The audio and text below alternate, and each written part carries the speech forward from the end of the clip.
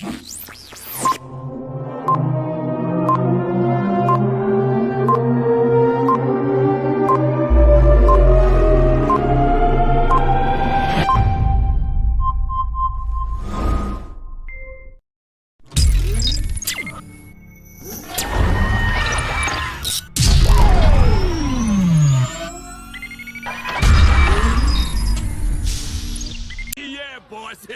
puny. Puny? Say, let's pretend this brain is a puny little ant. Did that hurt? Nope. Well, how about this one? Are you kidding? Well, how about this?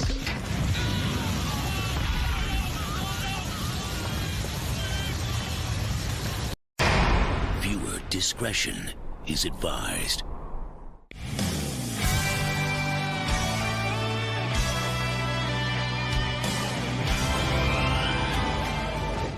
Hello there, everyone. Welcome back to Geekin Out. I'm yours truly, Nate Meister here. But out of your mind Wednesday night stream, y'all. And frickin' Hopper is like frickin' Howie right now, about to drop all kinds of pre-orders upon us. Are y'all ready for this? Are y'all ready?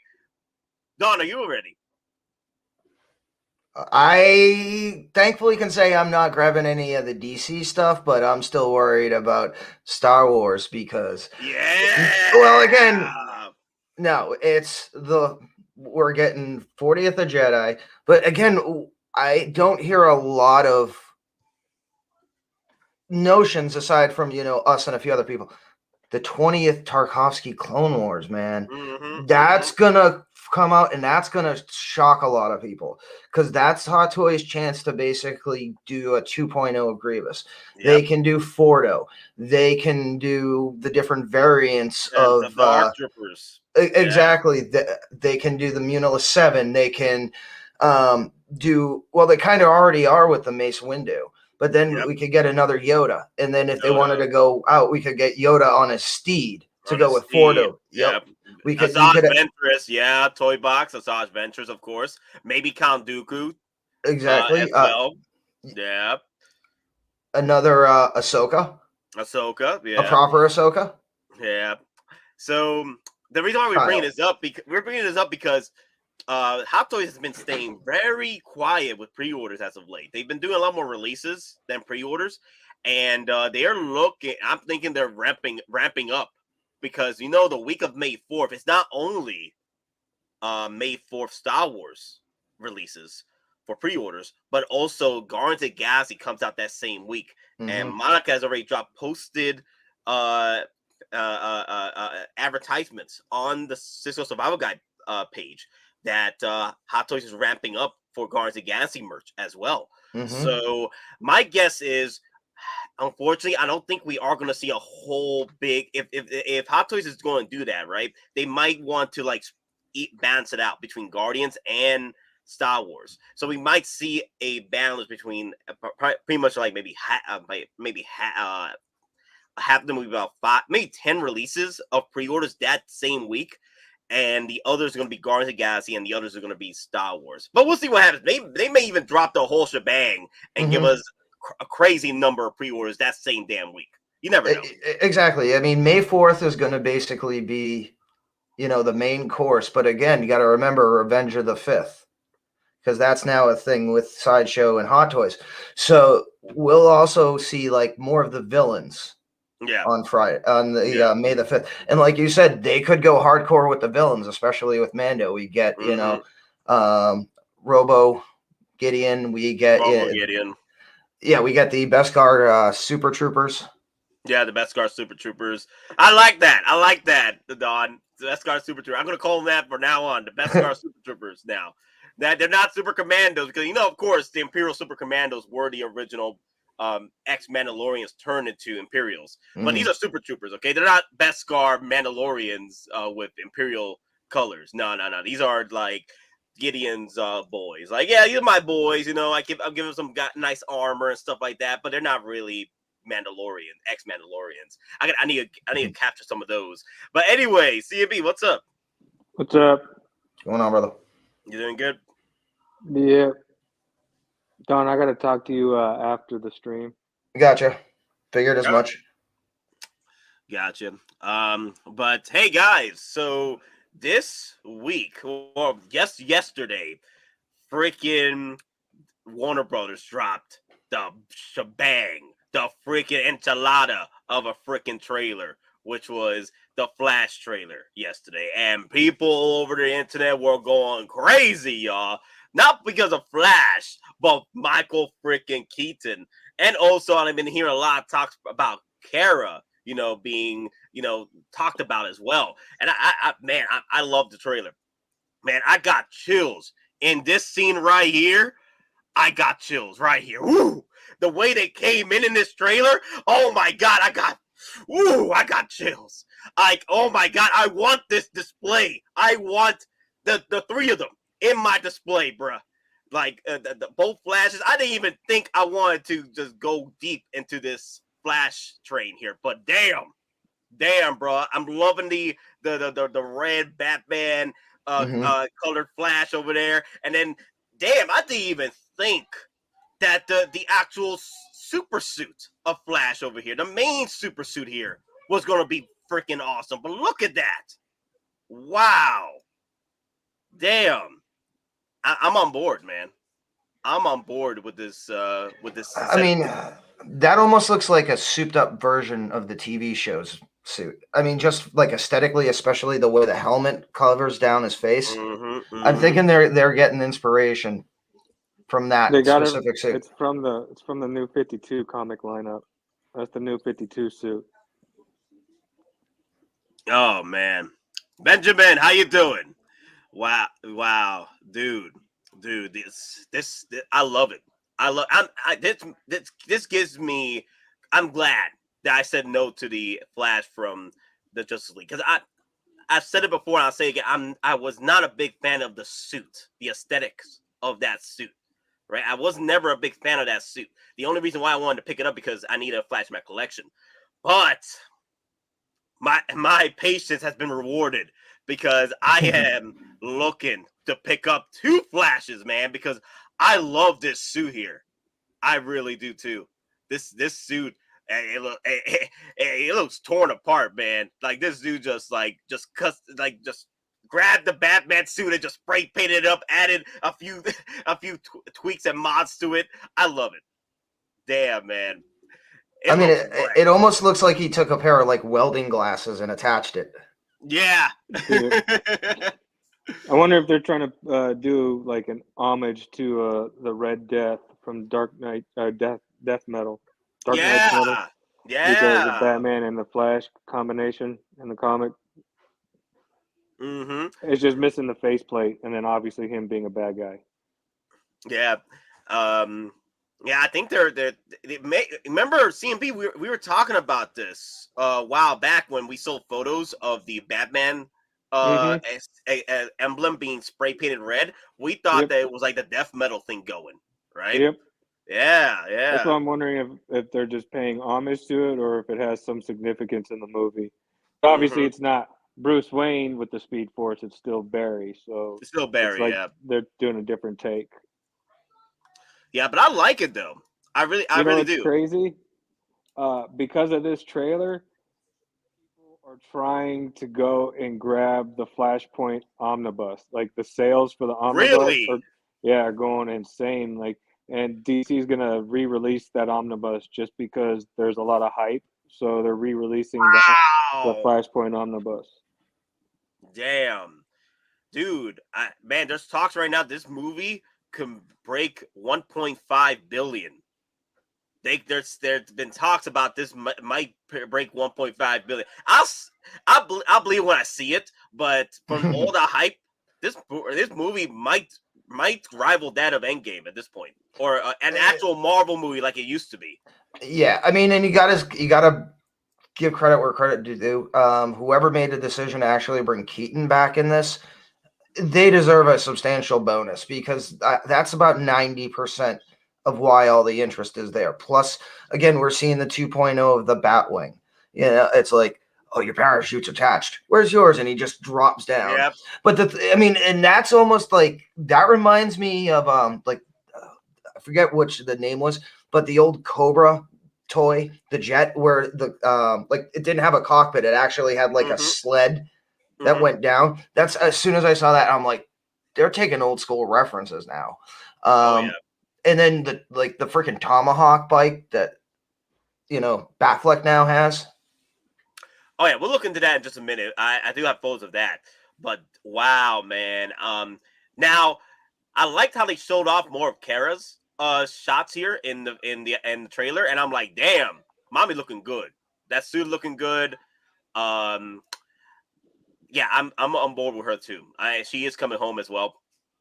I know some people were like iffy about her because they because Kara's blonde, Supergirl's blonde, but here they went with more.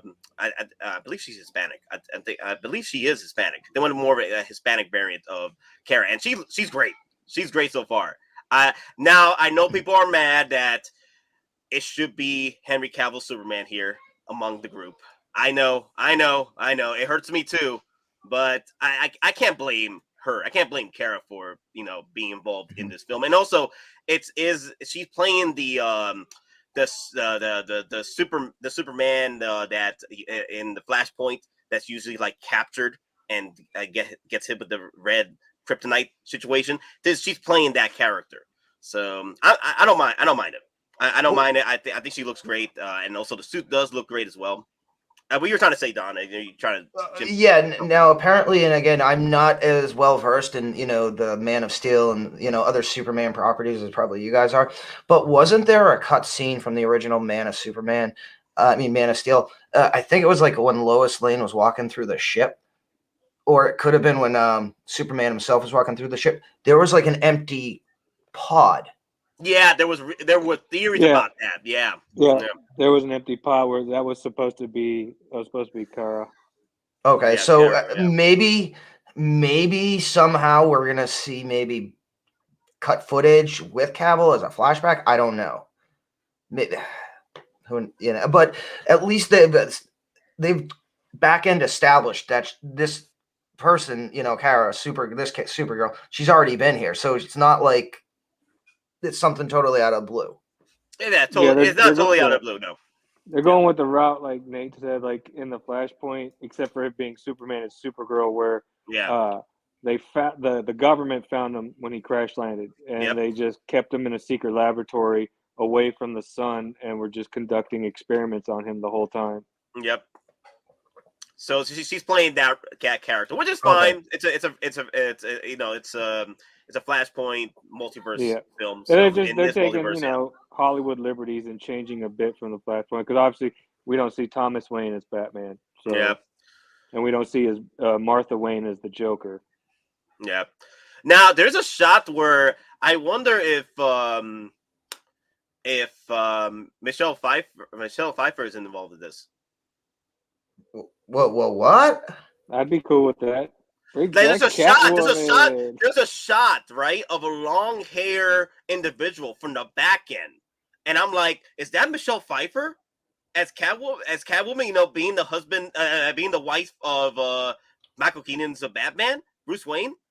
I'm wondering. I'm like, I saw a shot like that in the trailer. I was like, wow.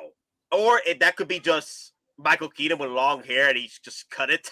Possibly. Or I'll do you one better. What if it's Vicky Vale after all? Ooh, wow, Vicky Vale. That'd be crazy. Okay. Diablo Fett says it's Bruce Wayne. Okay, so he had a long hair Bruce Wayne, and he just cut it in that part. Okay. Later on in the film, they cut it. Okay, I was crossing my fingers. That was going to be Michelle Pfeiffer, but then, like I said, it could be just Bruce Wayne with long hair in that shot.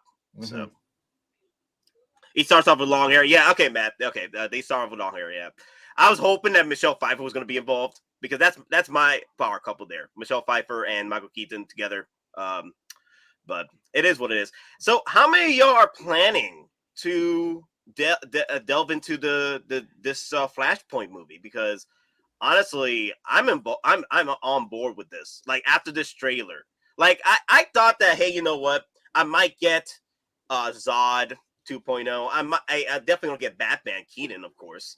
But the Flash, I was just gonna get that one Flash and call it a day, just for my Justice League. But now, after watching this trailer, I'm all hooked. I am all hooked, man. I'm game for it, especially since this is the Flash suit that I like. I like the new 52 in the comics, and this is more reminiscent of all the other Flash suits that we've all grown up with compared to what we saw with the Snyderverse suit. Plus, if you look at the trailers, I think somebody finally taught Ezra how to run, because if you see the trailers, he's actually running properly. He's not throwing his arms around like he's throwing haymakers. It's like a reverse Naruto run. Yeah. He must have had a coach. All right, Ezra, this is how you run. No, this is crazy, man. What I want to know is that wild run that he was doing in the Snyderverse, was that because of Zack Snyder's input on that? Like, yeah, just do that. It could be. I think Zack Snyder was all involved with that, unless it was Ezra Miller, and then DC was like, hey, I don't like those moves, bruh. I really don't. Can you just run normally? Thank you. Yeah, from what I read, like they kept trying to get him to run properly. Like they did take after take, but for some reason, from what I read in the articles, that they said that's just how he runs, because he doesn't really run. So that's how he just assumed to run. So they just went with it, because take after take, they couldn't get him to run properly. That's just from what I read. I don't know how true that is, but it makes sense, because, I mean, who runs like that? I've never met a single person that runs like that. Yeah, every time I look at the actual Flash suit from Justice League, that's another thing that bothered me, was the running. The running bothered the hell out of me. So every time I looked at the damn suit, I'm like, I always remind of the running. That's why I didn't pick it up. You know, I was like, you know what? I'll wait till the Flash movie and pick up one Flash and call it a day. And my patience has brought me to Flash. It has been rewarded. Yes, yes. Hey, that's why Steve was able to no-scope him. Anime characters run like that. You mean Gary? Yeah, sorry, Gary was able to no-scope him. Yeah, Gary, the parent even, my boy. Yeah. Trumbull Dust says anime characters run like that. That's true. Yeah. CD603, well, need to see the movie, but all signs look promising. They do. Yeah. The new Batflex suit. Yeah. So let me move over. I wonder if we'll get the new Bat Cycle. You know, Justin Bird, you brought that up, but also you brought up about the Zod. Let's look at Zod real quick. Okay, this is a shot. I think that's one of the I don't think that's Zod. I can't remember in the trailer. No, that's the dude that fought Superman. Yeah, it begins with a D. Yeah. Domica? I can't remember. I know. Yeah, I know what you mean. But I think that's the guy that was literally took the missiles. Dude. Yeah, he took the missiles and threw the train. Yeah, the one that doesn't talk, he just grunts. Hopefully, we'll get this figure. If we don't get this figure, then I'm all board on. We'll go back. We'll go back in these other photos, but I want to talk about Zod real quick. I definitely want to get Zod 2.0. Hottoys, do us a favor, give us 2 head sculpts, one with the grin and one with a more serious tone look. Monotone. Like it's something that not grinning or anything. Just a small little. Angry open mouth. Yeah, not the angry open mouth. Just give us 2 head sculpts on this and call it a day. I will find him. I will find him. Ferrara, what about her? Is she returning? I don't know. I didn't see her anywhere in the trailer. Well, supposedly, like, she is returning because they did an interview with her, and she said that she was on set, that she was a part of it. Yeah. Okay. So whether or not they cut it from the actual movie is another thing, but she did say in an interview that she was in the movie and that she had went on set and did her part. Wow. Yeah, I don't think they're going to cut her part just for the fact that they've already established what she can do in Man of Steel. And so they're going to be a battle. She's going to be necessary, to sell the battle even further. Mm-hmm. Because she was, I think she was explaining that they digitally de-aged her to make her look like she did in Man of Steel. I wonder if that's the case. I wonder if they'll. I wonder if they do bring her in. Hey, I don't think she grew too much in age, right? They can definitely, if they have to, they will do the CGI thing with her. But so far, man, I wouldn't mind if you're already come on board Zod 2.0. Come on, this is an opportunity right here. This is an opportunity for us Hot Toys collectors that weren't involved collecting back then. Gives us a chance on this. Now, is it me or is it looks like kind of an update, especially around like the helmet, where the helmet would be, like around like the neck and the ears? Or is that like the same, or is it just like a natural progression, 10 years later in CGI? Not sure, honestly. I don't know. Maybe. I mean, I'm just saying, if they make small modifications or small differences, again, it's not a reissue. It's a 2.0. Yeah. A Zod 3.0 is probably coming. You mean, wait, was there a 2.0 of Zod? If there's a 3.0? No, this is a 2.0 then. If they come out with a Hot Toys 2.0, if they come out with another Hot Toys Zod, it will be sort of a 2.0 or a variation of it. Because, again, this is a multiversal threat here, right? As of right now, it's a multiversal situation. So they can update the suits. And either they say have to be like the original, because that was also a different timeline at the time, right? Mm-hmm. Geeking Out. Nate, what about the Batwing Hot Toys possible? Wow. I'd be cool with this version. Yeah, you know what? I wouldn't mind this version of the Batwing. Like, if they were holding off and getting the Batwing out, and they were deciding on working this out on this Batwing, I wouldn't mind it. I like the updated version of the Batwing. This ain't too bad. Now, if you're an 89, fan, of course, a purist, then you would probably, go for the Jazz Inc. version, or whenever Hot Toys decides they want to drop the 89.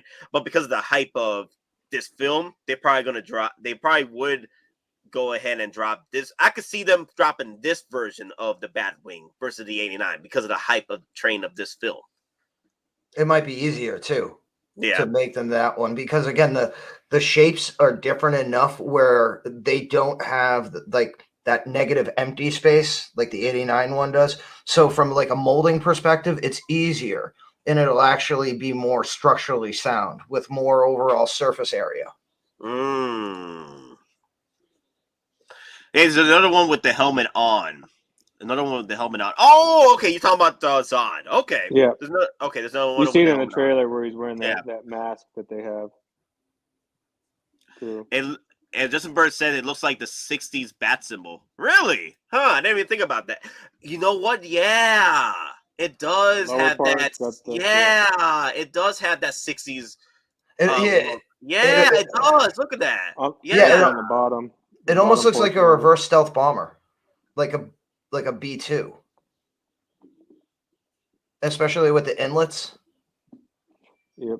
Don't forget, there's other people that they haven't shown in this trailer. They're supposed to make an appearance. Another villain is in this, supposedly.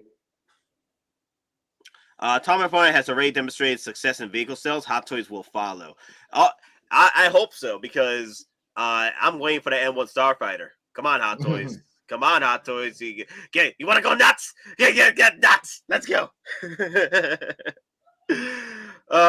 Damn. That would be nice, though. And it looks like it's... But here's the thing, though. There's shots where isn't there like two flashes in the same Batwing? Yeah, when they drop... it's both of them. The one with the Batman suit and the one with the new 52 Ezra. Well, both Ezras are in there. Yeah, right? They're both in there. So there must be space over there in the front, in the cockpit, and then there's like two-seaters in the behind them. Yeah. Hey, troop transports are all the rage right now. Yeah, pretty much. Tom says I held off buying the 89 2.0 to see the Flash Keaton first, so super looking forward to seeing him. Oh, wow. Wow. Held off on the 89 2.0. Well, the great thing about it is that the 89 suit 2.0 has not sold out yet, right? You still got time to figure out if you want to make your purchase or not after this film. So you got time. You got time. I don't think it's going to sell out anytime soon because it's still too early for its pre-order. So, but now you gotta have to worry when it starts hitting the 4 to 6 to 8 month range, and these haven't sold out yet in pre-orders. At some point, you got that opportunity window between 4 to 8 months. That's when things start, getting the notifications that's selling out, low stock, the waitlist situation. Now, quick question though: when they finally drop the pre-order for the for Keaton 3.0 suit, do you think we're going to have a Kenobi situation where people are going to be canceling that to get the 3.0 like they did for some of the Vaders? No, I think because the thing is, the 89 suit is still beloved with collectors, with fans out there, right? I could see collectors outing to get a second, Batman, which will be the 3.0 in their collection. That's what I think is going to happen. I don't think people are going to cancel their 89 because there's still fans to this day that enjoy it, like us. We still enjoy the 89. So. Yeah, I mean, I'm not talking about like the purists, the people that like. I'm talking just, hey, they like it, but they're not a super huge necessarily fan, and they're other people were saying that they held off, on this. Like the casual person, that they dabble in it, but they see this and then they go, oh, I like this suit much better. They don't have the nostalgic connection to the 89 suit in the movie. That's what I'm trying to get at. Because again, there are people like you'd never cancel the Kenobi Vader, especially if it's battle damaged. You just put it right next to the Emperor's Wrath. Yeah. But I'm talking like normal people, not like us. Oh, okay. I see what you said. Okay. So CD03 also brought up, I think some folks will definitely cancel. Yeah. I think people will cancel because the collectors that jumped in the bandwagon that wanted a Keaton suit, right? Keaton Batman, but they say didn't grow up with the films, but they're fans, watching them after, right? Exactly. And they were like, you know what? I like the newer suit better, and they'll probably cancel this one. But I'll be like, damn, that's an NRD gone right there. Ah, damn. I'll probably just eat the NRD and just keep both suits at that point. Which, for me, I already planned on getting the 3.0 suit. It was no doubt about it.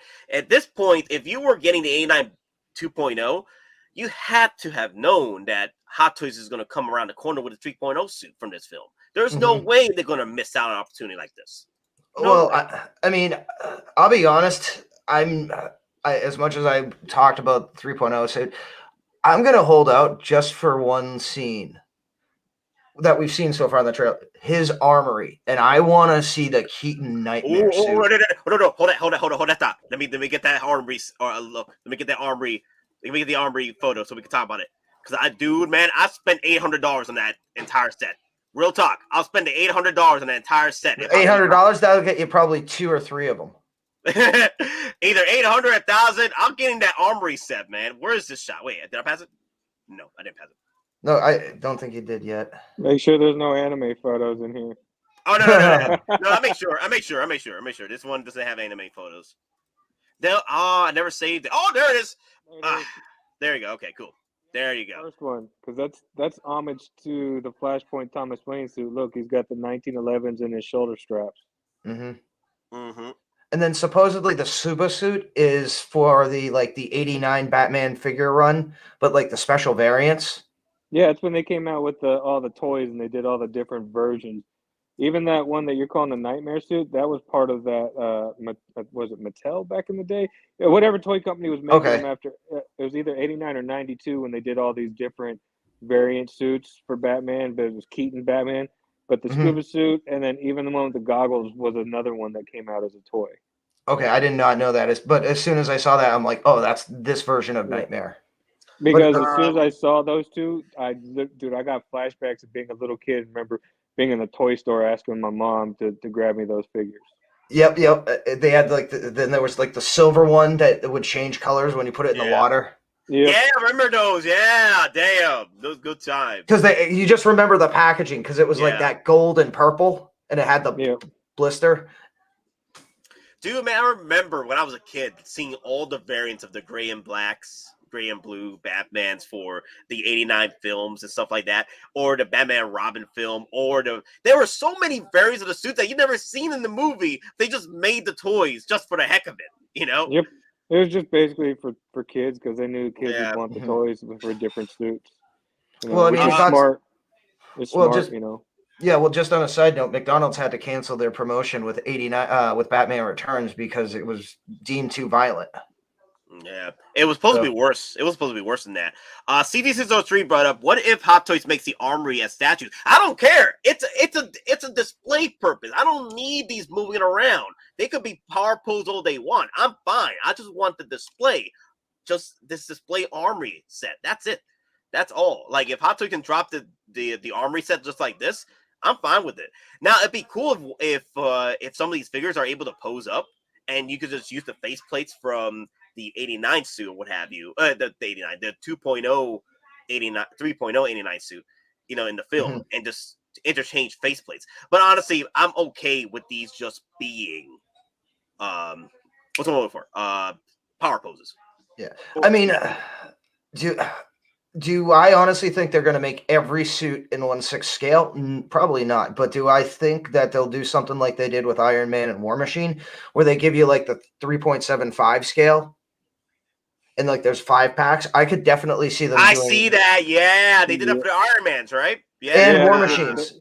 Yeah, they did that like miniature Hall of Armor.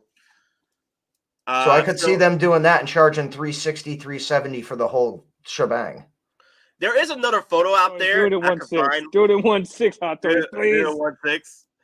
So this is the gray and blue suit we're talking about over here. The original one, the gray and blue, and then the scuba. 92. The scuba. And then there's the scuba. There's the flight suit because that's the flight suit right there. And then there's his new suit in the middle. And then the one on the far left is the homage to the Thomas Wayne from Flashpoint because you can see the guns and the shoulder straps right there. Yeah. I mean, it's supposed to be on his hips because in Flashpoint they're on his hips, but obviously they changed it up a bit, and the color is different because Thomas Wayne did red and black with gray. Well, that just real quick though, that almost seems like it's that, but it also a little bit of 60s Batman because look at the symbol too and the coloring. Well, if you look at all the symbols, they're all the same. It's just that one's kind of blurred out, but if you go and you start to look at all the other symbols, they're pretty much the same symbol. Okay, but variants. But like the second one, that's supposed to go back from the 40s TV like serials movies, you know, where he has like the cape mask thing. So someone asked me earlier, let me see, Collector's Republic. He was asking me, Nate, where will you put the N1? It's a 5 feet 9 inches. No, it's bigger than that. Find a way. Life will find a way, good sir. I will find a way. Honestly, I do have a plan. What I want to do is get like a small dining table to fit that, and then put it in my center of my living room and call it a day. Well, center of my living room collection room, and that's how I'll do it. Because I won't be able to fit in a freaking display case. It has to be larger than that, so it has to be a dining room type table to fit that properly. I know I got cats, but I'll figure out a way to make sure those damn cats don't get on top of that freaking Animal Starfire. And then I'll come back home, I see it flying around with these cats found a way to energize the damn freaking vehicle. I'm like, get off that thing! But I'll find a way. No, it's coming home. Here's the thing about us collectors. It's not about the space. It's not about the price, right? We will find a way. We will find a way. No matter how much money we got to spend to get that piece displayed in our collection, we'll find a way. I mean, more times we'll spend more money to finding ways to get space than the actual item that needs space. Yeah, who needs a bed anymore, right? Who needs a bed anymore? Exactly. You just need a cot and a blanket. You're good. Oh, Dad. Kick your nephews out of their room and take it over. This is the N1's room now. Get out. Everyone out. Yeah, get it first, figure it out later. Get it first, figure out. There you go. That's the plan right there. That's the plan.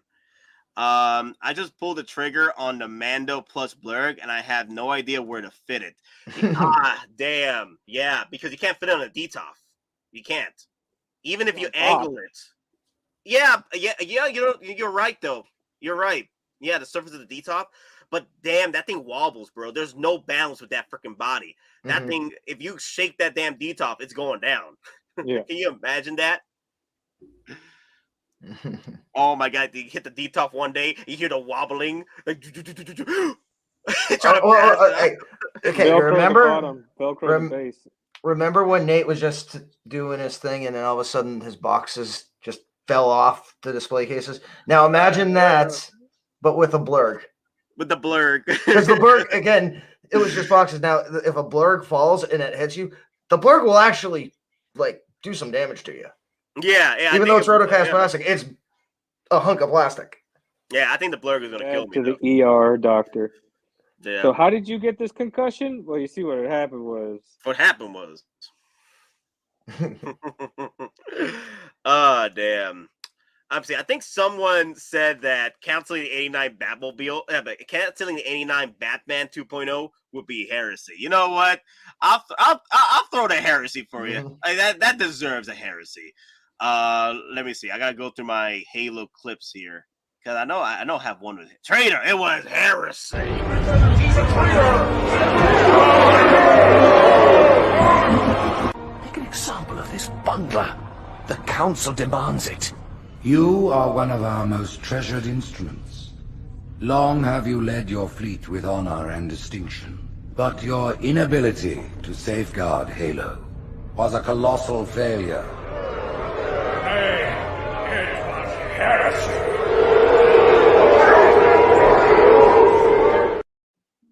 Canceling the 89 2.0 Batman is heresy to the highest order. Heresy. I'll just say you can't cancel what can't cancel what you didn't pre-order. That's why you're patient, right? That's why you wait exactly. It out, see what you're feeling, right? See what you're feeling, and if you're feeling like you want the 89 2.0, then pre-order it then. But we still got the 3.0 Batman coming in with Flash, so we gotta see what happens. I mean, the thing though, like the Bat computer, that looks like it's the same one, both from the 89, and the scene in here, it looks like it's the same. So, I mean, if they did that, Hot Toys is super smart with that, Bat computer display, because it would fit to either movie. Yeah, I need to pull up that Bat computer display because it looks nice. I think they updated just a tad bit. I think they updated they did it like a 2.0 situation. But I get what you're saying. It looks very similar. So I know we were talking about the Bat Cycle and BVS, Batfleck Batman over here. So this is the look of the suit. It's pretty much the tactical suit with the blue cowl, the dark gray blue cowl here. So I'm hearing that it's the Batfleck is only in the film for only a small amount of time. But at least he goes out with a bang, I'm hoping. A nice little action piece. That's what I'm hoping for. But I do hope that Hot Toys does drop this because I did not get the 2.0 tactical Batman.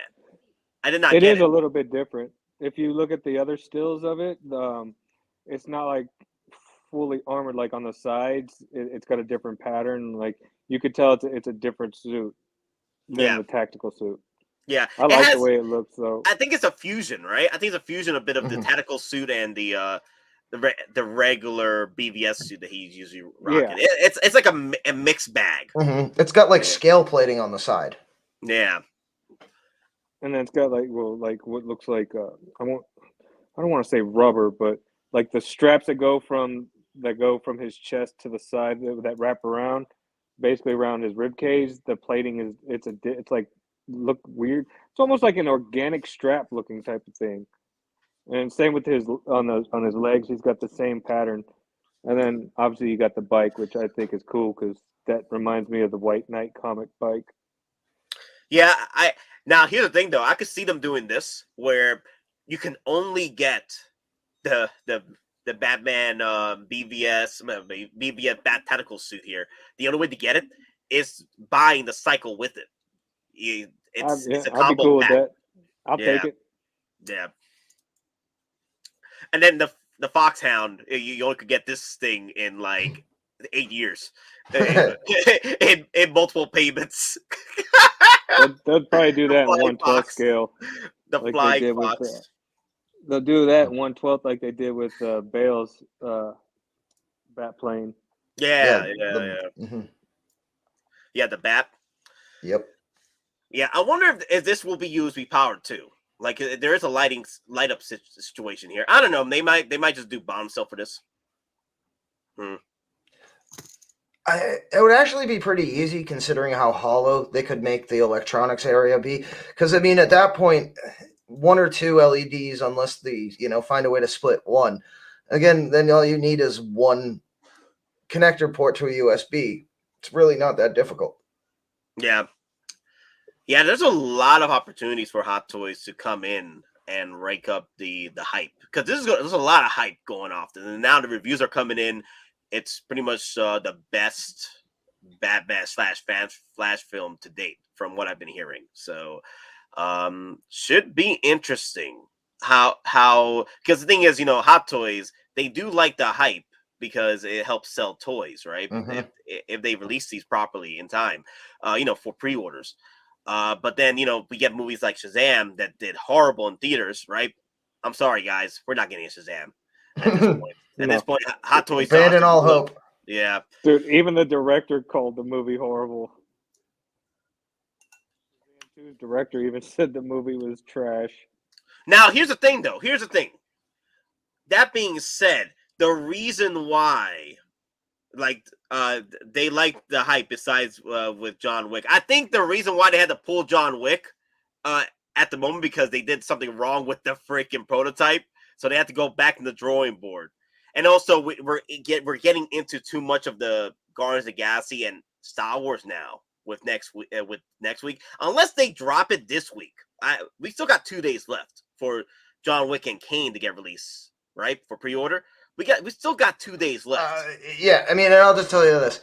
I'm going to go out a limb here. I would not be surprised if Hot Toys does something out of left field and make Barbie figures from the Barbie movie, like Robbie Margot, because they already got her head sculpt. Take my money. Take my money. DX time. Let's go, baby. DX. I mean, easy pass for me. I ain't getting exactly, but I'm just going to say it right here. Out of left field, do not be surprised if you see Hot Toy Barbie movie figures, because they got some big name stars in that movie. So okay, here's the shot that you were talking about, Don, where they were in the like jumping off situation, because that's when he turns around. Yep. Yeah, I'm hoping that he's able to actually move with this cowl, because it looks like he's so stiffed up right there. But it looks like it should be able to move around a bit, because they did update the suit, and then Hot Toys updated the 2.089, the 2.0 DX89 suit, right? So I think we should be fine with articulation. It's not going to be like the original 89 Batman suit. Movie effects have gotten better. They're probably using silicone this time instead of hard rubber. Yeah. I'm getting Batty Margaret and have her with my Wolf of Wall Street West figure. Oh man. We're gonna have a bit of a wait after this for anything DC. They better squeeze this for every penny. Exactly, CT03. Exactly. If they're gonna have to capitalize this hype train when this gets released in June, because honestly, we probably ain't gonna see anything from DC for quite a while. Go ahead. No. Apparently, like Aquaman 2, the rumor is they might have to go back for additional reshoots. It's still not good. Yeah. So, and like that going, like it's not worrying about seeing DC figures. This might be the last big DC thing on the screen for a while. Yeah. Yeah. Because what they said, James Gunn's Superman is coming out 2024, I think. I think that's what they said. Because I know they started filming. Yeah, something like that. Which means if it comes out in 2024, figures won't be out till close to 2026. Let me see. This is the shot of the trailer where their feet connect. The Batman suit Flash and then the regular Flash. Now you know what? What I'm surprised. I think they're hiding this from the trailers, of course, but the reveal of the Double Flash, right? You mean Reverse Flash? There you go, Reverse Flash, right? With the double look to it. Yeah, they're hiding it from the film, so we only now what's his name? McFarlane. He revealed the figure, and spoiled it with us, So I wonder if we're gonna get that as a hot toy. That'd be nice. I would hope that they put Reverse Flash in it. I mean, he's the whole reason behind Barry's mom dying. Yeah, he should be appearing. He is the main villain of the Flashpoint, anyway. Yep. My guess that devil looking Flash is Reverse Flash. Yeah, they just changed his look up, obviously. Because I was hoping for the yellow suit, but apparently we're not getting that. So yeah. I wonder with all the controversy with Ezra Miller, are we gonna get an actual full head sculpt on these Flashes? I wouldn't count on it. Honestly, I'll be okay. If we don't get a freaking head sculpt at this point. I just want a Flash from the DCEU and call it a day. We're gonna get that head sculpt with that goofy mouth open. I'm going to jail. In the trailer, when she asked, "Do you know what this means?" I said, "Titties," hope. Them titties. Yeah. But where's that shot at? Where's that shot? I had the shot here. It's not that shot. It's another shot of the of Kara. I'm going to. There you go. Them titties. Yeah. She looks great, though. Not gonna lie, I am enjoying it. I'm enjoying the look. Enjoying the acting. But yes, they do pop, though. Not gonna lie, they popping. They popped them through that damn suit like no tomorrow. Cupcakes? Nah, she looks fine though. No, I'm saying. I mean, you got cakes and then you got cupcakes. Exactly, cupcakes and cakes. Exactly. All around. Yeah. She's coming home though. The hot toy is coming home. I'm hoping they do Kara, because I would like Kara in my collection. So, what's funny though? They showed of a lot of Kara and showed of a lot of Michael Keaton and Zod, right? But they're trying to slow down with Ezra Miller, right? They're trying to slow that down, right? Because I'm like, y'all are here for one thing, and it's Michael Keaton. It's almost like they're trying to say, "Oh, by the way, this is actually Batman 3. This is Tim Burton's Batman 3." Yeah, you know what's funny? Though? At the end of the trailer, you know what shows? The Batman logos, all of them, even before the actual Flash logo. I'm like, yeah, you guys know this is Batman 3. This is not a Flash movie, okay? This is Batman 3. No, this is just the only way they could get financing for Batman 3. It's just putting the Flash logo on it. Yeah. So, are you guys interested in getting Kara, or are you just, you're okay just being limited to this release? I mean, you can put her next to Cavill, because she's still the cousin of Superman. That's true. Mm-hmm. Yep. I mean, I'm passing because the only thing I would potentially look at would be the new 3.0 suit. But other than that, I mean, again, like other people are saying, there not only additional villains, there might be additional heroes as well. Yeah, there is rumors about that too. Yep. Yeah. And you notice they weren't in the trailer, so they're obviously not showing all their cards. Not showing all the cards. Yeah, you're right. There's several shots with her that she's pulling some acting chops here, so I'm quite interested in seeing her portrayal in this film. And hell, she might outdo freaking Ezra Miller at this point, Because Ezra Miller, they were saying that he was like, pulling some moves in this movie. But I think Kara's going to be awesome, though. I mean, by pulling moves, that mean running in a proper movement fashion? Maybe. This will be the movie that hurts my wallet the most this year. I agree, though.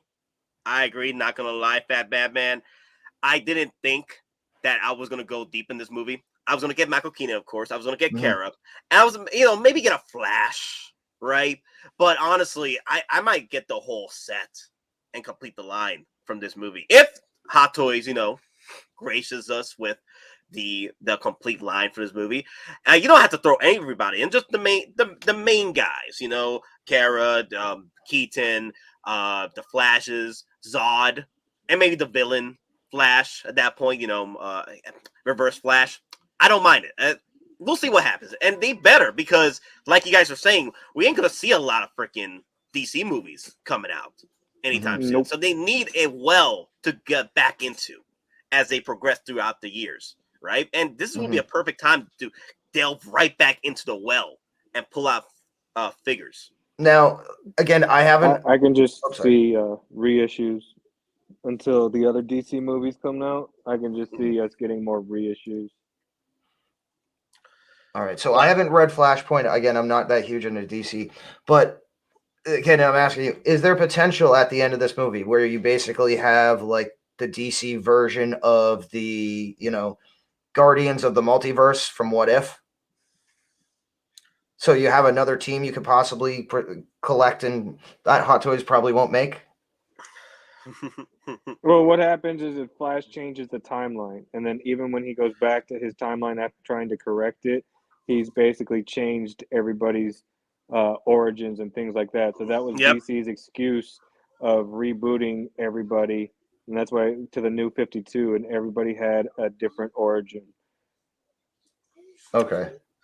So this is DC's way of basically rebooting their movie verse, is using the Flashpoint, and then they can change everything up, and then they can say, well, because Flash changed the timeline, this is the outcome and the end result, just like they did in the comics. Oh wow, the super chat shirt reappeared again. Look, I haven't seen this super chat in a while. Okay, I know. Wow, look at that.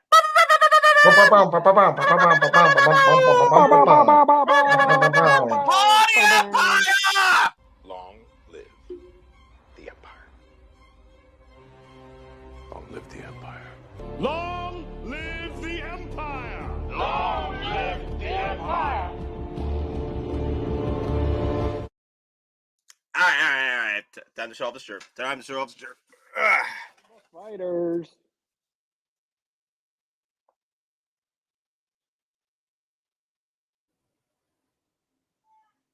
There you go. Squeeze your cakes. Squeeze your cupcakes. Squeeze your cupcakes. Squeeze it. Yes. Squeeze them. Peck flex. Yes. I know someone said cakes here. Let me see. Ash Chase with the cakes. Cakes. Oh, you're talking about the mommy cakes over here and the titties. Ass, titties. Ass, and titties. Ass, titties. And titties. Again, we're a family show, folks. Family channel. We put the fun in dysfunctional family. Oh damn! My little girl got to put that song on and play him while her parents were arguing, and then Nate can say it. Yeah, guys, she's coming home, and we had the Flash suit here. I like this suit. Now, I thought that the actual light up situation was going to be all throughout the entire suit, but it looks like it just happens when he powers up. And then we saw the look where he's just normal mode, and I'm like, damn, okay. I'm wondering they're going to pull off they did with Kylo Ren's helmet, the breathing effect. Not even. They should do it like Miles 2020 USB suit where it plugs in and it lights up. That's how they should do it. Or what's his name? Black Panther's suit, the original suit. The UV reflective. Yeah. USB bodysuit like Miles 2020. Yeah. And then, because then you can do different settings, have it pulsing, have it on, completely on, add the lightning effects. That looks so weird with the cut bad ears. I know it looks like it looks like a rejected version of Batfleck's first helmet. It looks like he's wearing like a raccoon suit. Oh damn! What was the Mario suit called? The raccoon Totoki? Yep. I can't remember. Yeah, the raccoon suit. Yeah, the raccoon suit. Yeah. No, we're gonna call that's Raccoon Flash from now on. Raccoon Flash. You know, I don't mind picking up the Raccoon Flash. It looks crazy. So, Nate, show all of the anime shirts collection on the closet. That's a lot of work right now. Thank you for the super chat. Thank you for the super chat. But I'm gonna have to pull up a lot of anime shirts right now. No, I can't do that right now. We got a schedule to keep with this stream right now. Thank you, though. Thank you. I'll see about about a collection tour on its own. Exactly. Yeah. I have to do an MTV Cribs. All right, now we're gonna walk into the closet. I'm gonna show you all my clothes. Yeah, show off all my anime shirts. Dear Lord. He pimpin', he fly. No lie. Damn. Okay, Toybot says Tanuki. Right? Yeah. Tanuki. Okay. Yeah. Trumble Dust. I don't know if Hot Toys wants to deal with running LEDs all over the suit, but we shall see. Yeah, I'm just curious about how they're gonna make this. I'm just curious. They could do it with glow wire. It's an actual specific type of fiber optic where normal fiber optics, you put the light source at one end and the light will travel down the wire and it'll be visible at the other end. So like glow wire, the whole optic itself will light up. I think the easiest way to do it would just be the UV reaction. Yeah, I can see that. Because for posing purposes, because even if it's a wire, like if you pose too much, you may snap the wire and then kill it. Yeah. We'll see what those mad geniuses can come up with. Yeah, there's a suit again without the speed force or the lighting effects happening. I'm not gonna lie, when you go back, I'm having visions of Kool-Aid. Well, no, the suit almost looks like something from the Roger Corman Fantastic Four movie. It just looks so off, like it's plastic or rubbery, especially with the helmet. And I don't know if that's intentional. I was gonna bring up JFK's this way because Ezra's not really built, so I think they did the fake muscle suit to give him, like he's athletic and built, because Ezra Miller's a skinny guy. JFK is asking Raccoon Flash, Tanuki Flash. Yeah. He's just missing the cape. JFK is asking, the real question is Hot Toys will make the cut up Tanuki Flash suit. I hope so, because I would like to pick this up. Well, they did the Joker Batfleck Toy Fair exclusive, so why not? Yeah. They've already screwed up with it. They've already did a jacked up Batman suit. So I like how Collectors Republic is catching up with the stream. he's a part where we're talking about ass, titties, ass, and titties. Mommy, chill. Anyway, let's get back to those are pancakes. So he's saying flapjacks. Yeah, cupcakes. Flapjacks. Remember, if you don't got. Remember, I said if you don't got cakes, we call it flapjacks. That's true. she's okay. Yeah, she's all right. I just don't why is he wearing a safety belt? He's wearing his PT belt, so everything will be okay. That's caution tape. I know. Caution tape. Caution tape to the crotch. Be careful now. What if that's what he actually had to use to put the suit together? Ah, yeah. I just want to know the history behind this suit in the film. Like, he just welded it in, they spray painted the hell. I want to see the process. I don't want a quick montage. I just want him to work on the suit through, in the moment when they're trying to get themselves together. I don't want a quick montage of it. I want to see what he's doing. What if it's a damaged suit, but the torso and the legs were still like viable because you can see he still has like the shoulder pads, but like pretty much not a lot there. So what if this was a damaged suit? Can you imagine? Keaton's like, "Hey, bro, I got plenty of suits in the back. Just pick out one and just wreck it apart." He just pulls out the suit and just wrecks it like he Frankenstein's a suit. That'd be hilarious. Not gonna lie.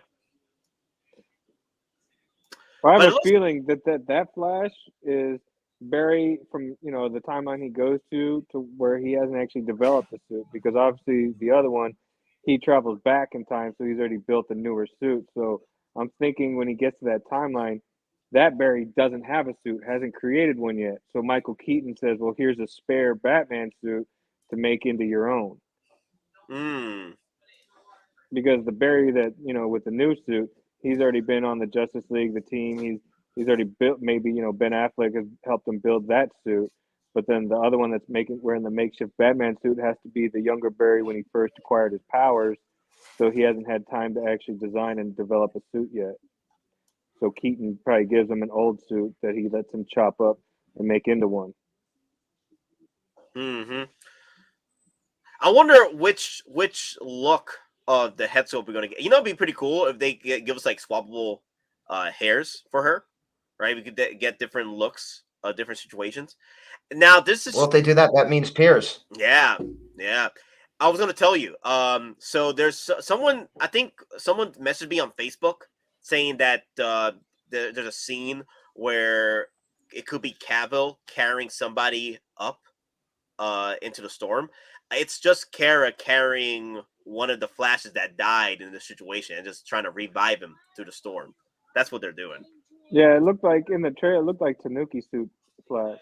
Yeah, Tanuki suit Flash. Like they tried to bring out his speed force out of him, and he died. But of course, they had to take him up to the clouds, like revive him, get him thunderstruck. Use the lightning. Yeah. Use the lightning for him. Ride the lightning. Her eyes are so dark in this. Like, damn, girl, you need some sleep? What's up? She's like, I've just been tortured for the last 27 years. I'm gonna go kick somebody's ass. JK's like, I have a strong feeling they're gonna kill off Keaton Batman. There's a shot here. I got scared. Where's this shot here? There it is. Yeah, when he drops to his knees. Oh God! Don't do this. I know it's a multiverse situation, but don't do this. Marvel, they're worse. They're bad at doing this, killing off multiversal characters just for the fun of it. But please, for the love of God, DC, Warner Brothers, don't kill Keaton. Don't kill Keaton, man. You're gonna break my heart, man. Don't you dare kill Keaton. How they do the spin-off into Beetlejuice too. He's gonna die and become the ghost with the most. The ghost with the most. Wow. Damn. CT603. Is that Michelle Pfeiffer looking at all the bat suits? I wish, but it sounds like it's just Keaton with long hair, and he just cut his hair after he unveiled his suits. It's Howard Hughes Keaton. Yeah. Exactly. It goes all like that long hair reminds me of The Shadow. Yeah. How the character lets his hair grow all long and he becomes like a bad guy and all that. Hermit hiding out. Yeah, that's probably what happened with him. He retired. Of course, heroes retire. And here comes Flash, like, knocking on his door. Bro, we need your help. I'm like, yeah, I'm Batman. Don't worry, I got you. There's a shot right there. How many of you are going to go actually use the head sculpt for the older Keaton Batman on your Batsuit?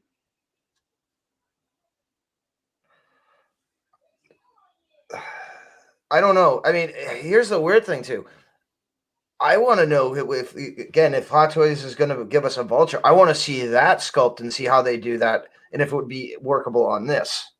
Because I mean, it's Michael Keaton. I'm just not digging like the color of the hair, and I mean, it's not for me. Nothing wrong with it. I'm just not digging it. Yeah. As CD likes to say, that's curly hair Batman. That's curly hair Batman. Matt, I'm just wondering depending on how the film goes, right? I'm debating whether or not to if I'm going to use the actual head sculpt or use the cowl on this one, because the original '89 Batman, I'm going to have him in the cowl, right? I don't mind this one being the one where I showcase the actual, the seasoned Keaton. I'm gonna go cowl all the way. You gonna go cowl all the way? Okay. Yeah. I don't want to see Batman as an old, disheveled man who's ready to give up. I'm hoping it's not the case that he's looking to give up. It's just that he's coming back to the game. I mean, yeah, like he's going to be the anti-Luke. They're not going to give him the hermit treatment.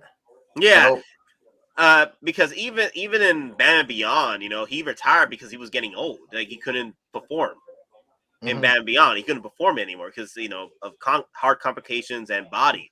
Like he put himself through hell all those years, and Batman Beyond, he just couldn't do it anymore. So yeah, this is the moment where he's like, "Let's go nuts, let's get nuts." Yep. Yeah.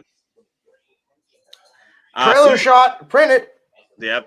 You know what I like in this shot when he says, "Yeah, let's get nuts." The bats timed it perfectly. The bats just float right behind him. Yeah, let's get nuts. You want to get nuts? Let's get nuts. And the bats just fly right behind him. That's our cue. Let's go. Damn, he has these bats on freaking point. Like, bats, I want to make sure when I say this, fly behind me. Okay. Let's get nuts. I'm like, oh, is that our cue? Yeah, let's go. That's what he's been doing for all those years, training the bats for that moment. Yeah, for that moment. Let's get nuts. Yeah. You know how long it took? It took 36 years.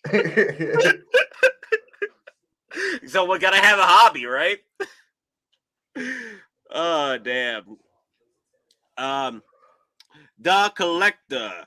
Show me your nuts. One of the best lines in Kentucky Fried Movie, if you've seen it. Show me your nuts. Oh, dear Lord. Now we're talking about nuts. Oh, man, that's an old movie right there. Kentucky Fried Movie. Great comedy. But it's going to be very interesting to see what they've come up with figure-wise in this film. People were confused about this shot. This is just Tanuki. Yep, that's Tanuki Flash. Tanuki Flash, yeah. He just beat up. Tanuki Flash getting his ass whooped, from what I could tell. Like the other suit Flash, he's fine. Tanuki Flash, though, I think he's a beginner. That's what's happening. Yeah. That's what I'm saying. Yeah. That's what I'm saying. Like he just discovered his powers type of deal. Whereas the other one, he's already fought alongside with the Justice League. So yeah, right there, he's probably saying to the older Flash, "What the hell did you get me into?" Welcome to the party, pal. He's a rookie, pretty much. Yeah, pretty much. Let me see. I was gonna bring up CSI Grissom. Survive. You know what? I'll throw a survive in there. Where's my survive clip? I like the survive clip. Yeah, I think it's hilarious whenever I bring that one up. Let me see, survive. And I think I lost the survive clip. It's somewhere in here. It didn't survive. It didn't survive, apparently. No. Where is it? I had it here. No. Tropic Thunder survive. There you go. Survive. I love that scene. I love that whole movie, man. That movie was hilarious. They did good with this trailer. Isn't there are rumors of Bale's Batman in this? I can't really see him agreeing to it like Affleck. I don't know. It would be cool. Because CD603 did bring up earlier in the comments right now that why would DC / Warner Brothers miss their opportunity for a trifecta situation like they did with the Spider-Man? Okay, so what has been publicly said by Bale, and again, you can go on the interwebs he did and look say he said he was upset that they didn't even bother to ask him to be in this. And he also said prior, but it could be misdirection. Like he could be saying that exactly. He could be saying that just to keep people on their toes. Like we said, that there's appearances in this movie that they didn't show in the trailer. So I'm assuming that I'm hoping. I won't say assuming. I'm hoping, fingers crossed, that Bale does show up in this movie, but he's just been told to stay quiet. Because prior, way back, he said that as long as Nolan said it was okay, gave his approval, he would jump into this if asked. So again, that is not conjecture. There are actual interviews you can see where he says, if Nolan says okay, I'm game for it. Okay. Yeah, well, we don't know until we actually see the movie. And you know, Andrew Garfield just came out, played the best actor. I was surprised he wasn't nominated for best actor of the freaking year, fooling everybody that he wasn't going to be in Spider-Man movie. But he played the role perfectly as the man that said, I was not going to be in the Spider-Man movie. as there's leaked photos that like they forensically matched it. And he was like, that's not me. They just digitally photoshopped my head onto there. And then like 5 minutes later, well, MIT looked at these photos. No, that's you. You see this is that. The angle's right. No, this is all you, brother. No, that's not me. You're mistaken. That's a double. Yeah, Andrew Garfield, give that man the best Academy Award actor of the year, baby, because he pulled it off perfectly. He held it strong. He held that freaking story strong to the very end. Oh, and you know that was all intentional to drive up additional hype. That was an inside like PR job. Yeah. Hey man, give it to Tom Holland because he actually didn't spill the beans. Yeah. You know what they do now with Tom Holland? They gotta throw him tell a him fake one script. They give him a fake script, or they tell him misinformation, so that way if he accidentally spills the beans, it's not true. Yeah, he could totally be wagging the tail. He is that clever. That's true. Bell Batman is 10 times better than these movies, so I doubt he'll want to be in the movie. At this point, we'll see, guys. We'll see. He said he wanted to be in it. He wanted to portray Batman again. He says it's one of his favorite characters. Oh, yeah, definitely. So, I mean, and again, just why are we getting a brand new armory out of the blue? You know, they're saying it's to fix DX19, but what other property could potentially jump off to get people to buy another Bale? Again, we're just throwing it out there. I mean, it's all coincidental, but once you start putting a little bit of coincidental things together, then patterns start to emerge. And it leads certain ways. Again, we're not guaranteeing, we're not saying it's happening. We're just looking at, you know, the crumbs that have been left, and we're taking our own route, which we think will happen. Yeah, Broken is like, I just hope it won't leak before the movie if he is in it. I'm the same way with Guardians of the Galaxy right now.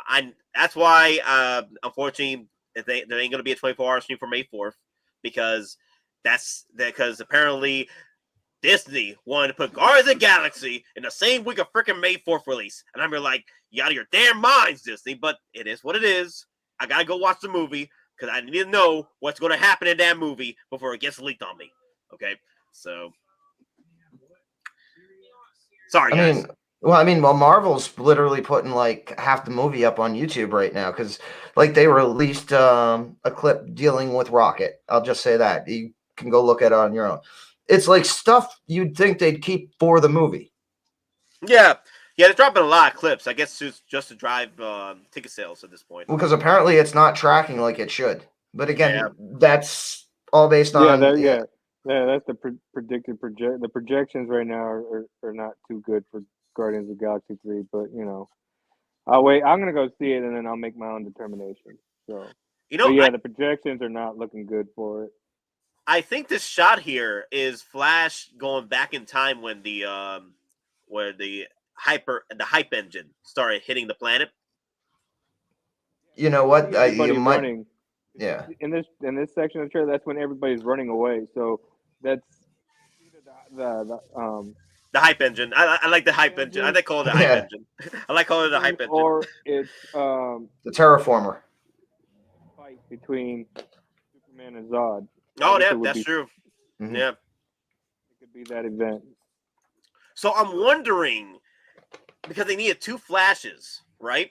They need 2 flashes to fix the timeline that the Reverse Flash is ruining, but it had to go into two separate timelines to fix it at the same point at the same time. Fix it at the same point at the same time. That's what I'm wondering is reason why they needed two Flashes in this film, because there's two alternate timelines that are getting wrecked up here, and they need the two Flashes to fix both those. So they need to simultaneously fix the Exactly. same Nexus event, the same Yep. paradox. Yep. Essentially, they're in two separate timelines, but they're also together at the same time. Yeah. Yep. Why? Where have I seen Except that before? Star Trek. Star Trek. Yeah. Except it's not going to get fixed because it's going to lead to basically the whole James Gunn's universe. So basically, the New 52. So he's trying to fix what he can, just like in the comic saga. Like he's trying to repair what he can, but he can't repair it 100% because what's done is done. Yeah. And I wouldn't be surprised. This is the film that leads into the James Gunn universe situation. No, I think that's what they're doing. I believe that they're using the Flashpoint movie to literally create their own DC movie universe of their own version of the New 52. That's why we're getting all these new characters that are playing Superman and Batman and all that, because Barry changed the timeline, so different people are now the same characters, but it's going to be different people. Like, it's a different Bruce Wayne, it's a different Clark Kent. It's basically the DC Universe's version using James Gunn to create the New 52. Yeah. Yeah, that's pretty much my understanding with this film. You know what I noticed too? The suit. Will they have two different interchangeable helmets or eye plates? Because it goes from clear and then goes to orange. Yeah, the orange lenses. Yeah, safety glasses. Yeah. That's what I'm wondering. Yeah, or they might just do it with just the orange lenses. Yeah, maybe the front part of the you can tell you can remove the front part of the helmet, and it'd be a magnetized piece, so you clip it on. Yep, you could do that. Yeah, like the Iron Man helmets. Looking at it, look at the lines on the side going around the nose and everything. Yeah, like you said, you just take the top front part off and then clip on another version. Yeah, it looks like he does whenever he's going flash mode or speed force mode. That's when he activates the lenses. Yeah, got to protect the eyes, man. Yeah. I'm interested. The reason why I'm so interested in this suit, because I want to see what Hottoys is going to pull off with this suit, because it has two different looks. It has the normal look and it has the Speed Force look. I wonder how they're going to incorporate that. Like, we already talked about how they're going to do it. Probably. I mean, real quick. Does he have a bullet hole in his shoulder? Where? What? Looks like he has a No. That's just the way that the photo was like. I see what you're talking about. That dark circle. Yeah. Yeah, no, that's not that's just the way it's showing up. Mm-hmm. I could just see it being UV reflective. Ah, okay. Kind of like, the Mark IV Spider-Man suit and all those UV reflective. They'll just make the lines like deep, like how these have the deep contours in there, and then they'll just probably fill it with UV reflective paint. Okay. To where it looks normal in regular light, and then if you put it under UV light or black light, then you'll see the glowing effect. Okay. JFK, that suit will be a museum pose for sure. Yeah, unfortunately, these suits they don't last as long if you freaking pose them to hell. Now, granted, if you pose them lightly, you'll be fine with the suit, but just be mindful how crazy you'll be able to pose these damn things, because at this point, if you leave this particular suit here posed up with a like dynamic pose or what have you, you're gonna wreck the suit. Like you're gonna wreck into it and stuff. There's limitations to these suits, but to be fair, like there's ways around this. You can pose it lightly and then switch them up every once in a while, so you don't have to keep this over time just putting that much stress into the body. Yep.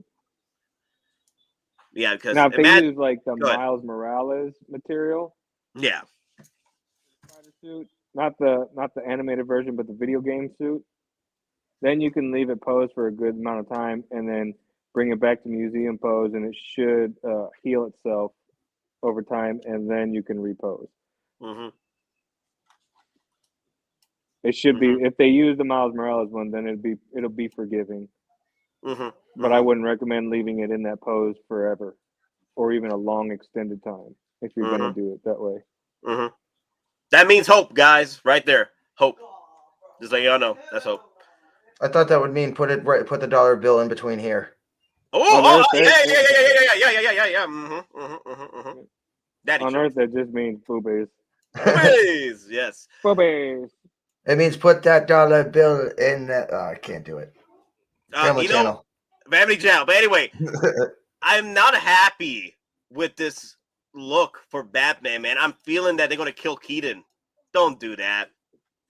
Don't kill Keaton. Like, I know they'll probably fix the timeline, but I don't want to see Keaton die in front of me in the movie, you know? What if they do something like Crisis? What's up? Oh, sorry, He dies, and they'll just be taking from Infinite Crisis. Oh, yeah. What if they go like completely weird, and they go and he does something where he saves his parents, so he doesn't end up becoming Batman, like retroactively, cancels himself. Oh, wow. So he can live a normal life. In the trailer, didn't Keaton was talking to Flash and said, like, you saved your parents? You know, I couldn't save him, but you did. Exactly. That's where I'm going from, that scene specifically. And he's like, you actually did it. Oh my God.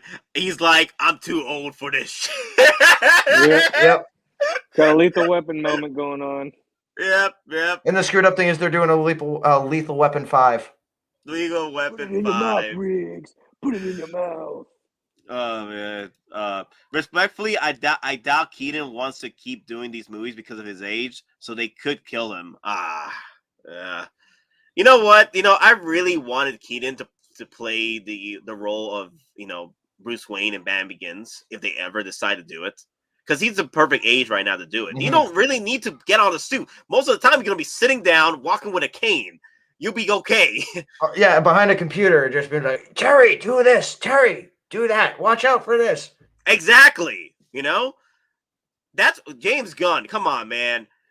Opportunity to do a Batman Begins film or series with Michael Keaton. All Michael Keaton has to do is just sit down, and walk with a cane, and that's it. That's it. He's like Batman sugar daddy. Yeah. I don't know. I will. It sounds like he doesn't want to continue after this. This is going to be his last outing as Batman, from what I've been hearing. But you never know. Batman Beyond. Yeah, you mean Batman Beyond? Yes. If this is shit, anything is possible. Batman Beyond, not Batman Begins. Oh my God, my bad. Batman Beyond. Yeah, we know what you meant. We know what you meant. Sorry, guys. Batman Beyond. Sorry, guys. I'm running on 3 hours of sleep right now. My bad. Yeah, Batman Beyond. Batman Beyond. I would want Keaton to play old Bruce Wayne in Batman Beyond. That's all you have to do in Batman Beyond. Just sit down with a cane and just teach the ropes to Terry McGinnis, and that's it. That's it. Yeah, that's it. But yeah, he does look defeated, though. I think this is a shot right after he just jumps off the damn freaking Batwing, after it just gets destroyed by one of the Zod's men. Yeah, the Berserker. The Berserker, yeah. Could be misdirection. It could be like after the fight and he's just exhausted. True. This is Tanuki Flash over here. That's because he's got the blue. Yeah, he got the blue. He's bloodied up. He's gonna get beat the hell up, man. From the looks of it. Yep. Now, if this is a hit, anything is possible. Yeah, my MD Dyson. That's what you meant. If this is a hit, anything is possible. To be fair, if they throw like a freaking dump truck of cash money, literal cash money at freaking Keaton, he'll probably do Man Beyond. But yeah, I want to. I definitely want to see Kara just going toe to toe with Zod. But I'm hoping if they do go toe to toe real good, I want Zod as a hot toy at this point, like a 2.0. I know you can get the original one, but I do want an updated version because the original one is not hard to find on eBay. Mm-hmm. I mean, hell, I found a Jor-El for retail at Universal Studios Orlando. Like, not like retail for Universal. Like, it was the same price that would have been at Sideshow. Yeah. So it was like Man of Steel figures out there. You know where to look. You can get them below retail, like 2013 level below retail. Yeah, until this movie comes out and does well, then they're going to skyrocket. Yeah, again, so if you're looking for them now, grab them now before this, comes out. You can find Zod pretty cheap on eBay, so if you want to get Zod ahead of everybody, then you could always grab them on eBay. Yeah, we're not sure what kind of accessory this one will come with. They're probably this one will come just a regular head sculpt, not with the grinning sculpt they did with the wide open mouth sculpt they did with the original one. So that one will probably go for money too. Yeah, I wouldn't mind this. How posable was the original one? I never had it, so I couldn't tell you. I never had it, but I mean, I've seen reviews. I mean, it looked like it could pose pretty well. I mean, obviously his suit is going to be cumbersome and restrict with a lot of the poses, but it did look like he posed decently. Yeah. From this close up over here of the suit of Batman, it looks like the cowl is reminiscent of the VBS cowl. It's just over the Batman tactical suit. Like, the 3.0 version, the 3.0 version of the Batman tactical suit. Oh, yeah, 2.0. I mean, I'm not gonna lie, because Affleck's doing the Dunkin' Donuts commercial now. All I see is his face, and I'm just thinking, Dunkin' Donuts. Dunkin' Donuts, right there. Oh my God, that looks like a donut behind him. I'm just kidding. So skinny in that. Yeah. What he looked like when he was doing the Snyderverse Batman. Yeah. He looks so defeated now. He doesn't look like he wants to be involved with this anymore. But I know it's the moment acting here, but I get that from looking at this photo, looking at the moment. It looks like he's just defeated. I'm like, damn. No, he's like, I want to go back to Jenny on the Block and my Dunkin' Donuts.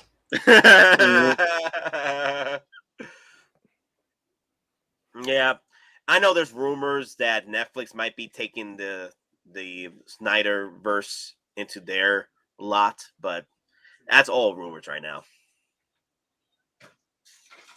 Superman talked to Zod. I see in the clip.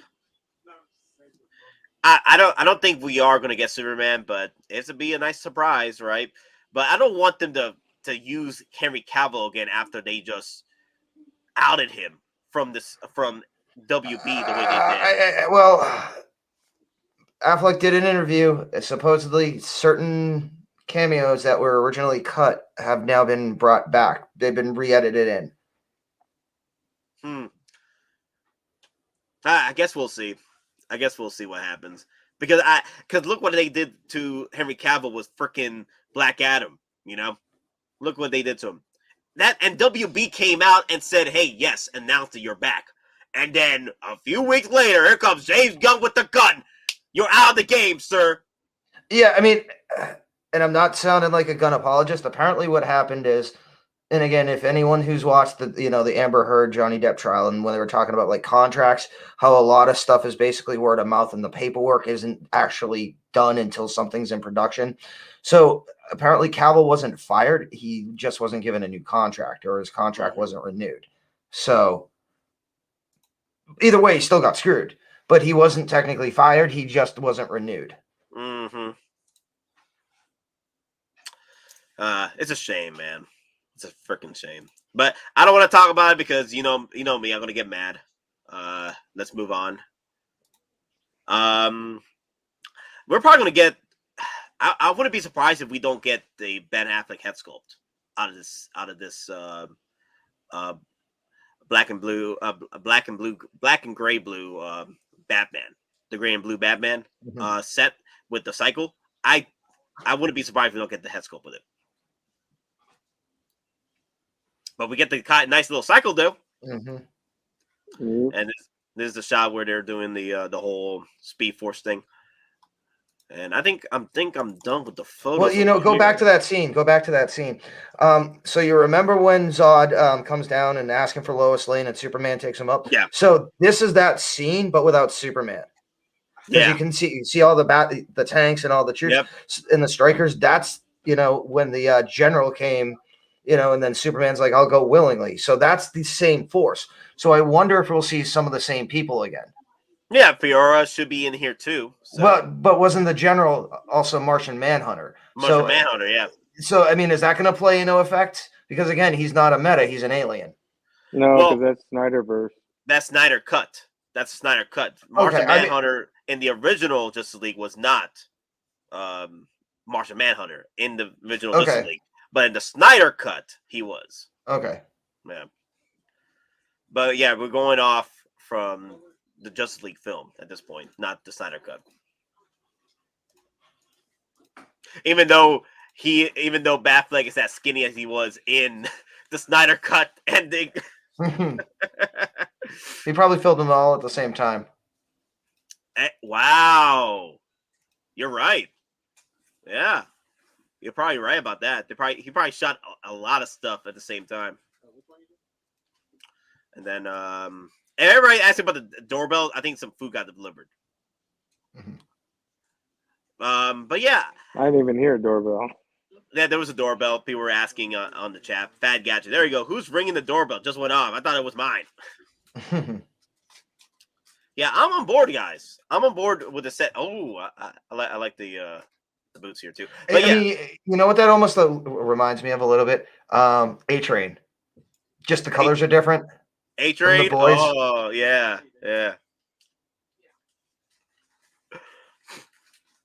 But again, I do like the redesign of the Flash suit. This is the money shot right here. I do like the redesign of the Flash suit. I do like the Frankenstein Batman Flash suit over here, and of course, Kara. Anyway, yeah, I'm on board with this set. I wonder how long it's going to take them to release these, because they could, like I said, they could spread this release out within 2 or 3 years after this movie comes out, right? They'll release, of course, the Flash. They'll release the Batman. They'll release the Kara, right? But the other guys, maybe Zod, maybe Fiora, it's probably going to take them a little time, but at least they can go back into the well with this movie and pull out characters to make figures from. Because, like we were saying throughout the stream, I don't think we're going to see any DC movies potential for figures coming out anytime soon. After this, now Aquaman, yeah, but Aquaman is like what? Getting pushed back again. I mean, potential reshoots again for like the second or third time. Yeah, and then I know we got Blue Beetle in August, so there's a potential hot tweet. There's hope, and it's not because we know somebody who was personally involved in the project. So make sure when it comes out, you go see it and make sure he gets hired again for the sequel. Yep.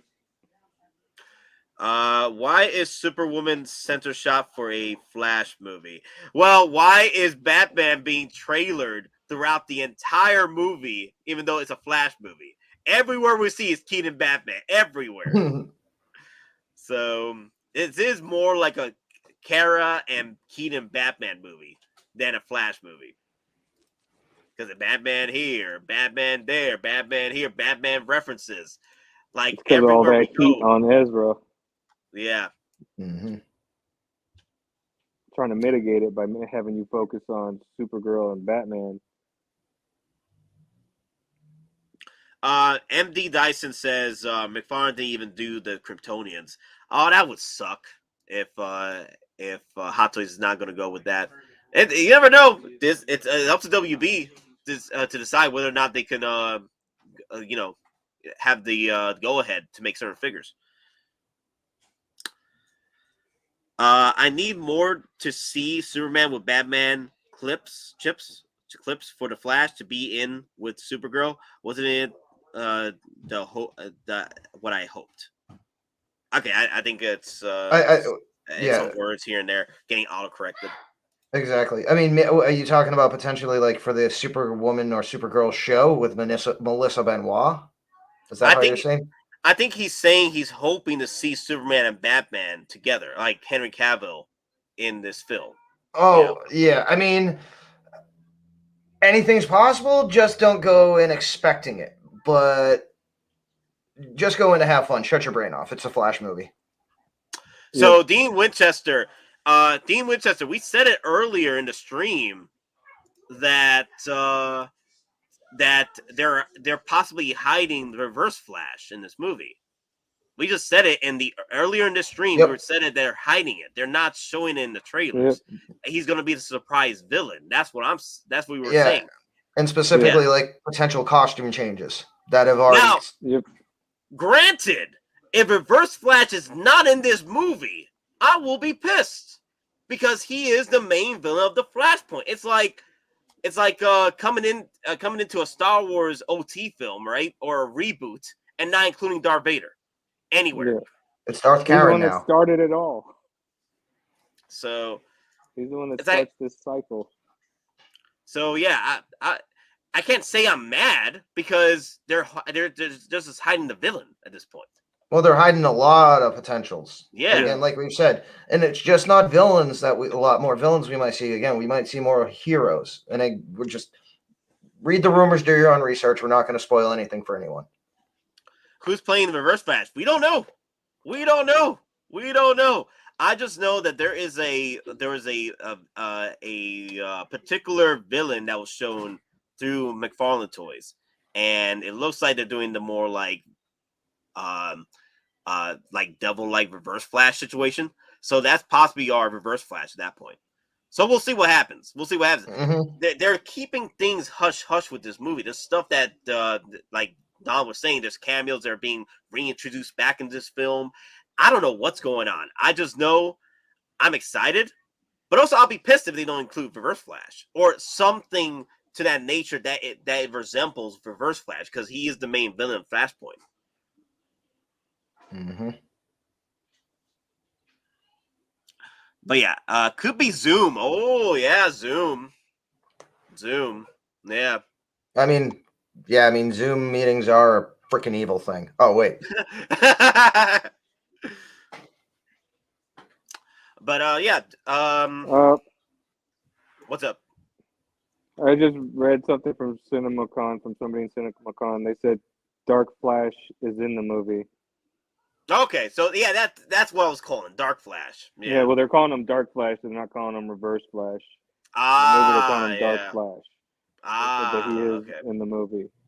Mm-hmm. But they're not going to say, like, who's playing him or anything. They're keeping that hush-hush. They just said, yeah, Dark Flash is in the movie. That's all they wanted to say. At least that's what the article just said. Somebody from CinemaCon said, yeah, they just watched it and said that Dark Flash is in the movie. Yeah.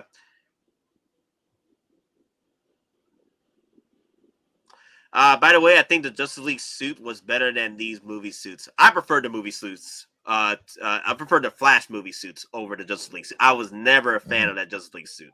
Never a fan. But to each his own. I'm happy with these suits. They look like Flash suits, especially this one. And then, this is the CGI shot everybody keeps crying about. Yeah, I mean, the head is like, it looks like a bad Photoshop. Yeah. And let me see what else. Okay, this is the Bat Cycle moment right here. I'm definitely picking up with the Bat Cycle, and hopefully they come up with the Bat Cycle, because they've been power hungry with cycle vehicles as of late. And I think that's all the shots. That's all the shots I have. Yeah, that's about it. Well, just real quick. So that's a bat pod right there, or a bat wing. That's not the same one unless he modifies it. Because look at the back.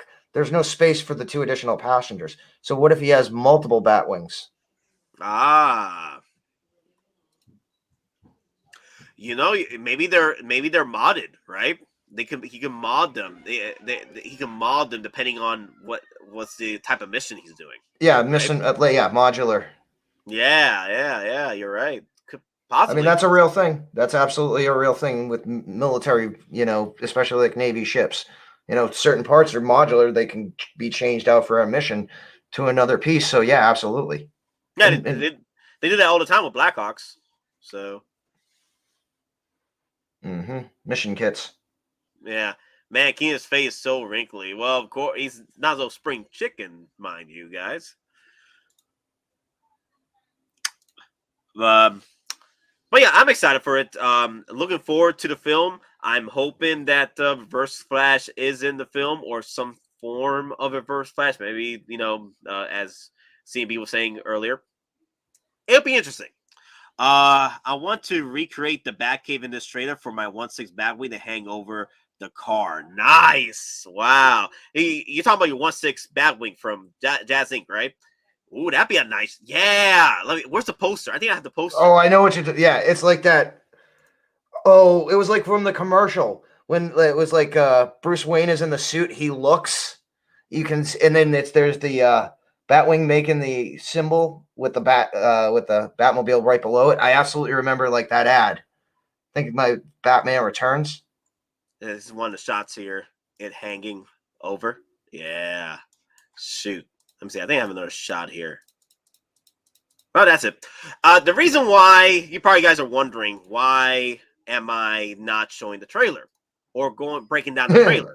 Because Warner Brothers loves to copyright this stream every time I even show a clip of the trailer. I mean, 5 seconds. So I'm getting tired of it. Getting freaking tired of it. So no. So we're not going to show any of that. But let me see. What was the other stuff I want to... So the Venom got released. How y'all feel about that? The brand new Venom suit. I got mine. I don't need to go buy another one. I got the first Venom. I'm good. Yeah, I got the deluxe one. I don't need the bent pipe. Ooh, such an upgrade. Shiny. The suit is shiny though, but I'm glad for collectors that did miss out on the original Venom. They have an opportunity to pick up a slightly better because it comes with a head sculpt. Slightly. It's not even full on better with accessories wise. I think the head sculpt really sells this piece, right? Congratulations, guys. But for me, I do like the fact that Hottoys added an option for collectors, right? To buy the actual head sculpt and bust with the deluxe set of Carnage, which is the one I'm outing to get. Nate, you getting 3? Why the hell would I get 3 Venoms? Why? No. Or Carnages. I don't care. I'm getting a Carnage deluxe set. I'm not getting another Venom. You out of your damn mind. No, I'm not getting. Venom.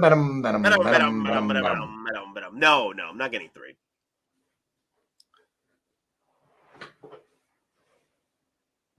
Let me see.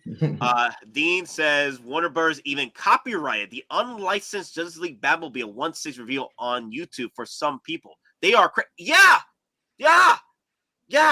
Warner Brothers, their damn freaking minds. Freaking pissed me off, man.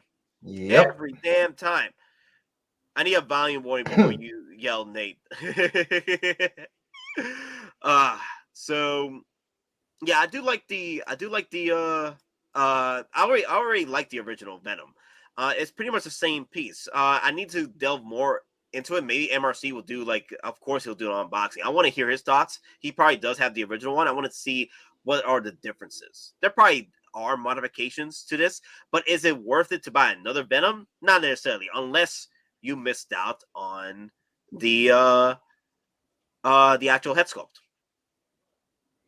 No white symbol equals no Venom for me. I agree. There's opportunities for a proper Venom coming out with the PS4 the PS4 video game coming PS5 Spider-Man 2. PS5. Yeah, PS5, yes. I keep forgetting we still got the PS5 out here. But yeah, look at that. I do like the head sculpt. I think the head sculpt is on point. The Tom Hardy half face is fine with me. I wish we can get a actual Tom Hardy figure, but maybe in the near future, maybe with the Venom 3. Yeah. Mm-hmm. But I am glad that collectors are. Ooh, I like these shots. Yeah, they look nice. I'm glad that collectors are getting a second chance at this, because I remember it was wild when this was getting waitlisted. People were like, "Nah, this ain't my Venom," right? And then when it got waitlisted, what ISO Venom, ISO Venom. Yep. And no, the deluxe one at one point. Remember people who paid for Venom for $800, and then a week later, this Venom one is announced. No, some people paying $1,200 for the deluxe version. $1,200 because it had the extra tendrils. Oh yeah, the tendrils with the faces. Yep. Dude, people were coming out in droves complaining to the point where they're blaming Hottoys for releasing a second Venom, through the second film. I'm like, well, guys, there was a second film coming out. You guys could have been a little bit more patient than spending $800, $1,200 on a Venom. Like at that point, I have a freaking a line I don't cross when it comes to resale. When it gets to the point where it's like damn near $1,000 for a piece that doesn't necessarily have to be $1,000, is like freaking double, triple the price. At that point, okay, I'll play the patient game and see if I can get a better deal than paying 3 times the amount on a figure like that. It's ridiculous. Just wait, there'll be a third Venom for the third movie. Maybe a third Venom. Yep. Just like there's going to be a third Deadpool with a new variant of the Wolverine, Logan. I think I already have a feeling I know who the people are going to be in Venom 3. I bet you it's going to be Toxin and Scream.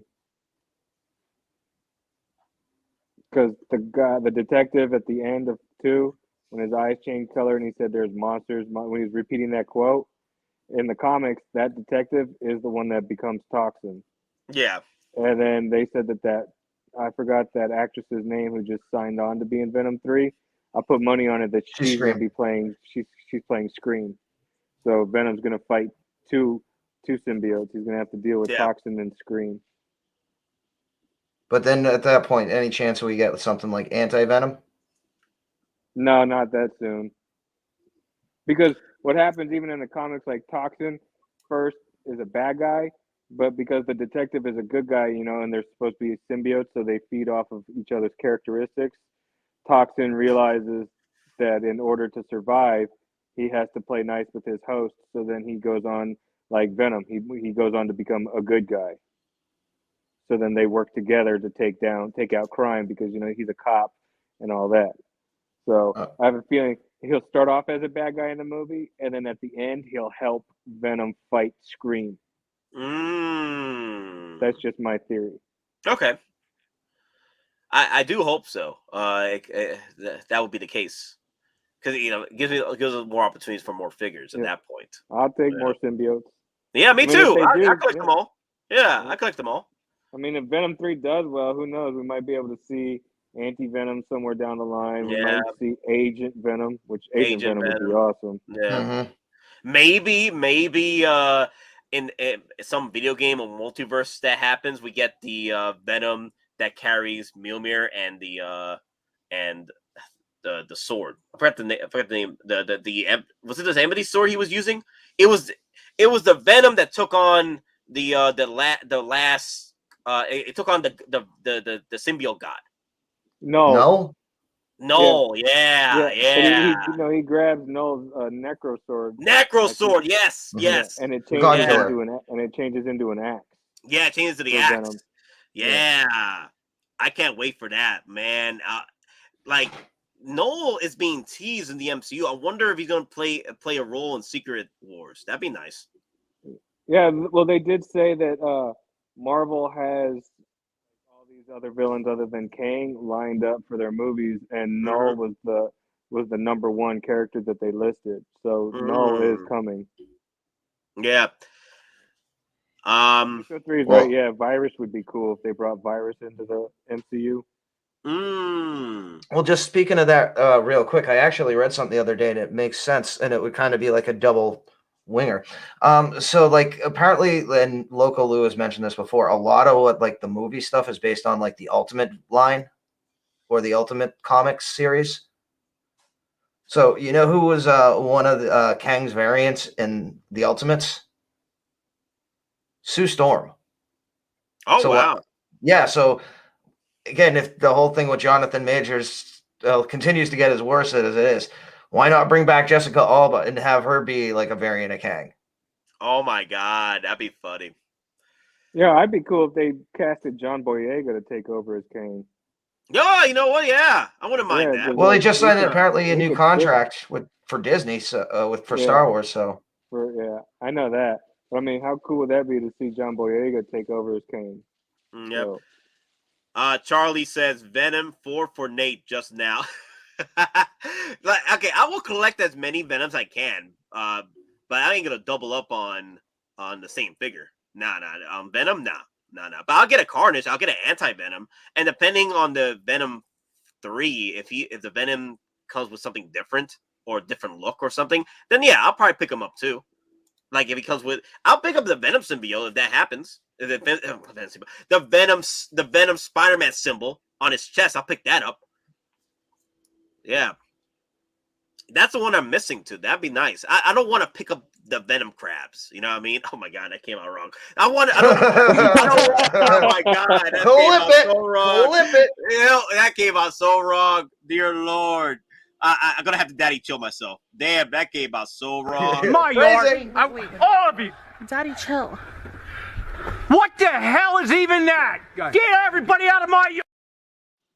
Dead Space Venom, okay? Dead Space Venom. I don't like that Venom. He's also nice too a little bit compared to the other Venom. No, but that's Red Lobster Venom. Red Lobster. Warning: this hot toy will give you an STD. Apparently.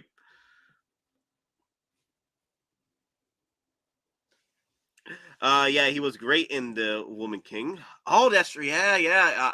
He should be the next up. Like, I wouldn't mind him playing Kang, if you know, of course, if things don't work out with Majors, unfortunately. So, what if they do? What if Marvel says like, oh, you know who should be Kang? And they go up to Terrence Howard and be like, hey, you want back in? yeah. Oh my God, man, get man back. Yeah. Next time, baby, my man. Yeah, I'm just saying. Watch them do something weird like that. Help us, Terrence Howard. You're our only hope. That's how you bring it back. Yeah. Well, apparently, because of all this crap, Jonathan Majors plays a huge part in Loki season 2, and have you noticed they have not announced a release date for that yet? I heard talks they're actually doing they're planning on reshoots at this point. Exactly. So, I mean, because Loki is the whole driving factor going forward or at least it's laying a lot of the groundwork. Yeah. It's not like, unfortunately, Jonathan Majors, if I was a bad man, I'd say he's gone. Damn. Well, yeah, the agency dropped him too, so his PR firm dropped him. His agent dropped him. His manager. Yep, everybody. And then like a bunch more people have come out with like accusations to the point like the police are actually investigating. Well, at this point, you know, we got to see the trial first and see how things progress, because everything that's happening to Majors it happened to Johnny Depp, and look what they did to Johnny Depp. Oh, absolutely. We're just laying down the facts. It's not, again, from a business perspective, it's not looking good. Yeah, I'm just mad things that are happening right now, and it sucks because it's the same thing happened to Johnny Depp. He got wrecked, and he was proven innocent after everything he was accused of. He was proven innocent, and then here comes he doesn't want to even work with Disney anymore after what happened, because Disney just dropped him to hell. Yeah, but I don't blame Johnny Depp for not even wanting to come back to Disney. You know, so Terrence Howard would nail it too. Yep. Nate, you all set for the night of May 3rd and tickets for? Yeah, I'm gonna need a lot of sleep. I'm actually might have to put a day off Thursday night. I might have to do that. Shoot. You know what? No. You know what? No, I can't. No, yep. I'm gonna have to put in my vacation day for that because I'm gonna be awake. There's no way in hell I'll be able to do my third shift and do the stream and do Guardians of the Galaxy night. Oh, a whole 18 hours? Yeah. All 18 hours. Yeah. Well, combined with actually no. I gotta do the stream on May 3rd too, because we got planned on May 3rd as well. Got to do the stream on May 3rd, which is Wednesday, and then I got to do the stream on May 4th, the morning of the release of Hottoys, of Star Wars Hottoys pre-orders on May 4th, and then I got to stay awake for throughout that stream, and then go. When do I take a nap? Adderall. You need some Adderall then. Adderall? Is that what other kids take to study? Possibly. Okay. I'll figure it out. Or just, old-fashioned cocaine. Oh, yeah, old-fashioned cocaine. We'll figure it out. 8 balls. 8 balls everywhere. Or gas station yellow jackets. No sugar. There you go, Broken. Thank you, Broken. I'm not going to lie. They really did a fine job with Tom Hardy's sculpt here. Not bad. Wow. Like, I thought the sculpt would actually, deteriorate in detail and quality, but nah, look at that. They did a fine job. I want the whole thing now. Damn. Well, do you ever think they do, like, as you were saying, you want a Tom Hardy, but they do it more as, like, the actual like, where he's transforming, where it's kind of like a half and half, or maybe, like, his legs are big, but the rest of his torso is normal size, but you have, like, the tendrils wrapping around him. You have... Yeah. Something like that. Yeah, in that nature, yes. Not only that, like, I would like his jersey look that he's always wearing. Oh, it's Detroit Lions jersey? Yeah, I wouldn't mind that too. Or, I mean, the thing is, Hottoys would actually have to go to the NFL to get that license. So I don't know if that's something Hottoys wants to deal with. Yeah. We'll see what happens. Maybe you know what they could do? You know what they could do? They could do the hobo Tom Hardy look. He has just his sweater and yeah, definitely that. Yeah, but and the 1-6 scale chicken. Don't forget the chickens. The 1-6 scale chickens. Yeah. Yeah. I mean, there is already the parasitic, the third party. Sonny and Cher. Sonny is there. Yeah. You know what though? They almost should have came with like little. You know how they give you bonus items sometimes? It should have came with like the little like the ketchup and the mustard that he starts throwing at him, and like the frying pan. Just little stuff like that.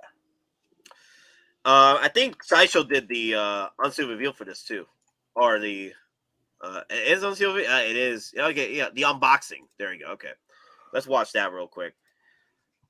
I think we're done. Pretty much the big difference between this one and the original Venom is that this one comes with a second head sculpt. With 3 head sculpts at this point. 3 head sculpts. You got the original Venom sculpt. You got the mouth open, tongue out Venom sculpt, and you got the half Tom Hardy sculpt here, which you can actually purchase, right? Which you can actually purchase with your Carnage Deluxe set. So you don't necessarily have to buy a second Venom to get the second head sculpt or the brand new head sculpt. And also you get the pipe as well. But so far, I am glad that collectors did have a second opportunity to pick this up because this Venom figure was going for ridiculous. Oh my god, I love that. I love my Venom. He's over there in my Avenger shelf. Hottoys has done a fine job bringing this figure to life as a 1/6. They did a fine job, and this Venom, glorious. The only thing is you gotta be careful with it. Of course, you gotta put Sinestro grease on it to maintain the rubber. But other than that, my Venom has been fine. But this piece was going for $800, $1,200 easy on eBay. It's ridiculous. Like it's funny how collectors said no to this piece, right, when it first came out. Because, it's not my Venom. It doesn't come with the symbiote. It doesn't come with the symbiote emblem. It doesn't come with the Spider-Man Venom emblem in the chest. And then when it sells out, everyone is like, I am so Venom. I am so Venom. I'm like, damn. so quick to turn. Because Chase bait. Yeah, because it became a grail. Now is important to you. Does this one come with a microphone, or did they just add that for the photo? Because he's holding the microphone. Dude, I don't think this comes with a microphone. Look, he's holding the microphone right there. He's reenacting that club scene. Okay, so Big Dog Power says, Geekin Out, please do a grease application video for Venom. I know that Local Lou actually has a grease application video on his channel. If you guys ever want to go and check him out, I don't know when I'll be able to do a grease application video for my Venom for you guys, but Local Lou did do a grease application video with the Shinetsu grease. So check him out, Local Lou. He did a Venom video on this. So if you guys are need some help with your Venoms and your applications, head over there. There is a third-party Venom as a female in the movie. Those combined with the Carnage make a really nice display. Yeah, the Lady Venom. Lady Venom. I wonder if Hottoys overproduced because first Venom sold out so fast. Well, the problem is it's not Hottoys' fault. It's Sideshow that overbought batches. So it's not necessarily Hottoys for overproducing. Is that Sideshow bought up a lot of stock throughout 2020, 2021. It was only till 2022, 2023 pre-orders that Sideshow was like, we're coming back. We're only going to make do with the pre-orders that we get and meet that demand, and that's it. And cut off pre-orders at that point and go on waitlist mode. This particular figure, though, however, unfortunately, this is part of the 2020-2021 pre-orders, which which Sideshow just overbought on batches. That's why they were able to survive this long in the pre-order phase, and now they're in stock now.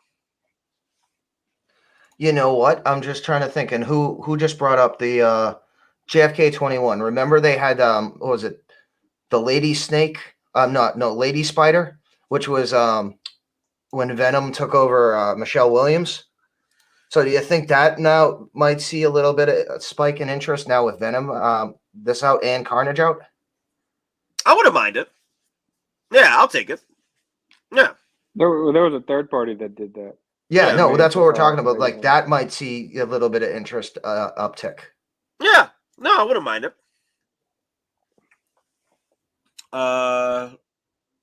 Let me see. You guys can still hear me, right? Yeah. Okay, cool. Now I just lowered the gain a bit more. All right, so I do have the video up here from Sideshow. Let's check that out real quick. Sideshow, don't copyright me. Everybody, let's go.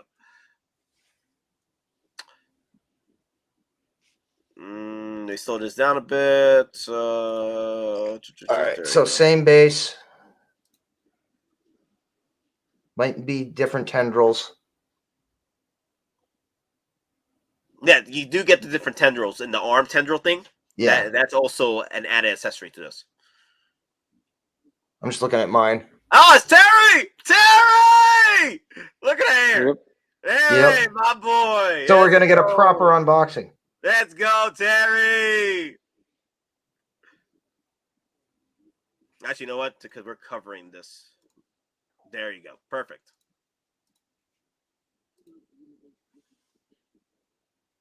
No mic. Okay, CD003 says no mic. So they just grabbed that mic from another figure. Yeah. Did they grab it from what's his name? Cyberpunk? Johnny Silverhead. Did he come with a mic? No, he came with a guitar. Oh wait, he does. Then he comes with the mic and a mic stand. Right? I think, if I remember. I don't know. I have to look it up. Hold on. I'll look it up. Oh, he does come with the guitar. I can't remember. Does he come with the stand? I'm looking it up. I mean, I have the figure, but it's upstairs, and I don't want to go and get it. So the cool thing part about this Venom is that you guys are picking this up now. You are getting 3 head sculpts instead of 2. You're getting the one with the Tom Hardy profile, or half profile. No mic, just guitar. Just a guitar? Okay. So who are they getting the mic from then? They just get it 1/6 scale microphone. It's not hard. That's true. It's just a third party, right? They can just find one out there, yeah. Or I mean, there's Hong accessory Kong, kits. They probably just walked down the street real quick and got it from somebody. That, you know what? That's right. Those were blogger photos. Yeah, you're right. Yeah. It would have been cool if they threw in the mic, because I love that moment in the in the party. It's almost like, I love you, random individual. or they should have at least given him like the glow ropes with the microphone. Yeah.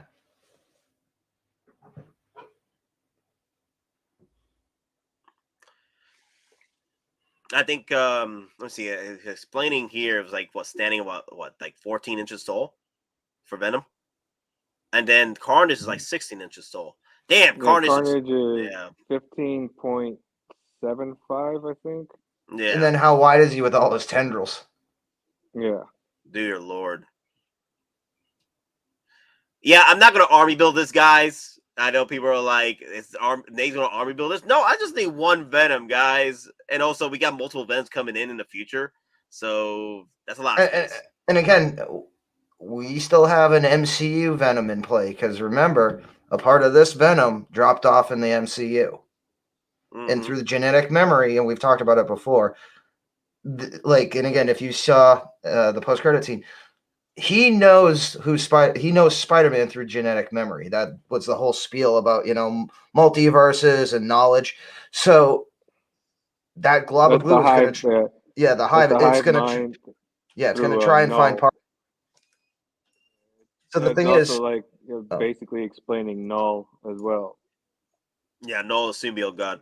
Yeah, because whatever knowledge that any of the symbiotes gain, that Null knows it too, because it all feeds into one hive mind, and Null is basically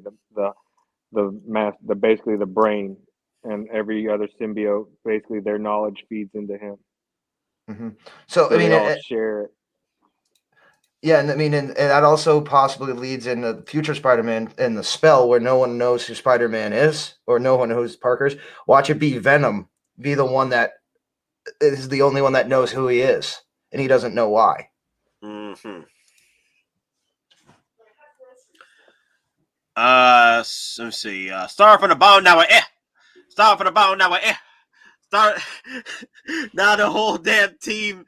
Subscribe to Geekin Out. Thank you, Big Dog Power One. Thank you, brother. Like, comment, and subscribe. And also, guys, we just hit 2,800 subscribers a few days ago. So me and Don will be doing the giveaway video for the two $25 gift cards, one $50 gift card, and multiple prize packs, right? Well, we have the Cobra pack. Cobra pack, yeah. With the HasLab Cobra Trooper still mint in package. Yeah. So that, and we like the 3 gift card winners, we have a little swag bag for each winner. So, so that's what we got going on. Nice. Don and Nate, Charlie Hep, Flash is on now. What you mean? Did they release another trailer? Let me see. Can't wait for Guardians of the Galaxy 3. Guardians of the Galaxy 3 will be very interesting, because Guardians of the Galaxy 3 comes out the same week as May the 4th, right? And Hottoys will probably be dropping, most likely, Guardians of the Galaxy 3 figures with the Star Wars figures for May the 4th, right? Not the same day, but separated. They're going to do it all at once. It's going to be a mashup. Oh, you know what, though? You know what Charlie may be saying? NBA playoffs are tonight. NHL playoffs are tonight. They might be showing like special views or like specific TV spots, because it's, the playoffs. Could be that. Because Star Wars has certainly done that, and Marvel has certainly done that. Possibly. Hey, P-Rock is in the house. P-Rock. He says, no, Proc. My bad, Proc. My bad. My boy Proc is in the house. He says he should be coming in at some point. So hopefully he'll be able to pop. Are we going for a long night tonight, aren't we? No, not too long, because I got to wake up in the morning to shoot a video with Gabe in the morning. Or shoot a stream. I'm trying to figure that out, because I do have the deluxe Wonder Woman still here in the box. But I don't know if I want to unbox that on live stream, because I already unboxed her before with Violet, and it was just a pain in the ass, that piece. So I'll probably just do the video recording. I'm trying to figure out what I want to do. I might want to do the video recording tomorrow because I did want to go and review The Mandalorian season 3. Season 3, yeah, Mandalorian season 3. I got to dip in 10 minutes, fellas. Okay, see right, you. Yeah, it's not going to be a long night. We should be ending pretty soon. No worries. It's just I had a long day. Didn't get done no work till like 5:30. But thankfully, I was working from home, so I got to eat eventually. Big Dog Power 1. Let's get geeking out to 3K, folks. Like, comment, subscribe, and share these vids, homies. Thank you, Big Dog Power 1. Let me throw you some woos over there because I know you love it. Woo!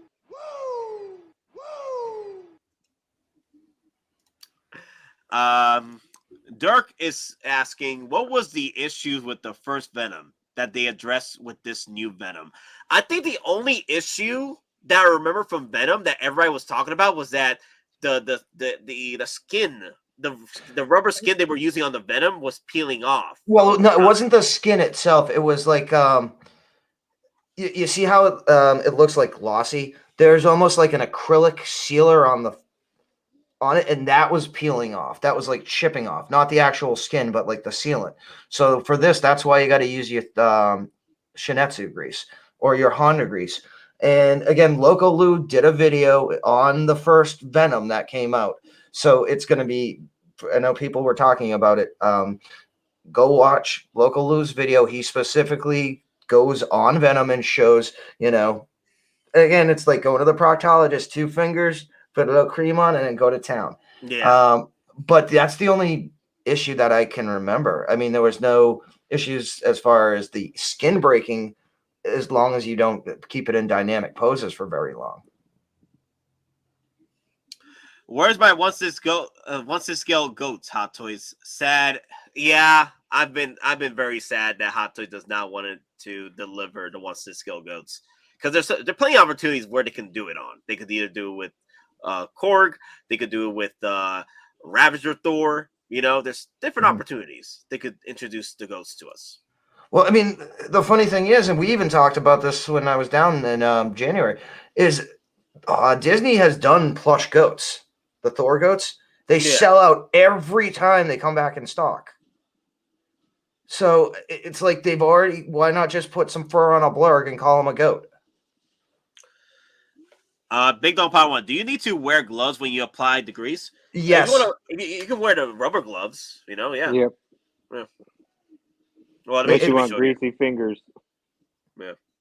Yeah, like petroleum jelly, like Vaseline, it's like that, except a whole lot more viscous. Yep. And because it's actually auto part grease for Hondas. You use it on the sealants, like around your door, you have that rubber seal. This is the stuff that actually keeps the rubber malleable, and so it's the same theory. You put a light coating on the figure, and it protects it, just like 303 on leather. I don't remember anything about Venom being a problem. That's the only problem I heard. It was just the skin being peeled off, and that's it. But then you could mitigate that with your Shinetsu grease. It'll be fine. It's just a coating. It's not really the rubber, going away. That's the only thing I heard that was the problem with the Venom, and that's it. Other than that, it was a great piece. Yeah, I mean, I did mine once, and I haven't had to touch it. Now, granted, as we've said before, it all depends on what your environment is and how you display your collection. Like me, I've got central air, I've got central heat, so I've got everything climate controlled. But I also have a mini dehumidifier in my room or my office. So you got to go the extra effort to maintain these figures. So Win Woo over here, I think they did a fine job. I know some people complaining about the head sculpt, but I think it's pretty much Win Woo. Yeah, I mean, I had no intention of getting this figure. I still don't, but I could possibly see this almost like appealing maybe to Ninja Turtle fans, almost like a proto Shredder or an unmatched Shredder, because that armor he's wearing, I'm getting like Foot Clan vibes. I wish they would give us Giga Chad Winwoo at the very beginning of the film, Conqueror Winwoo. I want that suit. I want that look so bad. With the, and like the with full armor. metal armor, almost like he's like the Genghis Khan style. Yeah, he was Genghis Khan. With the long hair and everything. Yep. Yeah, he was Genghis Khan. There's a reason I said that. Then I've seen the movie once. He played so. He said it. He went with different names throughout history. Yep. Yeah. It's the way of the foot. It's the way of the foot.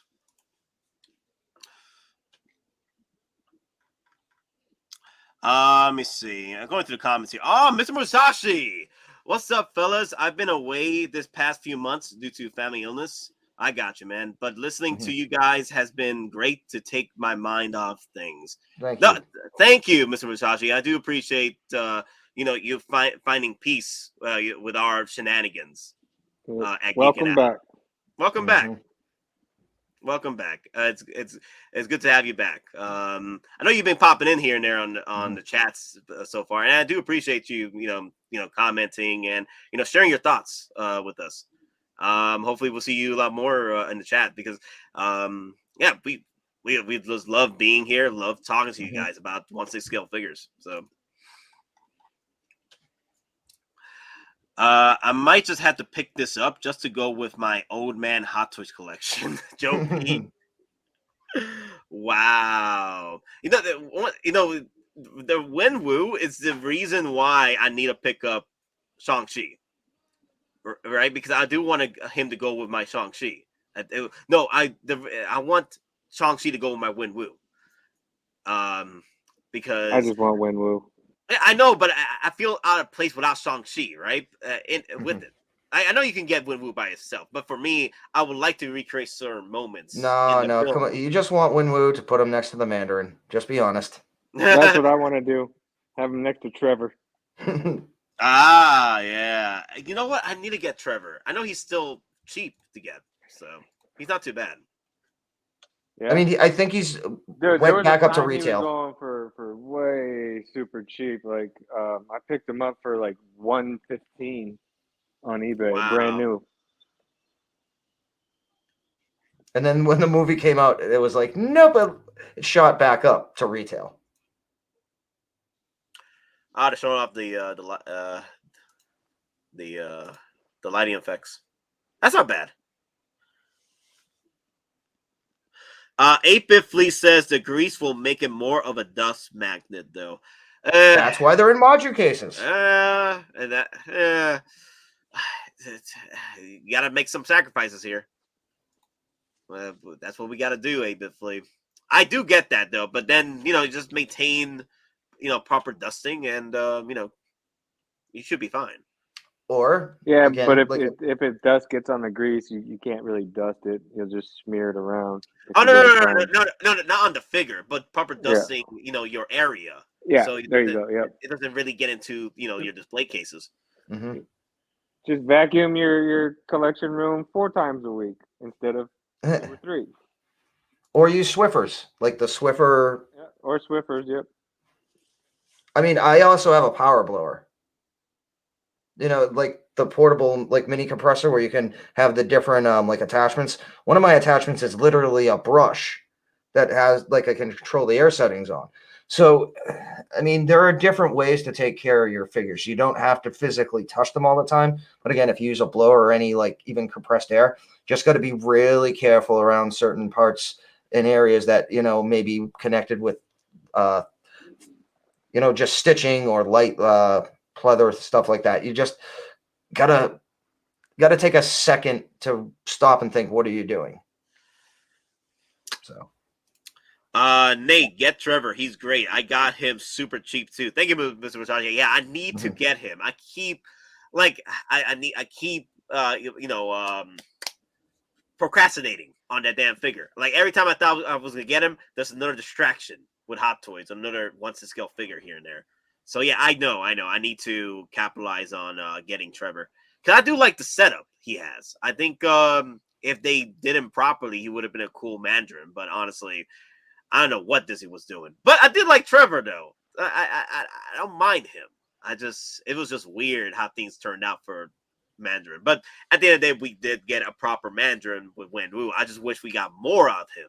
You know, maybe a prequel movie or prequel series. That'd be nice. Something.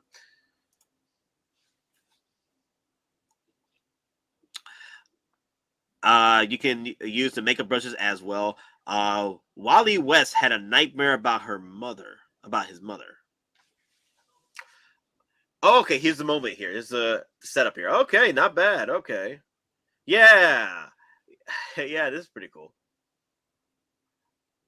It'd be tough to recreate this in your display because that's a lot of sacrifice to be made. Yeah, but if you get Wenwu, just with all the accessories, shouldn't you be able to potentially at least kit bash a second body? Wait, with all the accessories? Yeah, because you got you have two arm setups. Yeah. So I mean, you could do a business, you could potentially make another body and then search for another head sculpt. Yeah. So at that point, guess what? You don't need to buy the exclusive suit version because you could kit bash it. Yeah. RPG World official. What do you think about the new 3.0 Nemesis Prime Premium Edition? I think it's to date the best Optimus Prime Nemesis Prime variant out there in Premium Edition sets. I like it. Me and CMB are gonna go pick it up for pre-order.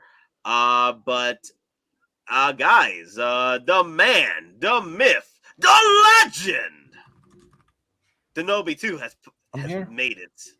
I'm here. Can you? How's everybody? This is cool. Good. Hello. Happy Wednesday. I'm actually on my way out. So you guys have a great stream. Talk to you guys later. I'll hit you up. Yeah. Have a great night. All right, take it easy, CMB. So I was coming on I was actually working today, Nate, but I got most of the stream. You guys were talking about the Flashpoint. Yep. Venom. And yeah, it's probably been a busy day, right? Because I was actually right across Caesar's Palace today.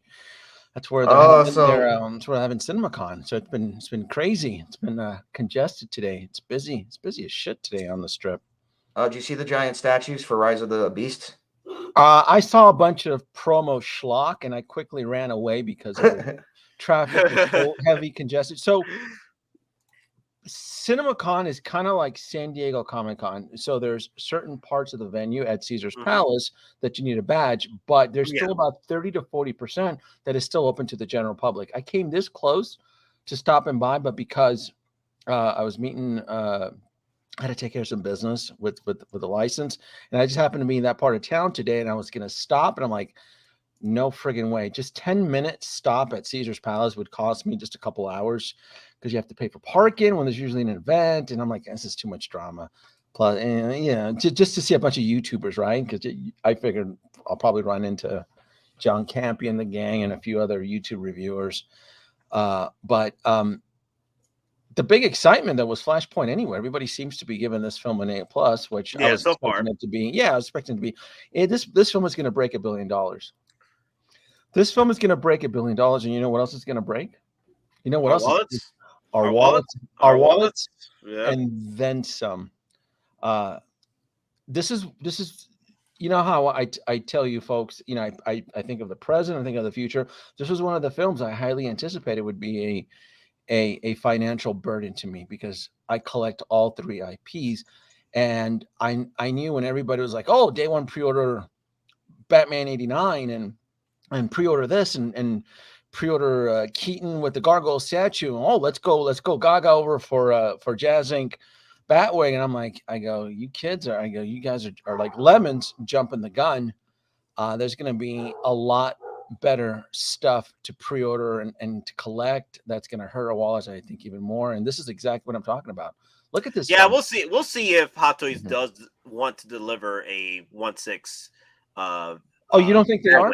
Everything here is a 1/6 right here is 3 Hottoys. Yeah, 3 Hottoys right here. No. This is 3 Hottoys right here. Batwing, we'll see. I will like it. I honestly see the Batwing from this film being released than we see in the 89. you know who's making this Batwing? It's McFarlane, right? McFarlane, yeah. Yeah. Will Hot Toys make this specific Batwing? Probably not. Would they make a 1/12 scale version? 12. Yes, there you go. Like Maybe. the bat from the Rises. Yeah, they did tease it. So I'm not too worried about the vehicles with the Flashpoint film. For me, it's the amount of characters that are marketable as a Hot Toys. And I think the number that was being floated around was between 6 and 7 potential, like high risk potential Hot Toys being made. Like right here, there's 3 of them here. And the Flash goes through 2 different suits. So that's 2 versions of our hero, Ezra Miller. Then you have all these wacky Ezra Miller variants that he's encountering in the multiverse. Then you have Supergirl here. Then you have Keaton, and depending on how successful the film is, we can get 2 versions of Grandpa Keaton, Keaton's Batman, right? Yeah, there's a shot here. Where's the Grandpa Keaton? I love the suits. I love the suits. Oh, the suits are everything about the film. You get 2 versions of the Keaton. They already teased the Bat Hall of Armor, right? We got a tease of Ben Affleck's Batman. Yep. We got a potential villain of Zod, and then so Zod is what the B villain, and then the A villain is all sorts of rumors. I don't even want I don't want to speculate because I want to go on the film. Yeah. Surprised. And I know people are leaking shit already on the internet because they got to see it on CinemaCon. And technically, when you went to go see this presentation, it's supposed to have been on your badge. It tells you're committed to a non-disclosure agreement. So any official licensed YouTuber that went there isn't going to leak it, but who's to say they won't leak it to their BFFs or whatever? Yeah. And they're the ones who go for it. So I kind of don't like that the film was shown this early at CinemaCon because they were still more than a month and a half away. Yeah. And there's always, so like, for example, like I know John Campea is very dead on set. He will never leak anything, but his cronies like Robert Burnett Meyer, I mean, he has big lips. So when you wave a bottle of spirits in front of him on his own live stream, so so it's gonna get leaked out. You never know. You never know. It just sucks though because it sucks because a lot of this stuff because we're so far away is gonna get leaked. So it's gonna be so hard. So I guess all we can do is just stay away from Facebook for a while. Stay away from the internet. You're not going to be able to. You to stay away from Instagram and Facebook for about a month and a half.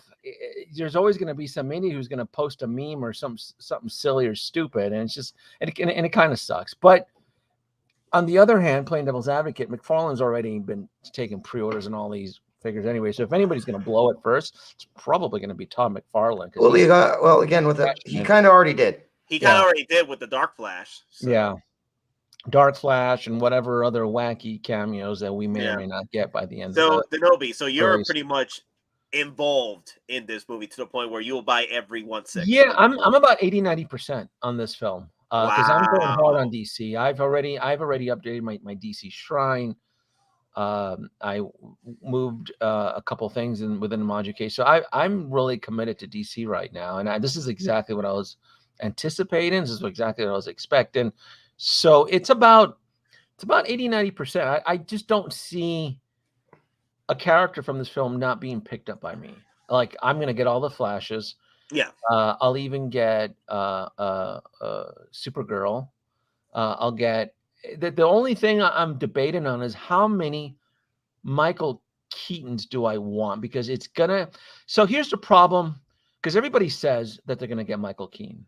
Yep.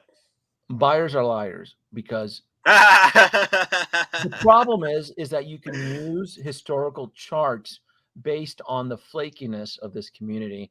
And a perfect example that comes up is Luke Skywalker. When you pump out too many hero Lukes in a short amount given time, some of them end up being the peg warmers. It's just deepfake Luke is on track to probably being the next. And remember, everybody was excited for deepfake Luke, and everybody was excited for Snow Speeder Luke, Pilot. Everybody's doing backflips for Bespin Luke.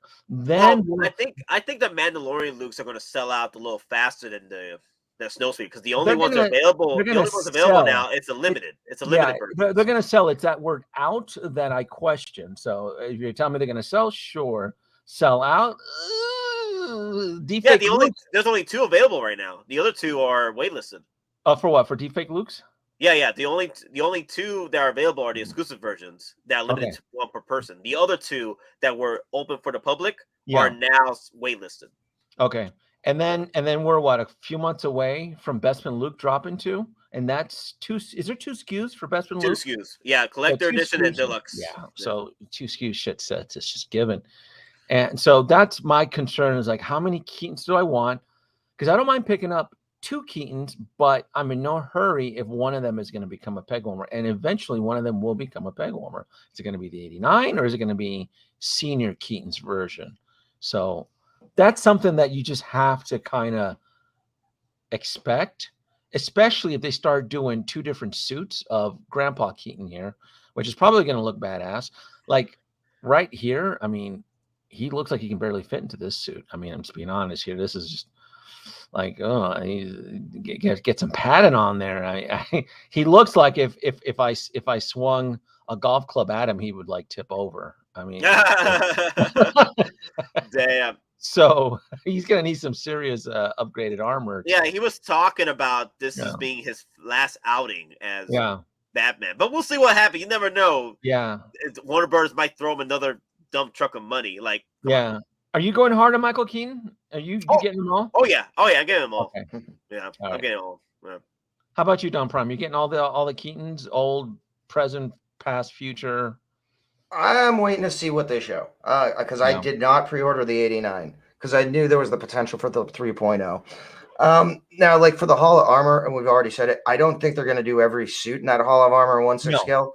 But I think what they'll do is they'll give it like the Iron Man and War Machine treatment, where they gave you like the mini Hall of Armors, like the G.I. Joe 375 scale.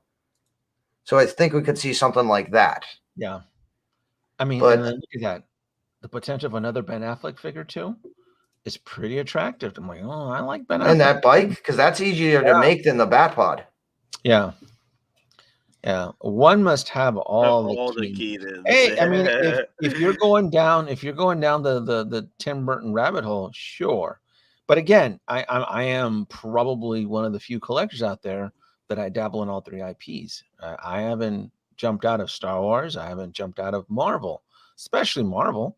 I'm going conservative in Marvel, and I'm still getting my ass kicked because all these Iron Man suits are about $500 a piece on average. I agree. I agree, so man. There's not a lot of collectors like me that are in 3. Everybody's either tapping out or taking breaks or going on hiatus or have turned their back on the Mandalorian. Like, oh, Mandalorian sucks all of a sudden now. So I'm not that wacky. I'm not that flaky. I feel you, though, because I'm in the same boat with you. I'm collecting all IPs at this point with Hottoys. The only thing I don't do is like you collect more than just Hot Toys. You collect other various licenses and scales. Yep. I mean, it's a small percentage for me, but on occasion, I like to have my options open, right? Yeah. So, hey, Don, what you were trying to say, Don? Oh, no, like exactly. Yeah. I mean, I'm taking a break on Marvel. It's just because at this point, I'm only buying stuff that I feel connection to. I'm not buying stuff just to, buy it. But also at the same time, it's like I'm taking this, it's kind of like a lull. I'm reorganizing my Star Wars area. So I got another Module case. I've made other space and another Module case for the future clones and, what other stuff's going to be coming. So, it's just you can't collect everything in one line unless you're a multimillionaire, because you're going to need to continually buy space in addition to the figures. Well, Nate knows what I'm talking about. I mean, I'm going very extra conservative on Marvel, but again, we have the 2.0 diecast Mark III inbound. I still need to get to Silver Centurion. Then there's a Mark VII open suit. So I'm just getting the bare essentials, and again, even just the bare essentials for Iron Man are still $400 to $500 on average. I'm sticking to the suits. because they are knocking it out of the park. They're adding some serious R&D into some of these Iron Man suits. And then again, then I'm also in bed with Marvel's sister, Marvel Sony Spider-Man, and I'm collecting all of the Spider-Verse. Doc Ock, Green Goblin, Electro, all of that stuff. So that still is Marvel. I haven't turned my back on the Sinister Six. I'm waiting for that. Then you love the Craven movie announcements, right? Craven. Craven, Spider-Man's villain, the Hunter. Did they announce something for it? People were sending me. It's an R-rated movie, and Rhino's in it too. Really? Yep. It's R-rated. Craven is literally, apparently, like one scene or whatever's preview is he's literally like hunting mercenaries or poachers, and like just destroys them with his bare hands, supposedly. Who's playing Craven? Quicksilver, the OG Quicksilver, the actor that Aaron played Paul Johnson. Yeah. Oh. And again, if you saw Bullet Train, that gives me some hope. Man, I possibly, you know what, with his age, I feel like he's going to be playing a younger version of the. It's like what they did with Batman v Superman, and they casted what's his name to play Lex Luthor, and you're like, he's a kid, he's not Lex Luthor. I don't know. Because I always thought Craven the Hunter was like a more seasoned, older individual, in his 40s, right? Yeah. I like somebody like the actor from Avatar, the villain in Avatar, someone like him. Oh, yeah, the Colonel. The Colonel, yeah. Someone just, but I know at one point Jason Momoa was in talks to play him, but then he's signed up to play Lobo, so that'll be interesting. I don't know. I'm open for it because I like Aaron Johnson. Like I enjoyed him in Kick-Ass. I enjoyed him as Quicksilver for. I can't believe they didn't do anything. Are you guys excited for this film? Because this sounds like a sleeper hit for me. Like, I'm gonna sleep. I'm optimistic, cautiously optimistic about it. Okay. Because I was the same way with the original Venom movie, and I liked it. Yeah, that sounds like Sony doing Sony without Marvel's parental supervision, like Venom 2. No. Madam Web. That's the movie, because that's an actual movie. They filmed it in Boston.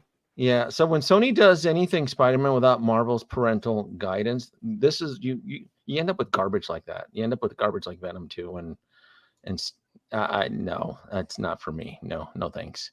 No, thank you. What is D.O. from The Last Skywalker? No, thank you. No, thank you. I love that droid, man. No touch. No touch. Don't touch you. Thank you. Nope, not for me. No. I'll sit in the bench for that one. Nope. I wonder if Hottoys will attempt a figure for him. Well, I'm sure they did. They did one for that vampire film, right? Morbius, right? Morbius, yeah. They did Morbius, yeah. Mm-hmm. Yeah, and you saw how well received that was, and that. So when Sony does Spider-Man without Marvel's parental supervision, you end up with films like Morbius, and you end up with films like the Venom series. So, the glow in the dark suit. You know how they're going to do this, right? I'll bet you how they're going to do a version. Okay, explain, because we had our own ideas, but go ahead. You know how they'll do this? If I would make this as a power pose. And have it, and so you would cast the body, limited articulation, cast the body in see-through resin, then you paint over selected parts of the resin, blocking off certain light, so then the light from inside would glow evenly. Because the light, that's the problem with this, is that the light has to be distributed evenly. So it would be a power pose, where it's not going to have much exposed joints, but because the light is shining through the body, it's similar. They're doing this already. They're experimenting with this technology on a figure. They're doing this already. Is it King the Conqueror, where when the light pierces through, you get a different effect when light shines through the body? That they're using something like that, like Electro, the original Electro. When you emit just a bright source of light through semi-translucent parts, you get a different effect. If I was Hot Toys, that's how I would do this. I would do this more like that. Having multiple button cell batteries and different, the energy has to be, the light has to be distributed evenly. If it's not, where you have certain dark patches and stuff, it's not going to work. Or they can do fluorescent paint like they did with Black Panther, would be the cheaper, economical version. There you go. Matt brought it up too, right there. Yeah. Black Panther. Yeah. There you go. I didn't even read the comment, but if that would be the most economical, the cheapest way would use fluorescent black light, orange fluorescent black light, and you'd get a really cool effect. It worked for Black Panther. It looked pretty cool. The problem is that you have to have a black light setup. A lot of collectors don't have. I do. I have a black setup in 2 of my Magic cases where I can adjust the light accordingly, and that's where all of my Neon Tech suits live. I've showed this to you, right? It's right down here. Yeah. I've seen your collection tour with that. Yeah. Yeah. So, what about them? I mean, if they wanted to do something insane, again, they did bring up the potential issues. Is what about like glow wire? Really, really thin glow wire. Glow wire requires a considerable. It's the power source. But then we also said make them USB. Yeah. I wonder if Flash can do well. It depends. I mean, I played around with glow wire when I was working with Whiplash, and it's a very fragile cord that if it bends more than a certain 90 degrees or something like that, it tends to break and crack. It's also kind of expensive for the mass production that would be needed. I wouldn't think of that. I would say either a translucent body and it's painted over, kind of like a lava rock, where they do for props, where the light is just peering right through the body, just a bright light source, a power pose, and that to me would be the most coolest way of portraying it. And then the cheapest way would be black light. Loki, shut the hell up! Can you hear Loki in the background? Yeah, Loki's being loud. Yeah, he's being a dick. So again, whatever way they do it, Flash is coming. Ezra Miller is gonna, what's the saying in Hollywood? Winning cures all. And no one's gonna give a shit of who he strangled or who he groomed. The film breaks $1 billion. You watch James Gunn signing back up for another film. You know, James Gunn is just as pervy as he is. James Gunn, all he cares about is storytelling. And if anybody can look the other way and bring him back on, it would be James Gunn. But again, it depends on this film's performance.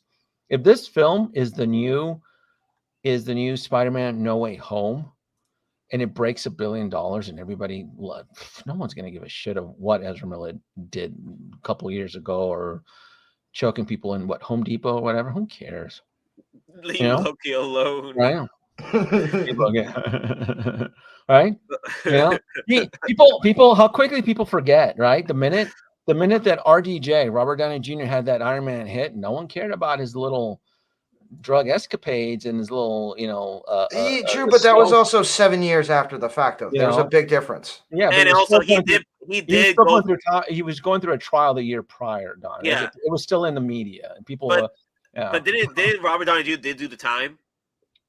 He did the time, yeah. He was on probation, but he was still in the media. People still liked booking. But the minute the film did great, everybody was, he's hot shit, right? So I think the reason why people aren't too happy with Ezra Miller is that he didn't put in the work, to reshape his image. Like Ezra Miller's a good actor, man. He's from what I read, it's his personal life, he's out of control, but when he's on the set, he's professional. Just like Robert Downey Jr. When Robert Downey Jr. was having his little snow parties, he was out of control. But the minute he was on the set, he was very professional. No one ever questioned his work ethic. He was there on time, even though his wife made sure he was there on the stage at 8 a.m. or whatever the call time was. Oh, there you go, Neon Tech. That'd be nice. That's pretty much what I'm thinking. Neon Tech Flash over here. Yeah. So I'm just saying how quickly winning cures all, and it works for Robert Downey Jr. and we all love a hero. And so no one's gonna. If the film bombs and the film tanks, then we can start pointing fingers at Ezra. Like, oh well, his grooming got out of control, and instead of choking that kid, he should have choked his career back into order. Those are the memes, but no, nobody cares. And who follows that drama? It's us U.S. idiots. People in China or Japan, they don't give a shit about that stuff. That's daily life for them. They're like, that's normal. What? Don't they marry kids at 15 and all that stuff in parts of the world? I don't. It's just here in the arranged US. marriages. Hey, Denobi, quick question, because we were trying to figure this out for Ezra Miller's Flash because of the hot water Ezra Miller's in right now. Do you think we'll get the Flash figures but without the head sculpt? Oh no, Hottoys. Hong Kong does not. Listen, everything that Ezra Miller has done here that we're over here losing our marbles. That's everyday life in Hong Kong. You guys don't understand how good we have it out here, how wonderful freedom is out here in Hong Kong. That's what did he do? He groomed kids. Man, that's everyday life in Asia. What are you talking about? What was the other thing? He choked a fan. Multiple fans. Doesn't Donnie Yen do that in the malls in Hong Kong when people get too close to him? That's petty. That's petty. Well, I mean, he started his own cult too. He started his own cult. We're you understand? We Americans, we are the prunes. We're the ones here. We are the Karens and the Kevins. In Asia, shit. They don't care. What is it?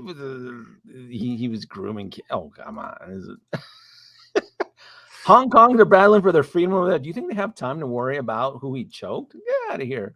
They're like, those folks out there like, he did what? He choked as a fan? Oh, no problem.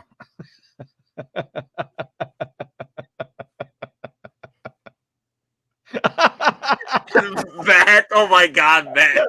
Donnie Chen is out of control. I saw him in John Wick 4 swinging that cane and trying to be a badass. Always trying to the thing, you know what kills me about Donnie Yen? He's always trying to upstage the main actor. I go, this ain't your film, Donnie Yen. Take it down. Take it down, Donnie. This is Keanu's film.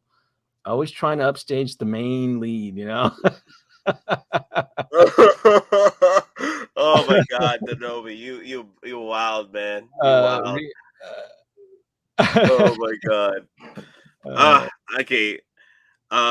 Hey Charlie. The reason why we keep putting you on timeout, you keep dropping sort of like spoilers. So I think he's watching like the Flash TV show. Oh, the TV show. Oh, okay. Yeah, because he's talking about like Green Arrow, so it's the TV show. Yeah. But the thing is, I'm like, I wasn't aware because I'm like, I don't know if it's the actual TV show or he's talking about the film. We didn't know if you were at CinemaCon and you were one of those people. So Nate, people are saying that Michael Keaton's carrying the film. This is no different than Robert Downey Jr. carrying the first Spider-Man Homecoming film. Remember when everybody was saying, "Oh, the Robert and RDJ Iron Man's gonna carry"? I remember that crap. Iron Man's gonna carry Spider-Man Homecoming. Man, Robert Downey Jr. showed up for a few minutes and then bailed. He probably zoomed in his performance. So I'm thinking this is going to be something very similar to that aspect. I'm thinking Keaton's performance, where we've seen most of it on the trailer already. He's crossing multiple timelines if they're going to try to do the whole Flashpoint timeline. So. And he's tons of cameos. How long is the runtime? I wonder how long this film is. Is it? I don't think it's been released yet. Yeah. No, they just released the runtime for Guardians of the Galaxy. It's 2.5 hours long. Yeah. So my guess, this will be matching that 2.5 hours long. It has to be. In order, the amount of stuff they're putting in this, they're putting Zod in, they're putting Kara in, dude. This has to be at least 2.5 hours long, if not a little bit more, maybe 245 minutes. Nearly a 3-hour movie. I wouldn't be surprised. What if they do something like a 4-hour cut, like the Snyder cut? Well, that'll be a DVD situation. They're not going to make a 4-hour movie. for Keaton. No way. We had like a DVD cut. I could see that director's cut be 4 hours long. Yeah, but in theaters, no way. No way. Yeah, they're trying to fill these theaters up with the runtime they can't do it.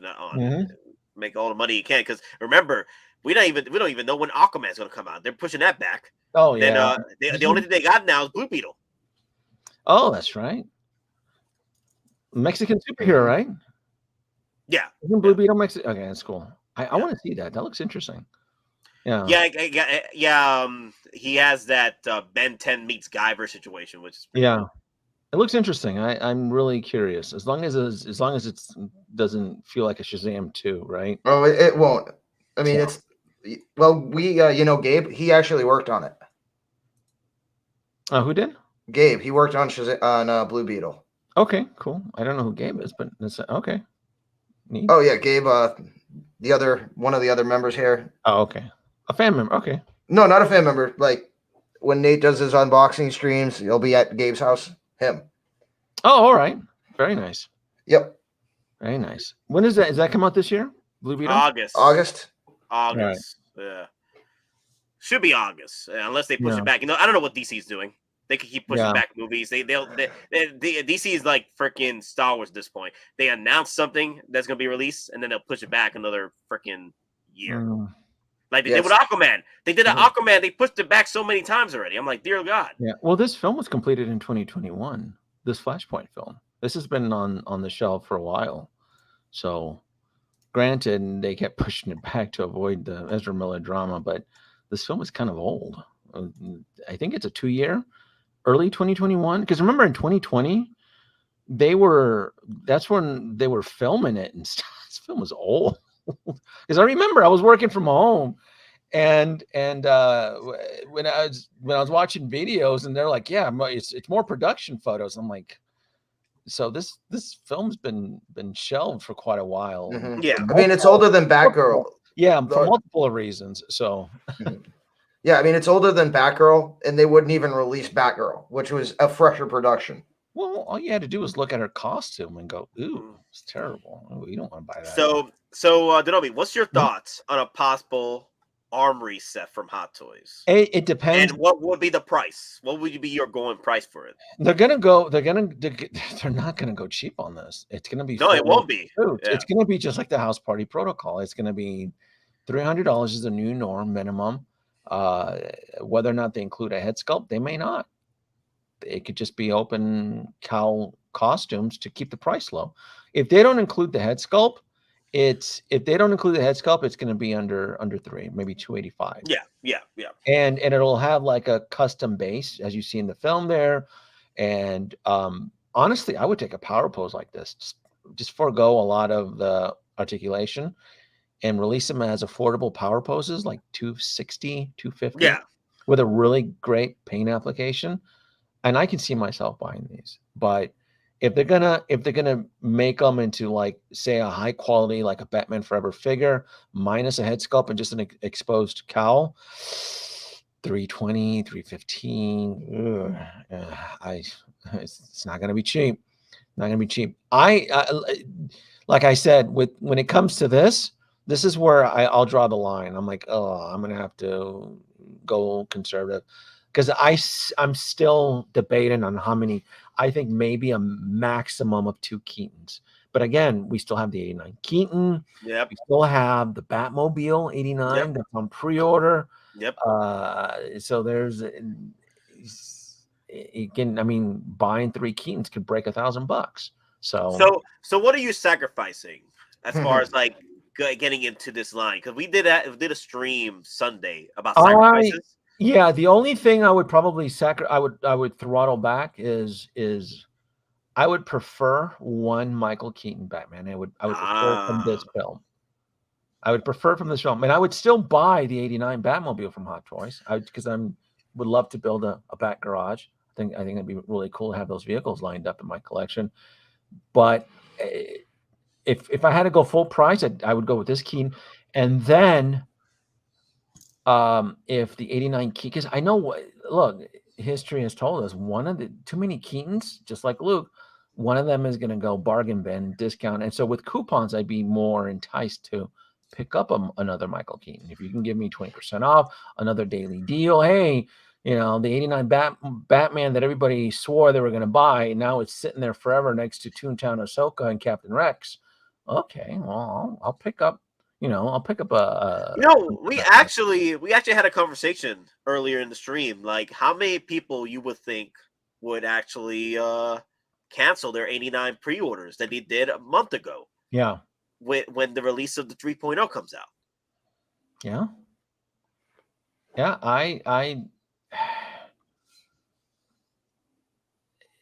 this is tough because, again, especially for me, I'm in all 3 IPs.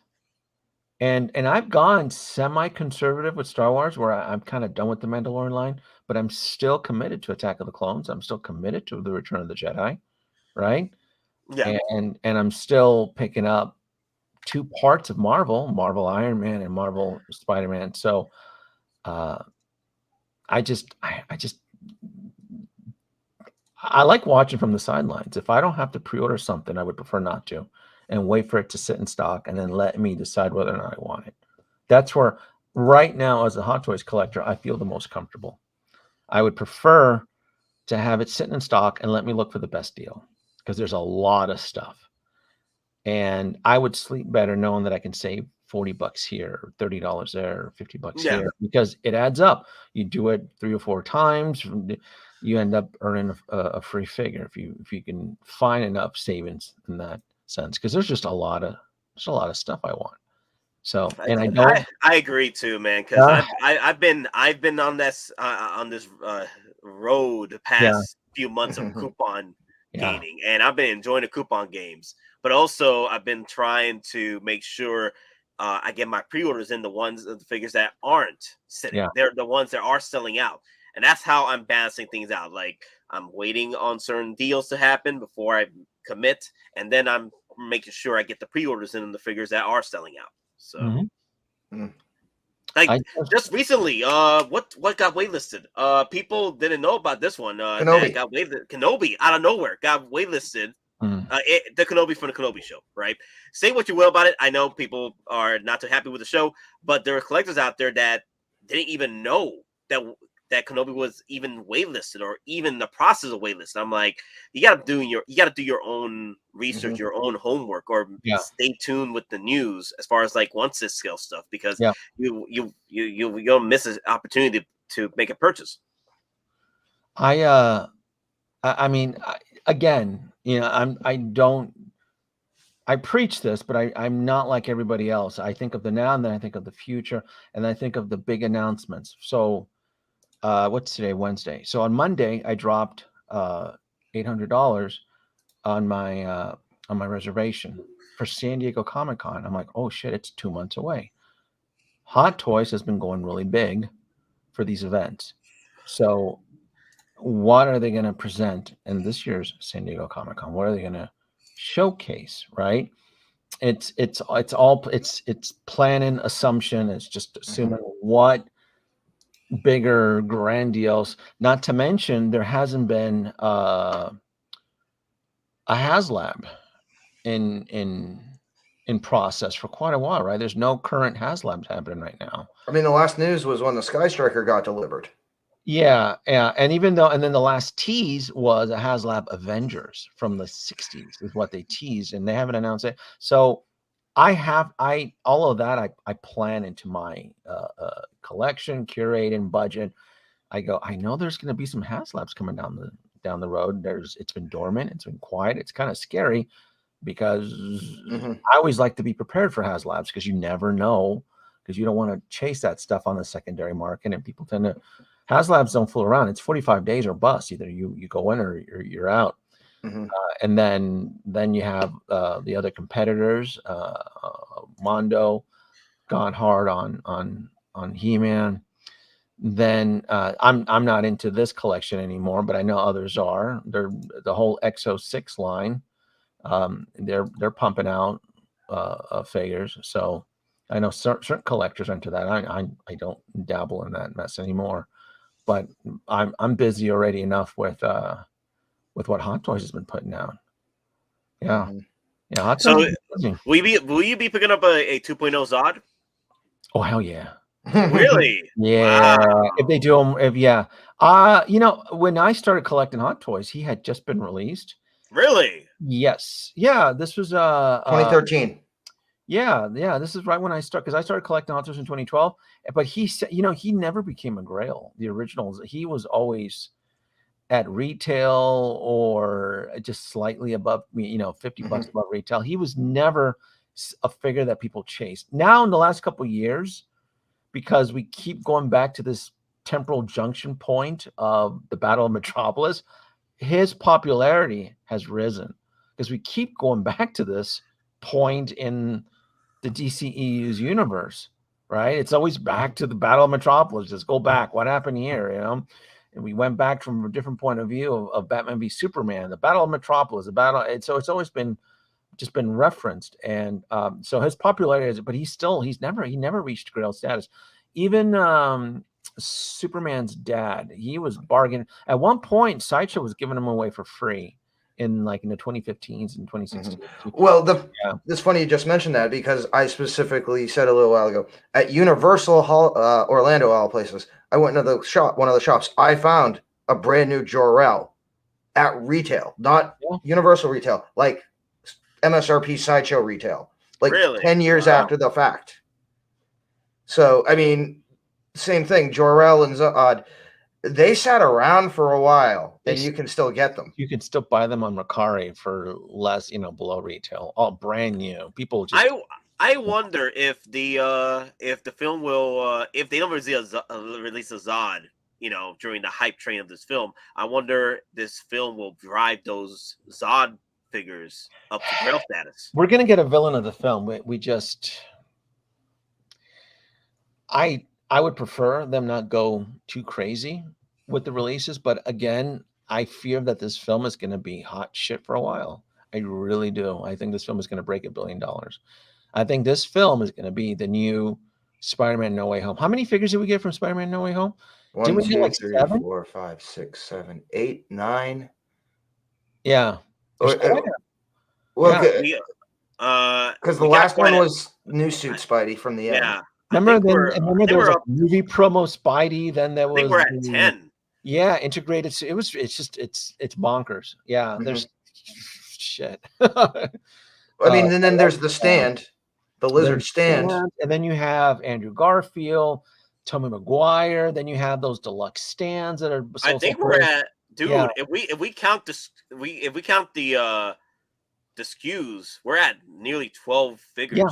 Yeah, I think Anthony Mafia, I think at one point, like, averaged the number, it was like $3 or $4 grand just for the Spider-Man Marvel lineup, just for that alone. I think it was close. I think he said $4 grand or average $4 grand. Yeah. If you wanted to get all of them with their bases and their upgraded deluxe and all that stuff. So, and again, that's because that film did what, 1.3 billion or something like that. So yeah. I do think, because especially too, remember, Zack Snyder's Justice League reinvigorated that universe. It brought life back, right? It watered that dry dirt, and now there's flowers blooming, and now you have fans like me, like, you know, we really enjoyed Zack Snyder's Justice League. That 4-hour film was awesome and epic, and you will have fans and collectors clamoring for more of that specific universe. And this is probably going to be our last hurrah, our last exit. So I can definitely see Hot Toys going a little bit aggressive with that. Good. So, I mean, speaking of aggressive, and I think I saw a comment like the other night, you were saying, oh, Little Mermaid's coming out, Hot Toys is going to do it. Yeah, that was one of my predictions. Yeah. Well, I mean, I'm going to jump on that. I would not be surprised if Hot Toys jumps on the Barbie market, considering all the stars in that one too. Oh my God, DX Barbie, let's go! Yeah. Well, let's go! There's like 7 different Barbies and 7 different Kens. Yeah, the Disney Hot Toy female lineups have done very well for Hot Toys, especially in the Asian market, like Maleficent, Belle from Beauty and the Beast. They've done really well. So yeah, I can definitely see them doing one on her. And then the Disney fanatics in the U.S. who buy everything Disney. There are those special name for those type of people, the Disneyania collectors that all they do is all they buy is just Disney. So yeah, they will gobble it up, regardless if the film does good or not. It'll get gobbled up. They could probably just do Ariel. They may not even do anybody else. They wouldn't do Melissa McCarthy as Ursula. I can't imagine. I hope not. Jesus. Yeah. Yeah. I mean, you just need to use the Venom as the base body for that. Yeah. That's it. I think this is our final outing with Ben Affleck's Batman. He said it was his last done. He's done playing Batman after this. He did it, and he's done. Yeah, he's doing all the Dunkin' Donuts commercials now. Dunkin'? Oh, I didn't know that. I don't. Dude, like he shot the commercial like 20 minutes for me. There's a whole series with him and Jenny from the Block in it. Like the outtakes. He's just did another commercial for him where he basically plays Matt Damon. He, because they're like, "Oh, you're from The Departed." He goes, "Yeah, I'm Matt Damon." So I don't watch a lot of TV. I have not seen those commercials. I have to probably YouTube them, and I didn't know he was doing commercials. Oh, he's probably at this point he might be making more from the Dunkin' Donuts commercials than he is from playing Batman. What's wrong with his face here? Jesus. He looks broken. Yeah, that's what I'm getting from this. I'm like, damn. Is it the makeup or is it just Ben Affleck like I'm broken of Hollywood? Like he looks broken. That's makeup. God, I hope so. I think it's both, man. He's not back on the bottle, is he? Jesus. I felt bad. I felt bad just watching this moment in the trailer. He drank his way through Justice League and shit. So I hope he's not. I hope he's doing okay. Jenny from the Block. Damn, Brock. Is Brock. You gotta say Jenny from the Block. Oh, damn. Damn. Yeah. So, another thing I want to bring up too. So, Denobi, you remember a few years back this particular piece, man? Remember this? Oh, Venom. The first Venom, everybody went crazy about. Yeah. Do you have the meme? The poor cousin. Anybody who owns this one, you guys are the poor guys. Bargain bin Macari all the way. Tough one. This new one is dynamite, huh? 2.0 head sculpt, all the bells and whistles, the tentacles, base. Yep. You don't want the old one anymore. Ew. Ugh. No, I feel sorry for the collectors that jumped the gun and spent $800, $1,200 on the original set when it was first waitlisted. I'll post my thoughts and prayers on Facebook for them.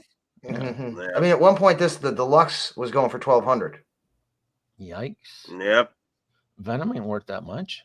No, he was back then. When it was sold out for that period, when it was sold out, nobody, because there was also like the pandemic effect with like shipping and supply issues. Yeah. So it was to the point like people are like, it's out and they wanted it, but they also were paying extra so they could actually know they were getting it. How much is this guy? What does he retail for, Don? What, $385 to $405? Is he retail? Yeah. Really? I think that's about the price. Yeah. Damn. He's a big boy. Carnage is like $545 or something. That chest, is he more biffier? Is he more thick in this one compared to the old one? No, it's literally a 2.0 of the same thing. They might have just fixed the flaking issue with like the clear coat over the body, but like the stand is the same. Most of the accessories are the same aside from the second head sculpt. Like the two head sculpts. You sure his chest looks bigger? You sure, Don? I'm looking at mine right now. It looks the same. Because this one looks better than the old one. He's even packing down there too. Did they improve him TB League style? Everything about this one looks better. Wait a minute. Are we taking one of those tentacles and attaching? I mean, he's a horse. Damn you! He is packing down there. He's packing. I'll call it. They're like, we're gonna. Howard Chan is like, make him bigger. More. Jesus. Oh my God. And then a win. One of those tentacles give the fans an option.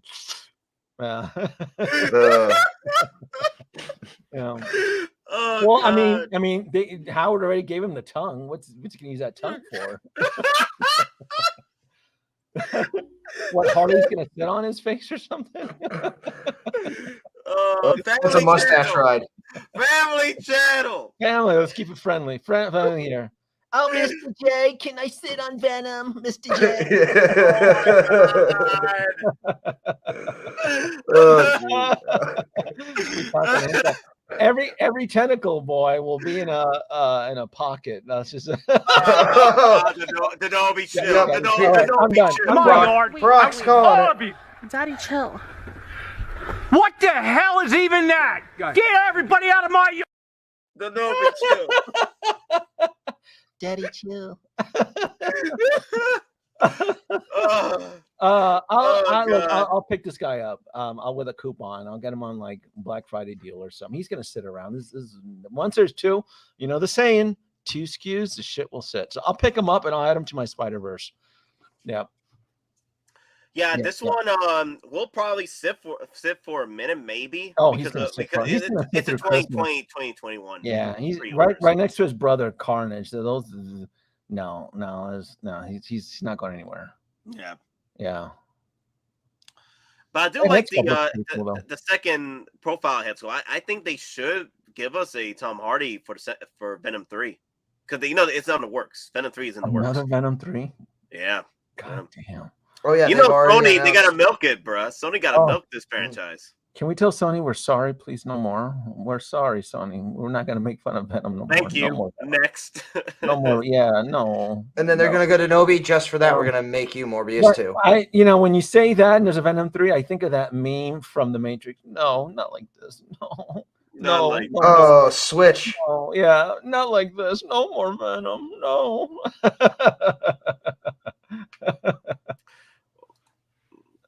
Yeah. But yeah, I do feel sorry for the collectors that did spend $800, $1,200 because I was warning people, don't do it. Yeah. Don't do it, guys. You're gonna regret it. And then here comes Hottoys, 4 months later with the Venom 2 version. Yep. Yeah. And then how long again till they announce Venom from Spider-Man 2 from PS5? Because we know that's happening. Yeah. Yeah. Oh, the tentacles have little heads with tongues in them too? Yep. The previous edition, you had to get the special version to get the head tentacles or tendrils. Look at that. Yeah, P-Rock wasn't kidding. This is hentai times 10 here. This is some Japanese. The Japanese are going to love this. They're like, the subtle. They're going to eat this thing up, boy. They're going to. Japanese love anything with tentacles and with little mouths in them and tongues. Oh shit, that's what they're gonna say. Nate, seriously, all jokes aside, I will most likely be buying this guy once he sits for a while on a daily deal. I'm not paying full. Ain't no fucking way I'm paying full price on this thing. But yeah, I'll absolutely get him, and I'll add him to my Spider-Verse. Yep. But do you want me to warn you if this does start hitting low stock? Yes, please. Yeah. Okay. I don't want to have to chase them. I'll use something. But is there 2 SKUs for this guy? Is there only one? There's one. This is 1 SKU. This is right here. This is the one. So Carnage is the 2 SKU. Oh yeah, you're right. Yep. Okay. Because Carnage has the normal one and then the additional bonus head sculpt for this. Right. But you wouldn't need to worry about that because you'll buy the one that the head sculpt. I would predict this is going to sit for a while. But yeah, if it does go into low stock without coupon, then I'll be forced to. But yeah, I do want a Venom. And now that I know this is the more superior one, putting the other one as the Dr. Smith poor with the poor cousin. I eat that shit up. It's. I need to put that meme in my collection, man. I love that poor cousin thing. Yeah, the poor. That's what it is. Everybody's gonna try to convince themselves, and this is the better one. Come on, we all know it. I tried. This is the better one. ASMR now, Denobi.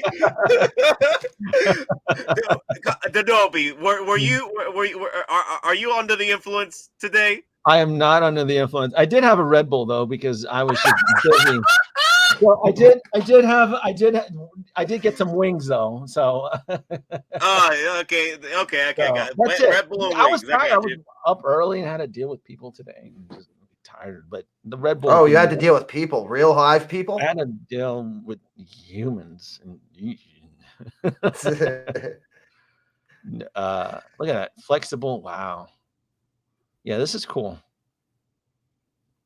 Yeah. Remember when I see Venom now, I always think of Local Lou. Local Lou was the one that was in love with the first one. He just thought that thing was like figure of the year type deal. Yeah, I think Brandon Coles is the Local Lou figure. He every time I see Brandon, he's talking about the Venom or someone talks about Venom or Carnage. This is the Local Lou figure. Yeah. Yeah, so when I see Venom, all I hear is just Local Lou just on the stream, ignoring everybody, just fucking playing with it, just going hard on it too. You know, thinking this is it. hey, look at that. Look at that. Get that right in the angle. Look at that. Look at that. Look at that. Look at my boy. Yep. Damn, he's packing, bro. We have the technology. I'll fix him up. Don't worry. Oh damn! He'll get an upgrade. He'll get an upgrade just like Ryu from Street Fighter. Okay, bong. It'll sound it'll sound like a hot dog hitting a counter, a wet counter, wet hot dog slamming into a counter. Dear Lord. Can't believe Denobi is saying this is cool. Oh, I think this is a joke. I hate the whole film series, but the problem is, Brian, is that I'm building an epic Spider-Verse. And in my Spider-Verse, Denobi 2 does not discriminate. In fact, I even have that piece of shit on pre-order, the vampire dude. Morbius. Wow. Yeah. You got Morbius? I got Morbius. Yeah. My Spider-Verse will be grand. It will it'll be a beacon of hope. It'll my Spider-Verse, once it's done and completed, will usher in a new era of peace. I gotta see this collection for his universe. Collection tour, just the Spider-Verse. I gotta see that. Just once it's complete, I gotta see that just to see usher in. My Spider-Verse will usher in an era of peace. It'll be epic. It'll be it'll be when it'll feel like the character of Six. I'm going back old school on this metaphor. It'll be the character of Six from Battlestar Galactica when she was convincing Gaius Baltar that humans and Cylons need, have come together to form a baby to usher in. That's what it'll be. That's what my Spider-Verse will be. Wow. Yeah. But not when Six snaps the baby's neck right before, right? No, well, not that point, but it was, because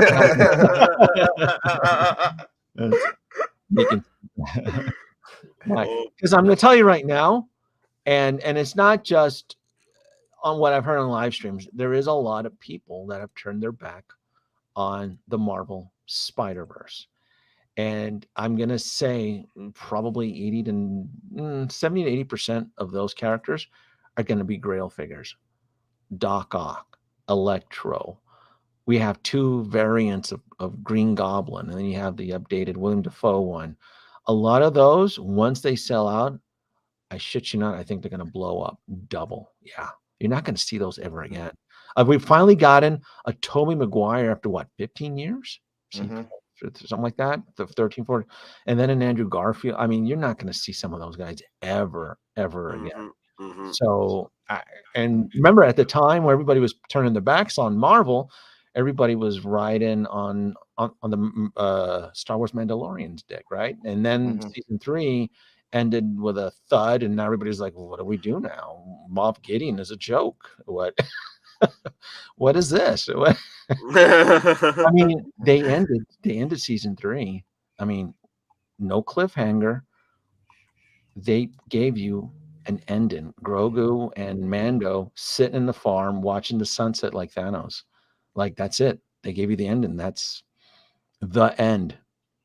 Didn't anybody catch that? And when I saw that, I'm like, oh shit, the market's dead now. They ended Mandalorian season 3 with Mando and Grogu on the farm, him on a rocking chair like Thanos watching the sunset. I'm like, oh, this shit's over. Yeah, I think they weren't. I think they weren't sure if season 4 was going to happen. Coming back. But they're writing right now season 4. No, so it's already written. Four is written. Yeah, yeah. It's in pre-production. They're looking to shoot it. It should be shooting in October. October or August, August or October, around there. Okay. Yeah. I'm gonna head out. So got to take care of some things. So again, thank you very much, everyone, for watching. Make sure you hit that like, subscribe, share, whatever we do in the prize video soon. Thank you, Denobi, for joining us. And I'll talk to you guys later. Peace. I'll hang up for another 15 minutes and I have to go get ready for the kids. Later, Don. See you, Don. Peace. Commander Crook. I'm not a crook. A lot of collectors only want whatever is hot at the moment. They're not really collecting anything. They're just buying and selling. Yes, well, that's still happening. Yep. I did experience that with collectors during the 2019, 2020 sellout days on Sideshow. All the Return of the Jedi, all the prequel trilogy figures were all up on Sideshow for discount. Yeah. But then once they sold out, and it took about 6 months or so, then the resale values started rising up. Darkseid Anakin, you couldn't sell Darkseid Anakin for $200 on eBay, and then out of nowhere, the prices start rising up. Crazy prices. Thanks to Mandalorian, honestly. Mandalorian brought the hype back to Star Wars, right, during that time. And it just drove people buying older Return of the Jedi, figures, prequel figures. And the prices start rising up again. Darkseid Anakin, Grail. It's like, that figure, man, I could have bought both of them for $400. The Darkseid and the Anakin for $400 shipped at the time. It was crazy. And now everybody seems to be unloading all their Mando I guess it's not hot now. Yeah, it's not hot anymore. I mean, they gave you an ending. Most people got the subliminal message, like, "Oh, shit's done.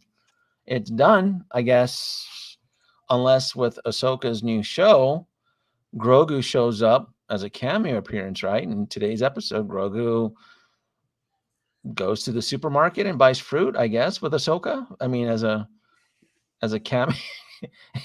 I don't know how they're gonna I don't know how they're gonna pull that.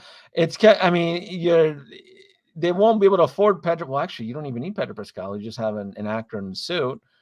Yeah, there was some talks that behind the scenes talks that Pedro Pascal did not want just to be paid. No, Pedro Pascal wanted to be paid as a voice actor, right? And the details are weird. Like, I guess he wanted to ask for more because being a voice actor as well as the Mandalorian, because there's times where he's not there on the suit. It's like 80% of the time he's in the other side of the country filming the Last Stand. He's banking on that HBO money. Who do you think is paying better now, HBO or Disney? HBO, man. He's signed on for 2 more seasons. What does he have for Mandalorian, right? They'll be, look, I'm going to tell you how you get Grogu in for 1 episode for Ahsoka.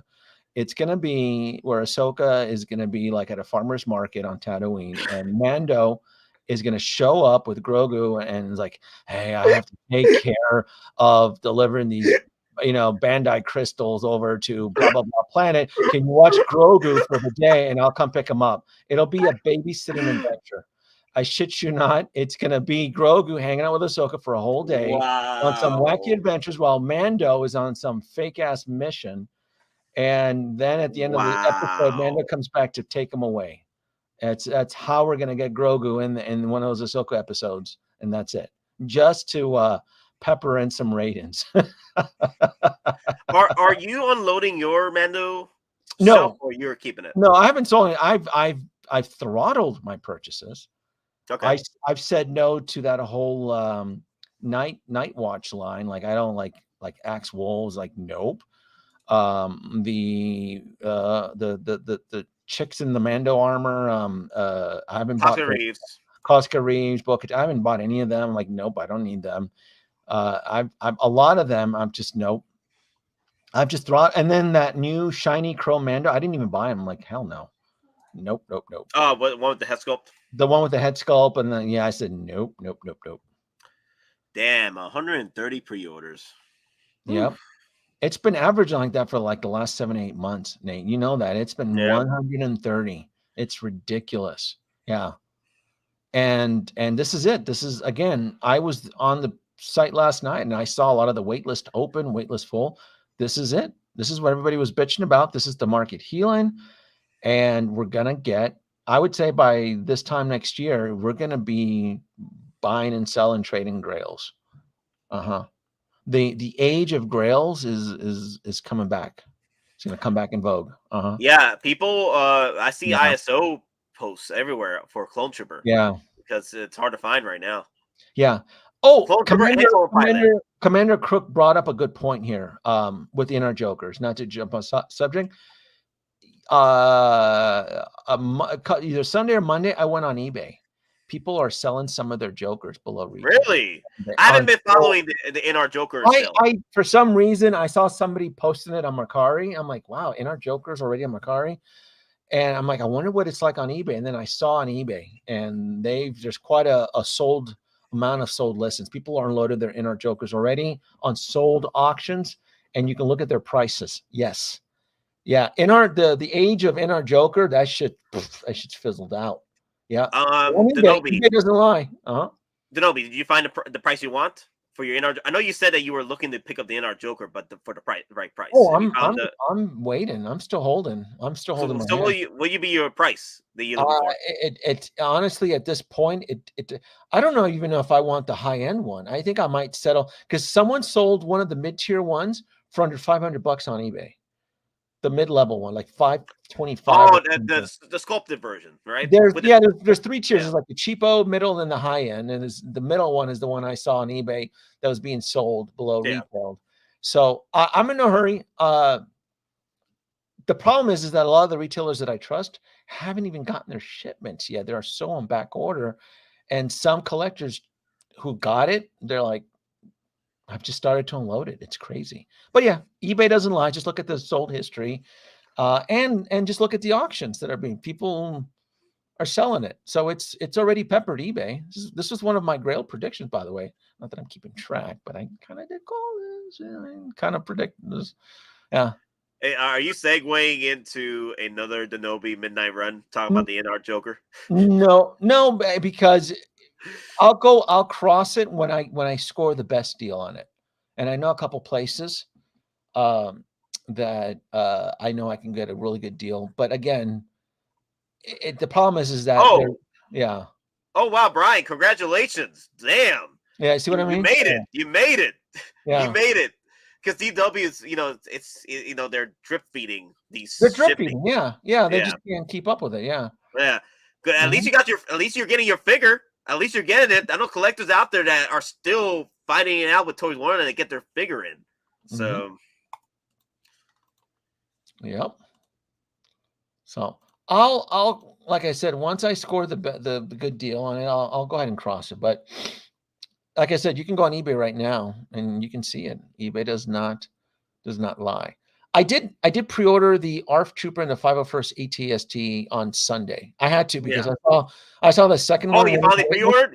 I had to because I got spooked. I'm like, God damn. And then you could only add like 2 or 3 on this one, the cart. So this one's already showing. The one with the figure is already that one there. You can only add like 3 to the cart. Really? Okay. 3, I think. So it's getting there now. It's getting there, and I didn't want to miss the opportunity. How many can you add? Oh, not the DeLorean. I'm gonna add the DeLorean. My bad. Yeah, this was 3 on the when I checked on Sunday. There you go, 3, right? Well, now it's still 6 though. Is it 6? I don't see it. I didn't see 6. Do you mean? There it is. Okay. Yeah. Are you talking about the regular ATRT? Maybe it was the regular ATRT because one of them went on waitlist, right? No, it's low stock. Oh, low stock. Maybe that's the one it was. Okay. Either way, something from that spooked me, and I pre-ordered it on Sunday. So I'm like, I didn't want to chase it. I'm like, oh, this is going to be one of those that I'm going to be busy with life or something. Nate's going to send me the message, and then when I log on, it's join the waitlist. And I don't want to waitlist. I want that as soon as it Yeah, drops. well, you Yeah. can still add 6. Yeah. Oh crap. They took away my ATRT. I guess you can't add 6 because when you add 6, right, and you leave in your cart, they will take away that figure because they can't give you 6. Ah. They just I didn't remove the other one. Yeah. Yeah. Huh. It's interesting. And yeah, I didn't want to those small vehicles, Nate. I don't want to have to chase that on the secondary market. Those things are expensive as it is, right? So I don't want to have to run. I'm like, oh, it's sold out here. So yeah. I already pre-ordered this one, and now pre-ordered one of these. I'm still trying to debate whether or not to buy another one of these or buy another one with the Trooper. I want to get another one with the Trooper and then keep this as a 1 for the Jedi. Yeah, and so what I'm hoping for is that I can score a deal on the empty unit, just that one there without the Trooper, because I want General Kenobi to ride it, because in the cartoon he's seen riding this. So General Kenobi on this with a Trooper behind him would be badass. So that's that's my wish setup. I don't think it just depends, but I know guaranteed I'm picking up one of them. Yeah. So it's gonna be a very interesting. It's gonna be very interesting. And then we got one more week, right? For May the 4th. May 4th. Maybe tonight, tomorrow, Thursday, we may get some announcements. Maybe. Yeah, if they have to release something, it has to be this week, because next week is going to be Guardians of the Galaxy. Yeah. Which they hinted they're working on figures to be released next week. May 4th week, and Star Wars May the 4th. So anything this week has to be freaking either John Wick or some other pre-order. It has to be something this week. Yeah. So that's so if they drop anything tonight or tomorrow, I'll do an evening run or a midnight run, because I would like to hopefully drop something cool, Star Wars or Return of the Jedi. So I'd like to talk about it. But otherwise, if it's just more releases, like, do you get any of these Iron Mans? These two? No. Okay. No. I don't even know if I want another RoboCop. I'm still having trouble justifying another RoboCop. I had to sacrifice these two, man. I wanted them. I had to sacrifice them. Yeah, I'm gonna wait.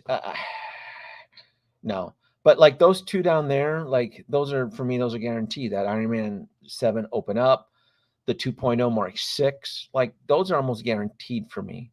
So, yeah, those suits, they just do well. They just do very, very well. But yeah. But anyway, Nate, I gotta go. This was fun. I gotta bounce out, and then 6:30. I got a couple things to do tonight, and then folks watching, if something cool drops tonight or tomorrow, I will absolutely do a live stream on it tonight. What's cool wise? It has to be Star Wars, right? I'm thinking I'm still holding out for the N1 fighter, or just something, anything, or even Return of the Jedi, even anything Return of the Jedi or the N1 fighter. Yeah, I want to talk about it. I want to talk about the state of Star Wars Hottoys collection. So yep. Anyway, peace. Gotta go. Thanks, Nate. Laters. All right, guys. There was only one. Guys, what a stream today. Damn, Denobi with the laughs. Dear Lord. Wow. Crazy. Please subscribe to Denobi. Yes, Big Dog 1. Thank you, Denobi, for coming in. And Big Dog Pound 1, thank you for linking Denobi's channel. You guys want to check him out? If you're new to the channel, if you just experienced Denobi, well, you're going to be experiencing more Denobi if you head over to his channel. Nate is the last man standing, all alone now. Love you too. Love you too. Dear Lord. Love you all. I love you all. Wow. Crazy. So he said freaking N1 Starfighter. So here's my thoughts as for the N1 Starfighter. If they were looking to release it, right? Either they'll do a summer showcase, right? A summer showcase situation, right? Or strike when the iron is hot with Star Wars. Strike when the iron is hot with the hype train of May 4th, right? They can drop it there. They can do a mixed bag of Return of Jedi and Mandalorian. Hell, they don't really need to delve deep with the Mandalorian right now. they could drop as many Return of the Jedi as they want, and maybe drop that one Mandalorian figure, which will be the N1 Starfighter and the Mando together.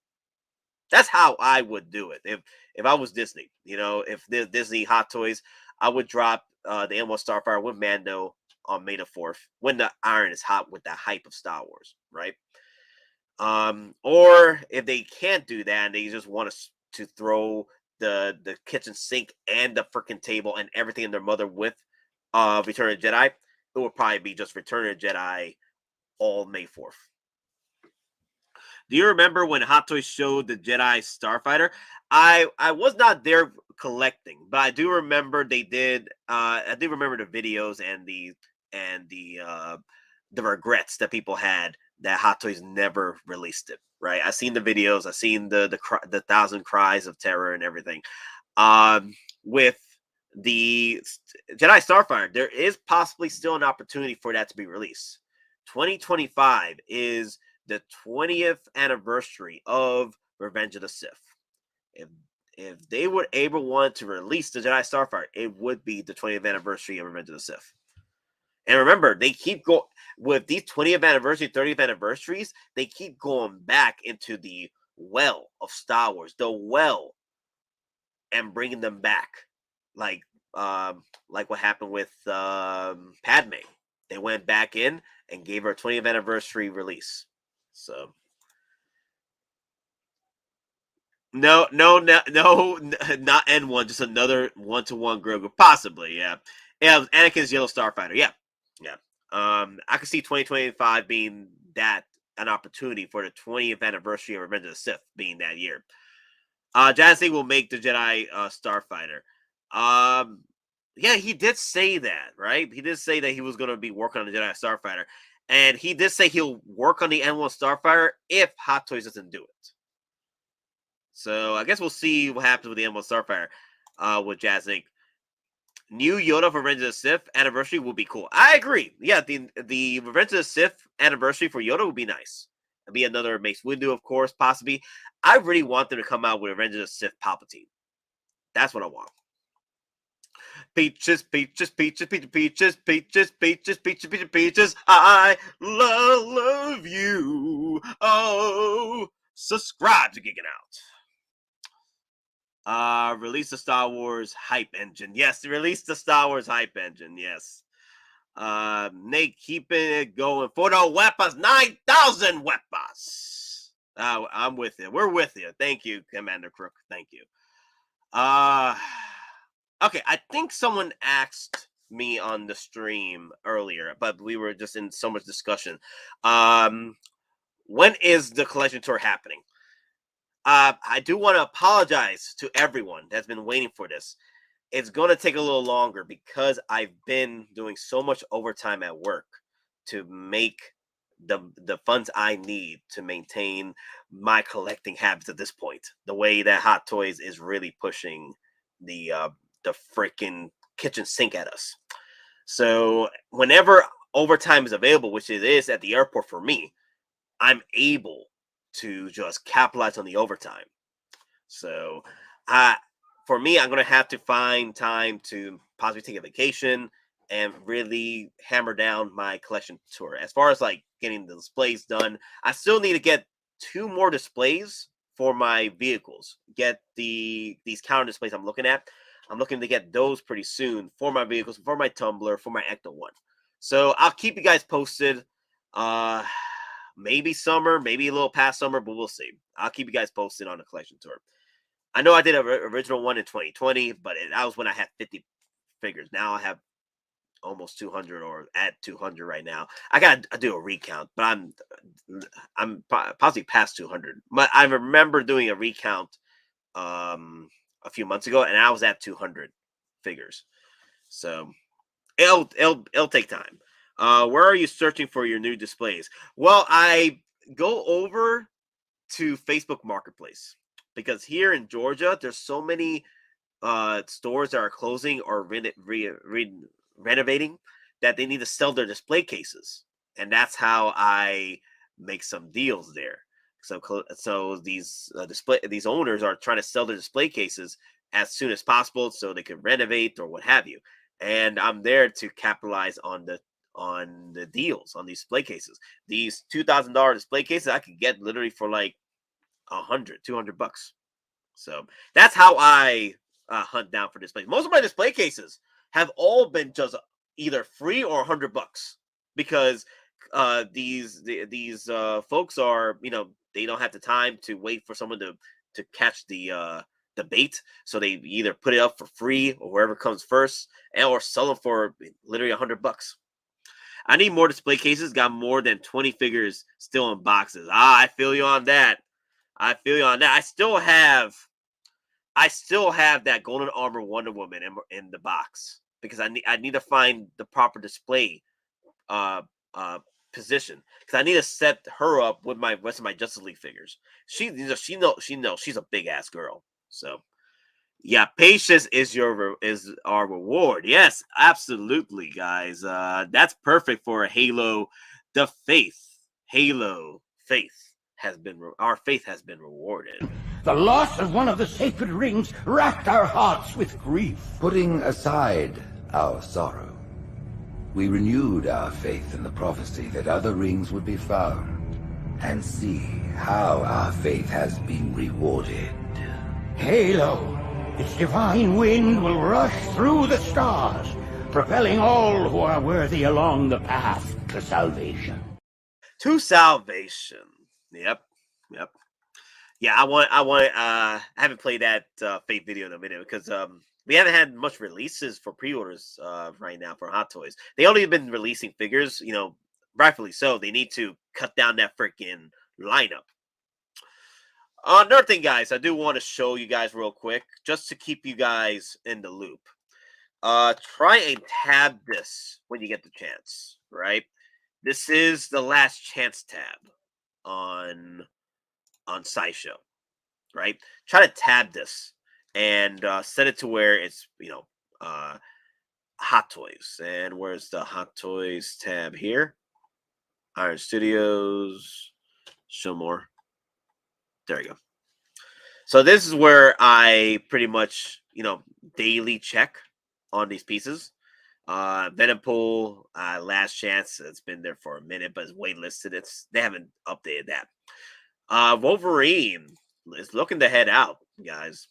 So if you are a Hugh Jackman fan, Wolverine fan like me, this is a piece for you. This was pretty much a second chance for me at picking up a licensed Wolverine from Hot Toys, and it's a beautiful piece. I have the Kip Bash version of the World Box with the look he had in Wolverine Origins, but this here. This was one of my favorite films from Fox, like the favorite film from Fox. Days of Future Past really sealed the deal with Fox for me. Like, I did not have to watch. If they had come out with better films after that, it would have been a different story, other than Logan. This film really sealed the deal with the canon for me. This is how it ended.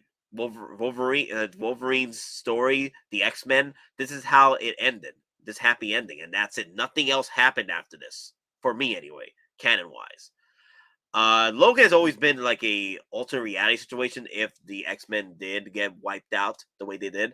But still, Logan is a great movie. But this one right here really sealed the deal for me as the ending to the X-Men franchise. After this, other than Logan, was a downward spiral for Fox. They really was screwing up with X-Men after this. But yeah, low stock and the deluxe set. These are already waitlisted, the exclusive set, because these were time exclusives. The collector edition is already waitlisted, and then deluxe version is just looking to be out the door pretty soon. So let me pull out the link for you guys to put over here for you. Oh wait, I just saved the Wolverine link. I didn't want to save the Wolverine link. There goes my page on SciShow freezing up. How dare you? Wait, what did I do? Okay. There you go. Fixed it. I fixed it, and then and decided to refresh the tabs I had. How dare you, Saisha? How dare you ruin my fun? There you go. Fix it. All right. Let me share this with you guys real quick. The link. Yeah, I usually check this place out daily for me, like just to make sure what's getting last chance. Usually Matt hits me up immediately before anything gets really hit hard. So Matt's been doing a great job just posting it on Facebook as well on the 6 Survival Guide. So great job on Matt on that. Hottoys needs to implement leather for all figures, not just Logan. That's true. And they need to get back into that drawing board with all the freaking leather pieces. Like leather galore, leather Vader, leather, everything that deserves to be leather has to be leather. Like leather boots. Getting tired of this fake ass pleather crap that keeps disintegrating over time. It's getting annoying. I have the page bookmarked just for Hottoys. Yep, that's true, Matt. Yeah, where the hell is Scarlet Witch? We're going on more than 2 years. She is becoming the next Hulkbuster, guys. She's becoming the next, no, not even the Hulkbuster, the Gamora, right? Gamora outbeat the Hulkbuster in how long she lasted for release, before release. It's ridiculous. Wow. Can't believe this with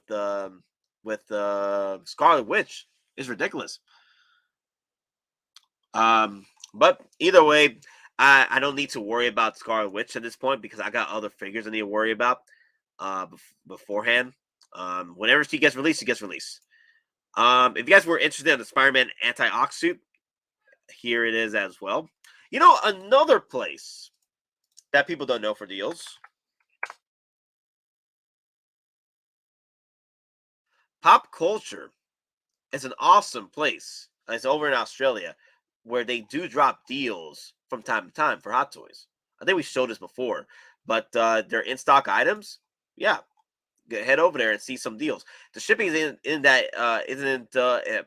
isn't crazy either. So I say hop on over there, see what deals you can find, depending on the price and stuff. But I think they've done most of their deals already during their Exodus when they had to sell their bottom cell batteries. But I've got some few figures here for freaking the deal, so I recommend it. Yeah, another place you can go to for deals, but not for pre-orders, right? But for in-stock items. Still 11 figures left to release from 2021. Includes the quarter scale Mark IV Gantry. Dude, man, that's another one I'm still debating about picking up.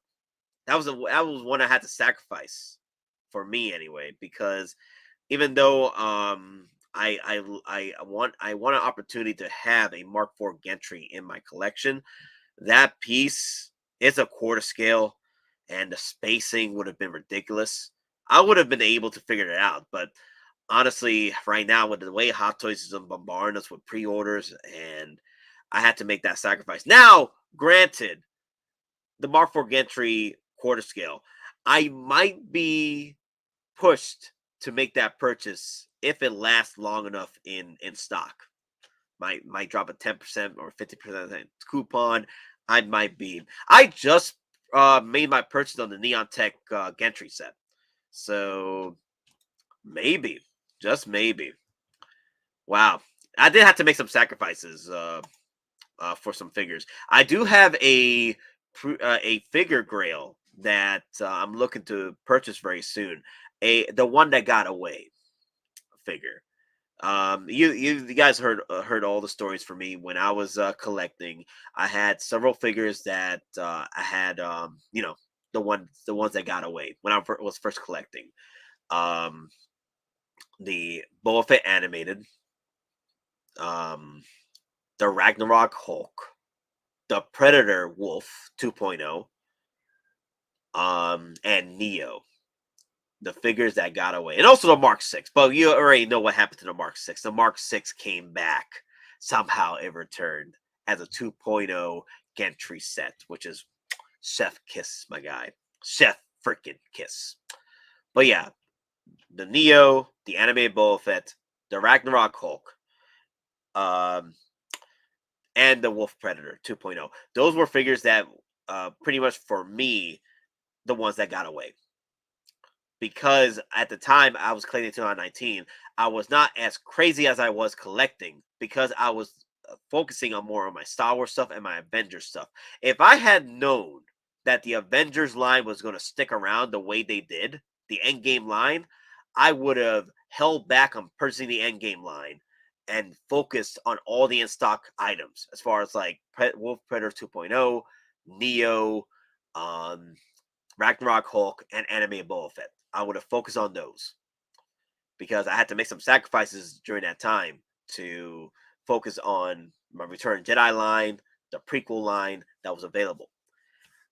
It was crazy, man. It was a crazy time.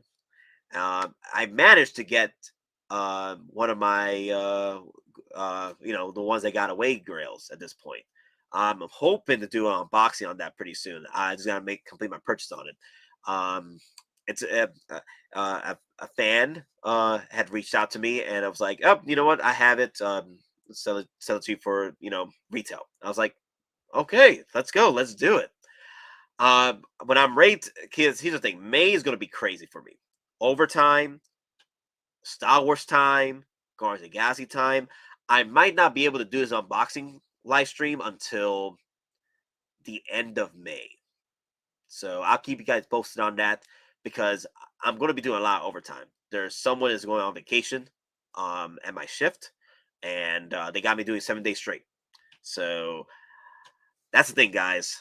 My job, the one thing I've been enjoying is the overtime because the overtime is available right now.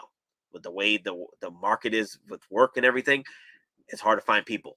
And hey, I gotta capitalize on the overtime, make that money to pay off these hot toys. OT for the H team. Hey guys, YouTube, I do this for fun. Do this for you guys. I have fun discussing. This is an escape for me when I'm with you guys. YouTube don't pay my hot toys. YouTube does not pay my hot toys. The numbers aren't there yet. The subscriber and the views aren't there yet to make that kind of hell. Even YouTube has brought down their revenue on these live streams because they're focusing on other things. The live stream long discussions are not hype right now anymore. Hopefully that changes again later on. Maybe the revenue will get better, but honestly, no. YouTube has really been to the point where I've been trying to save up the money that I've been making from YouTube to buy maybe a hot toy or two, for giveaways here and there, because they've really not been paying like they used to. No. It sucks, but I'm not doing this for the money. I'm doing it just to have fun. What at this point, will I ever make this a full-time thing? And then no, unless the numbers are there, then yeah, I'd rather do this for full time and then get paid respectfully to do this full time. That'd be freaking awesome. But the channel isn't there yet. Oh, I don't think it ever will be. But for me, it's just an escape for me. I'm just having fun and riding the wave with you guys. I'm getting any Picard season 3 figures. Oh, damn! I got very tempted with those season 3 figures, but I might have to sacrifice those as well, because right now what I'm looking forward to is the Ravacon line that Exo and Anthony keep talking about. I think I'm going to delve deep, not deep, but just enough to where, if depending on what they put out for the Ravacon line, I would like to get the red suits. I would like to get the red suits editions, and we'll see what happens with that. Picard season 3, I'm not sure. Will be an opportunity for me to get a Picard and several others, but we'll see. We'll see about that, Peyton. Damn, that's crazy.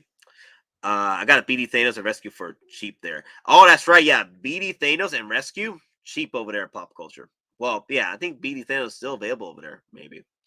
Nice. I did with Taskmaster. Yeah, several opportunities over there from pop culture.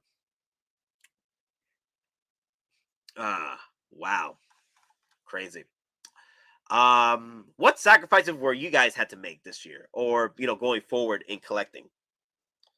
For Hottoys anyway, because or wants the skills, anything right now.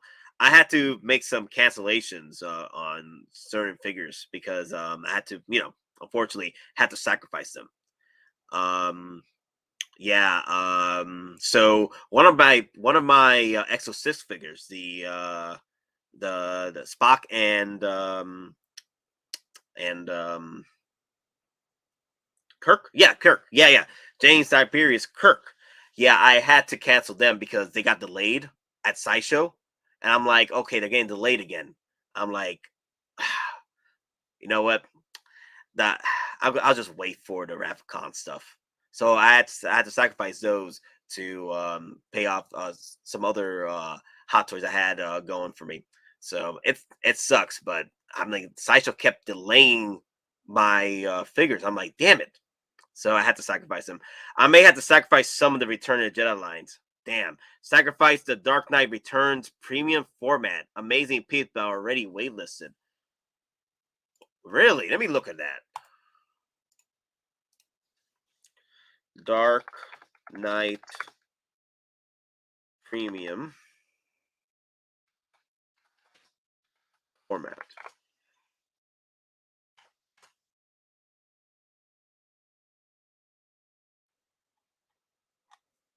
The 620?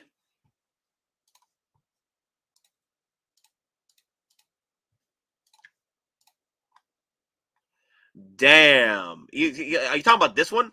The Dark Knight Return. Oh, the Dark Knight Returns. The Dark Knight Returns. This ain't Dark Knight Returns.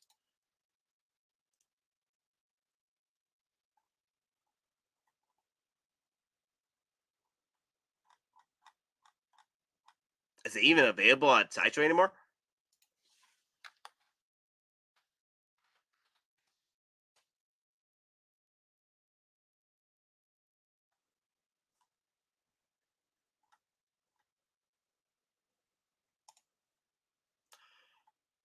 Wow. This is the one you had to sacrifice? No. Wow. Damn. That's straight out the comic book. Damn. Damn. Oh, this hurts. Oh, damn, this hurts.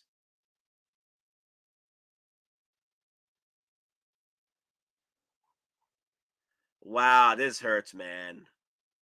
Wow. Now I feel you. Damn, this premium format's fire. Wow.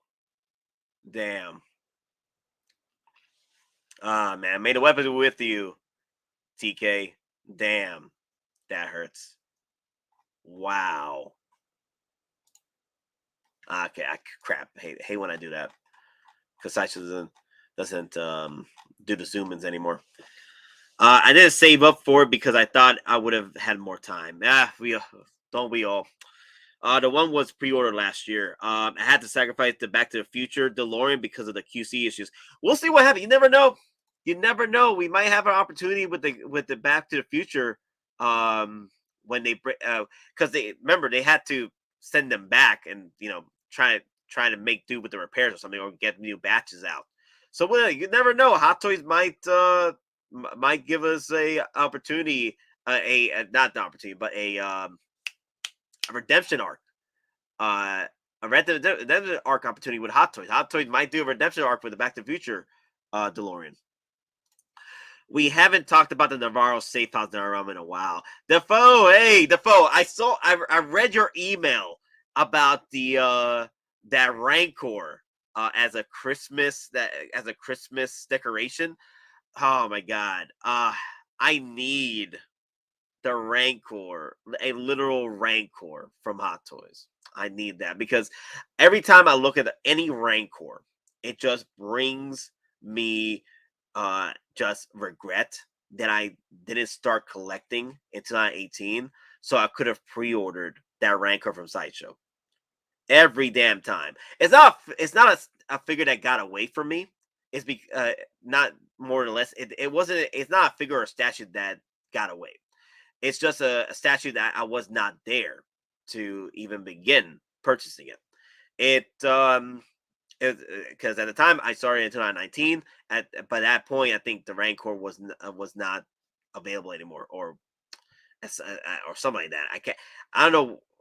There was some means that I could not make that purchase. I do not know what happened, but I do know is if Hottoys or Sideshow releases a Book of Boba Fett Rancor, I'll take it. Hell, I'll take the Rancor from Return of the Jedi.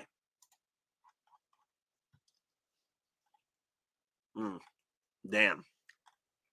But yeah, the Dio house. I don't know. Maybe that was probably a flex move from Hottoys, but we'll never know. We'll see what happens in the future. I think the hype train for that Dio still was part of season 1. So the hype train for that possibly wasn't there for Hottoys to make that move. It would have been nice to have that Dio, because I have like 4 Remnant Troopers that I would love to have put in there, shove them in the freaking Dio base, or the Navarro safe house Dio base. That would have been nice. Yeah, I loved it, man. I loved it. I was just thinking about that too. I was like, damn, that'd be a nice Christmas decoration. What you sent me. I'm thinking about it. Not gonna lie, I'm really thinking about it. Boba was supposed to be in Mando Season 3. Yep, I read that too. Yep. I don't know what happened. Maybe the management just completely forgot about calling Tamara Morrison in for Boba Fett. I don't know what happened with that. He did the voice work for the Clone Troopers, but that was after the said shooting. They did a lot of the voice work after. So after the post-production. So I'm like, damn, that's ridiculous, man. How the hell did you forget to bring in Boba Fett for the season 3 of Mandalorian? So stupid. You have to see the Empire Carbonite scene from Hallmark. It's off the charts. Wow, I need to check that out. I'm glad they didn't shove him into it, to be honest, considering how I feel fumbled S3 and Book of Boba Fett. I feel TK. I feel you. Yeah, that at that point, people would the way they rushed the ending. Yeah, it would have been weird. It should have been at least an hour long to even think about including Boba Fett in that final moment. But it was only 38 minutes long. Nah. I do appreciate you now hitting the like button, Commander Crook. I'm not a crook. Yeah. Please smash that like button for your man Nate and the gang. Let me throw you some woo after that one. Where's the Ric Flair with my woo? Where? Did you guys see the or listen to the Joe Rogan experience with Ric Flair's interview? That was awesome. Oh my god. Just listening to the history with of the WWE with Ric Flair, dude, that was it was so cool. Just listening to that conversation. And some of the backstories and stuff. It was pretty cool. Check it out. It's on Spotify. I know YouTube does a lot of these shorts and stuff now and videos on the conversation and the interview. So it was pretty cool. Let me see. 10 o'clock. So I'm looking at here. I haven't listened yet. Love Joe Rogan podcast. Commander Crook, check it out, man. That podcast was freaking awesome. Damn, I was enjoying every minute of it. It was pretty cool. So, all right, guys. So we're gonna end the stream in a few minutes, but let's go over some of the discussions we're gonna have going forward the next few weeks. So, April 30th, right? April 30th. Get this on calendar. It's on Sunday. All right, Sunday, night stream. We're gonna be discussing our wish list, right? Our wish list of what we want to see, updated wish list of what we want to see for May the 4th of release. It could be Return of the Jedi. It could be Mandalorian. Our wish list we're going to be going over with the gang. After that, before that, we're probably gonna have a couple streams in the morning, depending on what gets released between now and Sunday, right? Sunday 30th is the wish list stream for Hottoys May the 4th. After that, of course, the May 4th stream. There is going to be a May 3rd stream, which is on Wednesday. May 3rd is going to be your typical normal stream. But that stream, we're going to be discussing our first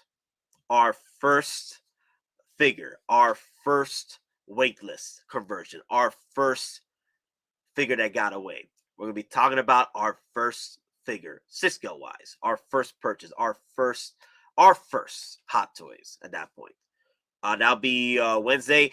I wanted to try and do it today, but Mr. Mon Collectibles, we had our first little conversation together this morning, just sitting down talking about it. What will be our first, right? And Mr. Mom is just like, dude, we got to have this conversation on a freaking live stream. I'm like, yeah, let's do it. He said he couldn't do it today because he's like, you know what? Because he had, he's busy. So I did the Batman stuff today. So next Wednesday, we're going to be having our first discussion, right? Party Nate returning. It's going to be a party for May 4th. May 3rd going to May 4th stream. But unfortunately, it's not going to be a 24-hour stream because too much stuff is happening between May 3rd and May 4th. Guardians of the Galaxy has a premiere on May 4th. So I can't do a 24-hour stream because I need to make it to the theater to watch the damn movie. So no 24-hour stream. That's why I got pissed off. May 3rd and May 4th would have been the perfect 24-hour stream opportunity because May 3rd falls on Wednesday and then goes into May 4th, Thursday.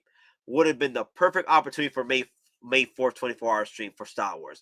But because Disney wanted to put freaking Guardians of the Galaxy in the same damn week of May 4th, it wasn't happening.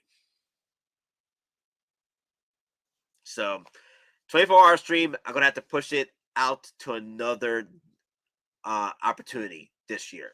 I'm thinking maybe the Ahsoka premiere. So, Dave Filoni, if you like me, if you love me, please, for the love of God, make that an hour episode. So, we could be popping with a 24-hour stream. I'm thinking we might be doing a 24-hour stream for Ahsoka. But we got the whole... Man, you know what? Maybe Summer Showcase. Summer Showcase could be the 24-hour stream. They drop a lot of figures Summer Showcase, right? We can do that, right? 24-hour stream on Summer Showcase. Maybe. Yeah, maybe. It has been weird with just one Star Wars Clone Wars 20th and then one Mando figure so far this year. Makes me wonder if there is a blend instead of just Return of the Jedi. That's what I'm thinking.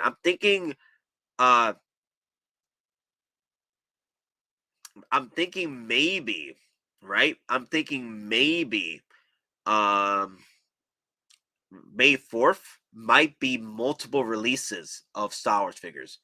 Other than Return of the Jedi, it could be Mando, it could be 20th anniversary Clone Wars. Yeah. I'm already seeing that as that happen. So pretty much those are the dates, guys. We're gonna be, so May 3rd is still gonna be the regular stream at 6 p.m. Eastern. And then later that night, it's going to be the 12-hour-ish stream, I'm guessing, starting from 10 or 11 o'clock at night, going into May 4th, talking about potential releases. So, and not even potential releases that are being released that day. So, should be a fun discussion. No morning stream tomorrow, but I'm going to be doing a video review with Gabe on the discussion of Mandalorian Season 3 review. We're going to be doing a review video on Mandalorian Season 3 tomorrow. I'm going to record that. No, it's ain't going to be a stream, but I'm probably going to make it into a premiere video for you guys. So you guys could be on the chat talking about it and stuff like that. So Peyton, you say 24-hour stream for Summer Showcase? Yeah, yeah, yeah. I'm thinking the same thing because I need material to talk about here, and also I do want to throw in some Necron talk as well. Oh, Necron 40K talk, and in there somewhere in these long-winded streams because I do want to talk about some 40K with you guys. I love 40K. Like I started with 40K lore wise and being involved with the stories and being involved loving the miniatures that come out of 40K. The only problem is I can't collect them because I'm gonna have to sacrifice my hot toys to collect 40K. I know people are like, you could just create one army and that's it, just keep with that. With my collecting habits, I won't stop at one army. I'm gonna keep working. I'm gonna keep making. I'm gonna keep building upon, especially the Mech Knights, especially the Death Knights out there. Shoot, the Tau, dude. Nate, 10th edition is coming this summer. Really, Matt? Wow. Yes, the 10th edition. Yeah, there's some talks there too. Oh my god, the lore has been crazy, man. I need to catch up with my lore. The past 2 months of how much lore has been coming out for 40K has been ridiculous. I need to catch up with my lore. I've been behind with the because I've been trying to keep myself updated. I've been behind on the lore and news. Not in the news. I know what's happening, but I need to catch up on the lore. I've been stuck the past 2 months because I've been like bouncing around doing OT for the HC and talking about streams with you guys with Star Wars and what have you and Hot Toys. I need to sit down and go over my freaking 10th edition lore updates because it's been crazy, bruh. Lionel Johnson, my boy's back. Dude, I need to see Gilman and Lionel Johnson meet up again. I need to see what happens there. I need to see what happens, man. It's gonna be glorious. Summer Showcase is gonna be fire. I agree. Then there's Space Marines, Surveyors, and Tyranids. Oh, I love Tyranids, bro. I love them Tyranids. Oh my god, Tyranids, bruh. Those are first coming into 40K. My favorite my top 3 favorite factions was the Tau, the Necrons, and the Tyranids. Nate, I haven't seen any Flash Hot Toys yet. No. Shoji, we were discussing on potential of Hot Toys we would like to see from the Flash movie. Yeah, that's what we were doing. No Flash Hot Toys yet. They're not going to drop any Flash Hot Toys until June when the movie starts hyping up train. Porsche, I'm looking for Paz Visa. He went out like a true G, my guy. Yo, my boy Paz Visa, my boy. He went out like a true soldier, a true Mandalorian. Oh my god, man. That episode was man. Let me see. Do I have a video for my boy, like a celebration of his prowess? Shoot. Let me see. Do I have a celebration video? I don't think I do have. That's right. For Mandalore. I need to get that clipped. For Mandalore. For Mandalore. Yes. Yes. I need to get that clip. Oh my god. Yeah. Wow. My boy. For Pass Visa. Yeah. Pull one for Pass Visa, guys. Pull one for Pass Visa. Yes. Ah, man. Wow. I don't think I have a victory one. I don't have a victory clip. Yeah, I will need to get that. I will need to get that. He went out like like Scarface. Yeah. He went out like a G. He went out like a freaking G, my guy, dude. And I'm hoping that Axe Woes ends up training and help Pass Visa's kid. Grow up into a fine Mandalorian. So train him. Because it looked like Axe and Paz, even though they had their disagreements, Axe looks like he respected him as a warrior. So yeah. Yeah, but they didn't mention Paz in the final though. That was weird. Yeah, that's one of my gripes I have with the show because of the 38-minute ending there and how rushed it was with the ending. One of my gripes, I will mention it on the review tomorrow, my gripes with that episode was that they just didn't even care about Paz Visa to talk about him. You know. Yeah, it is what it is. I do have this cool photo that I just made into my cover photo. Here you go. Or no, not my cover photo, my profile picture. I know you guys are probably gonna get hit with some feels. So here you go.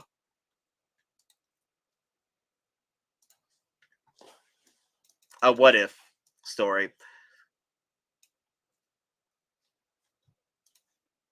Uncle Paz Visa chilling out with Mando, then Jaren, and Grogu playing around. We should be seeing people starting to sell their heavy Mando figures soon. Possibly. What if? I would have loved to seen this. Like, yeah. Paz Visa. Rest in power, King. It could have been written and edited better. They left a lot out, but overall, I was enjoyed of the last episode. Yeah, I didn't mind the last episode either. Like, I enjoyed it for what it was, but there were some things I didn't like. But it's still, they still gave us a happy ending for Din and Grogu, so I'm cool with it. I will share my thoughts and opinions and my biases tomorrow's review of The Mandalorian Season 3. So we'll have the video up between Thursday and Friday, because Gabe is going to be editing the video, so he's going to take some time in editing the video, and once we get it edited, I'll post it up, and hope you enjoy the review. It won't be a live stream because usually with live streams, if we get distracted a lot with the equipment and everything, I don't want to involve that with the review. I want to get right into the review of the discussion of Mandalorian Season 3 and share our thoughts in the video. And then you guys can comment and also comment in the chat because it'll be a premiere video. You can comment in the chat. You can comment on the actual video itself once it's done. So I do want to hear your thoughts. I always like to listen and read your comments and hear what the community has to say. Nate, long live the Empire. Long live the Empire. Long live the Empire. Long live the Empire. Long live the Empire. Long live the Empire. Real talk though, I need that full Mandalore. For a minute, when I first saw that, man, I thought it was like for WWE. Oh my god. Shoot. I'm looking at the stream right now, right? I'm seeing freaking Grievous just falling apart over here. Dear God. I sacrifice Hottoys for a car so I can visit my friend in Brisbane when I can. Okay, hey, sacrifices have to be made. Sacrifices have to be made. Let me see. Did I already cover everything with you guys for what's coming out for schedule wise? Right? I already did cover everything. Any figures coming out? Any figures I have coming out or are coming in? I just unboxed my premium edition Megatron. That was a bit of a headache to go through because but after you go through the headache, it's glorious. I still need to fix it up. So what I want to do with it, I want to keep the shield on one arm from a premium edition Megatron and keep the freaking proton cannon on the other side. So Venom 2 was released. Yeah, the Venom 2 was released, so we already discussed about that. Great piece. I'm excited for collectors that did miss out on the original Venom 2 were able to come in and purchase it. And you got pretty much the better figure in this situation because I have the original Venom. And the original Venom doesn't come with the head sculpt. Doesn't come with the third head sculpt with the Tom Hardy's profile. So congratulations on that, guys. But yeah, if you guys are wondering what I'm talking about here, This is the one that just came in. I think this is the last one. I got this premium edition Megatron for $400 shipped because it was on deals. It was like daily deals for like what, 25-30% off. I waited a long time for this piece. Waited a long time to buy this piece. I was just buying my time because I had other figures to work on. But my patience has been rewarded. $550, that's retail. Out the door, just you might as well just throw in $60 on this piece. Added for tax and shipping. Bruh. I got this for $400. Damn. Damn.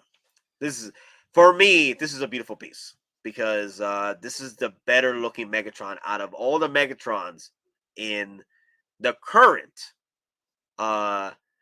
Transformer Bayformers. This is a piece I wanted in my collection for a long time. I do have the premium edition Bumblebee, and I did pick up the premium edition Optimus Prime as well. I still need to pre-order premium edition Nemesis Prime, which I recommend. I feel that it is currently the best premium edition Optimus Prime to date, Nemesis Prime style. So, yeah, I got this for $400, man. Shoot, Sideshow daily deals, man. Wow. And I have it here in my collection now. So I still need to add the so I added the sword in the back because I do want him packing the cannon. I do want him packing the cannon, his signature cannon, and then I'll put the shield. This shield was exclusive to the deluxe set. The shield wasn't in the film. It was in the concept art. Yeah. The Nadalorian. For Mandalore.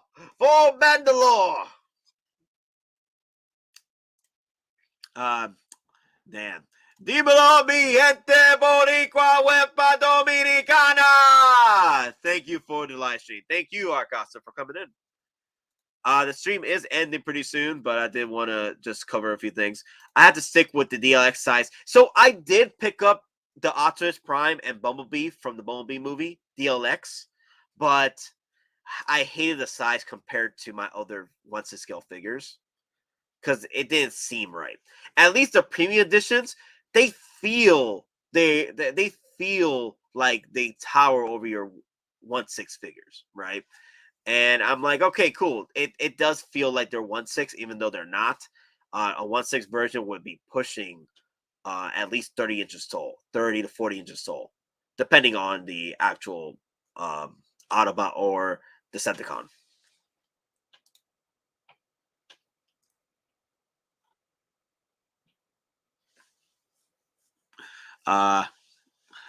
Titi, mi pregunta si tengo muchas Hottoys, muchas Hottoys. Hoy tengo una, mañana otra.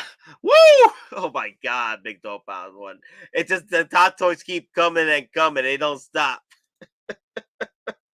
Soundwave and Ravage is my favorite DLX.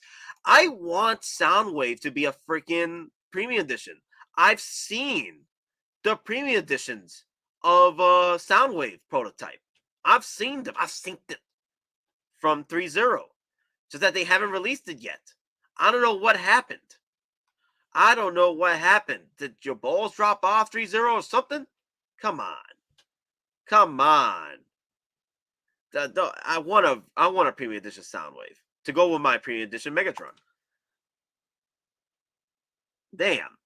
That's ridiculous, man. Been waiting. Damn. Wow. Ridiculous.